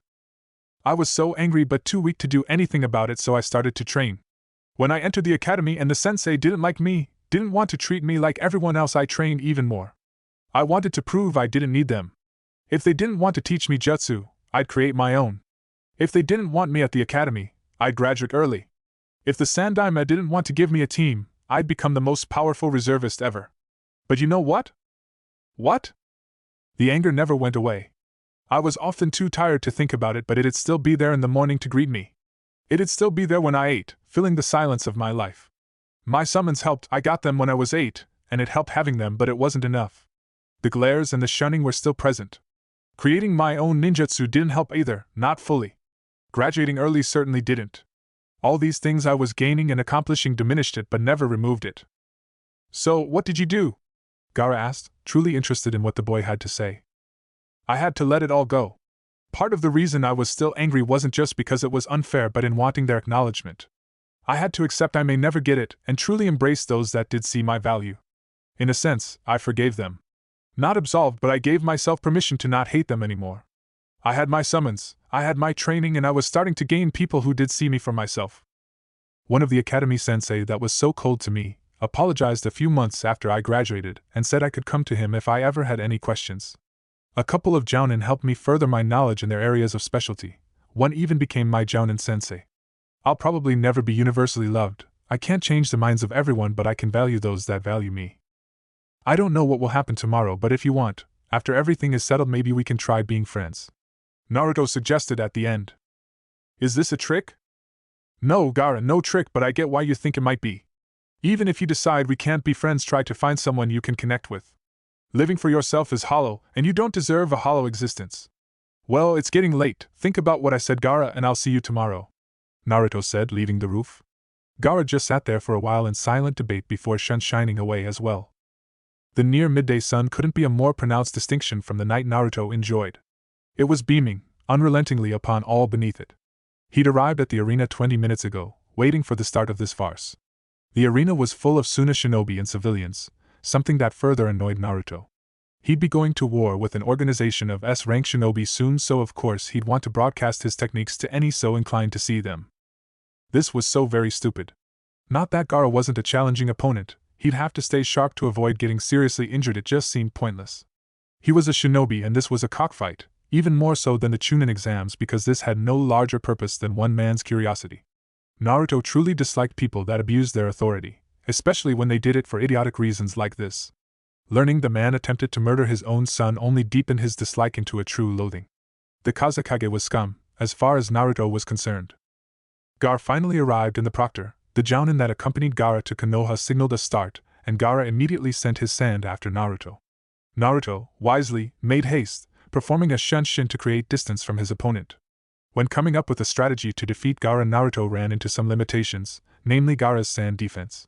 He didn't want to kill nor seriously harm an ally. The problem was anything that could penetrate his sand defense could penetrate him. When you make a hole in a human, they tend to die. He'd already resigned himself to not using his sword, blunted, and it couldn't cut through Gaara's defense, but edge active, and it might cut something off Gaara. That was just another reason this fight blew a fat one. Deciding to go on the offense, Naruto performs another shunshin to close the distance, and tests the reaction speed of Gaara's defense. Appearing to the right side of Gaara, Naruto throws a kick, but the sand intercepts it, meeting his shin before he could make contact. Undeterred, he spins around with increased speed and aims a hit on Gaara's back, but once again, the sand blocks him, though he did get closer. Pulling back his fist, Naruto increases his speed again, performing a 3-hit combination to Gaara's left side. 2 were stopped, but the last slipped through and Gaara ate the body blow. Naruto was unable to follow up as he felt the sentient sand attempt to close around his fist.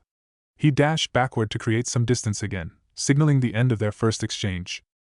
The crowd, the Kazekage included, was shocked that someone managed to get through Gaara's defense with just taijutsu. Gaara was unhappy he was struck, never having been hit before. Naruto was shaking off the pain he felt and deduced Gaara had a layer of sand on his skin. He was taking deep breaths, not because the exchange was taxing, as his natural stamina and training would allow him to do much more, but the adrenaline of trying to bypass the sand defense while avoiding it all the same. It was as he thought. His taijutsu would be of limited aid. The required degree of near perfection with him going near his top speed was just a waste of resources unless he softened Gaara up first. Gaara had gotten past whatever shock and discomfort he felt, his sand armor absorbing most of the impact, so the pain he felt was dulled to begin with. He opted to take the initiative this time, and not allow Naruto to attack as he pleased. Naruto could feel the ground moving beneath him, and back flipped right before sand emerged underneath him. The sand began to give chase, but Naruto managed to dip and dodge each attempt. More focused on the sand than his opponent, he didn't see the sand spear headed toward him until it was too late. Narrowly, Naruto avoided serious damage, but it did graze his side, bloodying the Uzumaki. Reflexively, Naruto grabbed at his side and also stopped his movement, allowing Gaara to finally capture him with his sand by his ankle. Naruto thought quickly and moved quicker still. He tossed 2 kunai up into the air, both hurtling at impressive speeds. Naruto managed to replace himself with one of the kunai before Gaara could perform his sand coffin, and watched as his kunai was crushed by the jutsu. Naruto instantly grabbed the second kunai he threw, as he appeared right beside it, and on instinct alone channeled the supersonic chakra into it, and threw it at Sand User. As Naruto fell to the ground, he watched as the kunai tore through Gaara's initial defense, and even pierced his sand armor at the shoulder, slicing him cleanly. Everything seemed to stop when Gaara's blood started to spill from his wound. The audience was unnaturally silent, not quite able to believe what they were seeing. Before long their stupor was broken when they heard a shrill scream. "Blood! It's my blood! he said in a panic and quickly put up a sphere of dense sand around him. Naruto was at a loss as to how to proceed. He could get through the defense, he'd shown that, but it would only continue to hurt Gaara, and the boy was clearly unstable. If he pressed the advantage, the Jinchuriki might do something regrettable and a lot of people may get hurt, even if some of them deserved it. Naruto didn't want that on his conscience, so he waited. And my blood. My blood. Gaara repeated, having a conversation none could hear. You must kill him. He's just like the rest of them, he only wants to harm you. You don't need him, you don't need anyone. Is Mother right? Was he lying? Is he like everyone else? Just wanting to deny my existence? Gaara was confused by his short dinner with the Uzumaki. That pain he saw in the other boy's eyes was so familiar to him. Only someone that had experienced the comparable hell of loneliness could have that look, but then what could he make of this? The boy claimed to want to be friends but wounded him. He was lying. That's what people do, they lie so they can kill you. You must kill him. I must? But if he were trying to kill me, why hasn't he attacked me again? Because we are too powerful. His trick won't work again. Just let me out, and I'll take care of him. And all your enemies, I'll kill them all for you. Yes, you could kill them all. Gaara agreed. With ease. Release me and I'll do just that. And then where would I be? Alone. You don't need other people. You only need me, no one else matters. Then why hasn't the pain ever gone away? Why does it always hurt no matter how many I kill? You just haven't killed all who would oppose you. Once you do, you'll see, it'll be better then. You're lying. Your way doesn't work, it has never worked. Gaara thought. Release me now. You are nothing without me, so release me. No. No, I won't. I'm going to follow a different path, and you will not stop me. Gaara said and stopped the conversation. Only a few minutes had passed since he created his sand dome, but everyone was waiting for what he'd do. His siblings expected to see the miniature sand monster emerge as Gaara has used it before, but were shocked when the dome dropped, and it was just Gaara holding his injured shoulder. He gave a slight smile to Naruto, and Naruto nodded back in understanding. After a brief stare down, the match continued once again. Now with much more vehemence and resolve, Gaara attempted to trap Naruto in his sand, but like before, but much more carefully, Naruto slipped out of his traps, even running up a wall when cornered. The cut to his side had since healed, but lingering pain and tenderness limited Naruto's mobility. He was being pushed by the constant sand attacks, and he didn't like it. While his stamina may be superior to Gaara's, it wouldn't matter if he's the only one having to move. He dodged a wave of sand and resolved to get closer. When Naruto was within 10 feet, he blurred through a series of hand signs while inhaling and then exhaled, sub-vocalizing his jutsu. Fire style, combustion stream. The jutsu made a beeline for Gaara, and while his sand intercepted it. Gaara had not expected the outcome, though, as a thin layer of the sand detonated in front of him. The rest of the sand absorbed the heat and shrapnel but couldn't absorb the concussive force, and Gaara was sent backward midair, facing the sky. Naruto wasted no time creating 3 shadow clones. One appeared under Gaara, kicking his back. The other 2 clones repeated the process, kicking the Suna Jinchuriki higher and higher, or further and further away from his protective sand. Before he could get his wits, Gaara saw Naruto above him, with a glowing orb in his right hand. Rasengan! He shouted mightily while bearing the underpowered jutsu in Gaara's stomach, sending him down at rapid speeds. Gaara landed with a thud. His sand hadn't been there to soften the blow, and all watched to see what would happen. It was clear, if you could see his face, Gaara was hurting and exhausted. He waved Baki over and the Jounin came to his ward. I give. Gaara said in his usual monotone, but there was a slight smile on his face. While suffering from disbelief, Baki still managed to call the match for Naruto, and after a period of silence the crowd erupted in cheers and applause at the battle they just witnessed. The Suna ninja gave both boys looks of respect and acknowledgement. It warmed something deep inside Naruto, and he could only smile bashfully as he scratched the back of his head. He waved to the crowd and walked to the exit, only to be met by Jiraiya. You did good, kid. Thanks, pervy sage. I told you not to call me that, brat. Get better jokes than I would to Bayo. By Gaara, Temari and Kankuro arrived on the arena floor and picked their little brother up. Both were surprised he hadn't given in to his bijou and were impressed with his fight. Temari, Kankuro. I'm sorry for everything, he said, and both elder siblings smiled. It'd take a while, but maybe they could be a family again. Later that evening, the Sand siblings dropped in on Naruto at his room, Gaara's shoulder noticeably wrapped up. They brought a spread of native dishes and all had dinner together. Naruto enjoyed the food, especially the curried eggplant, but enjoyed the company even more. Temari and he exchanged some ideas on wind jutsu, whereas Kankuro put on an impromptu puppet show of their fight from earlier, except Gaara won this time. It was a nice night. Jiraiya was not having a nice night. He'd been summoned to the Kazekage's office, and while he had no desire to talk to the man, he knew he didn't have a choice. Kage were a lot of things, but rarely were they dull and joyless. Raza was a hard man that thought being a hard man was a personality. Jiraiya, through his network, knew about what the man did to his son and his attempts to kill the poor kid. If it wouldn't have destabilized the nation, Jiraiya considered removing the man from office. Nothing could justify what Raza attempted to do on multiple occasions. He arrived to the office with little fanfare, Raza only lifting his head as an acknowledgement that Jiraiya was there. He then handed Jiraiya a file folder. Jiraiya quickly skimmed the information, not liking what he was reading at all, and was, increasing, unconcerned with what the man's death would do to Wind Country. Once he finished reading, he met the man's eyes, Jiraiya's face a mask of emotionlessness. "Why show me this?" Jiraiya asked. "Because you needed to know I have this. I was never fully sold on if your Jinchuriki was really his son. The facts my spies were able to gather suggested as much, and your interest in him did as well, but seeing him fight, it just felt like Minato. Naruto fights nothing like Minato. I should know, seeing as how I trained him from a genin. You're right, their styles are nothing alike, but there's an intensity of focus there. Even if the boy never knew a single one of his father's infamous jutsu, in Suna we believe the blood will tell. Given how Minato's and my reign as a Kage were similar, I wanted to see who created this superior weapon. It appears the fourth Hokage bested me. I'm not confirming Naruto is Minato's son, but I will tell you Minato didn't steal the Kyuubi in Naruto to make him a weapon." Sure, Jiraiya. He was too noble for that. "You still haven't told me what you want." "Now? Nothing. But we are due to renegotiate our alliance a few months after your planned Ama invasion. I just want you to know I have options, and as much as Iwame hates Suna, they hate Minato Namikaze 1,000 times more. I won't be screwed over by Konoha again, Jiraiya. Tell your Sandaime that, and you can keep that file. I have copies." Jiraiya simply took the file and left. The next morning the Sand siblings bid Naruto a fond farewell, and he did the same, delighted he may have made 3 new friends. As they traveled back, Naruto could tell something was bothering Jiraiya.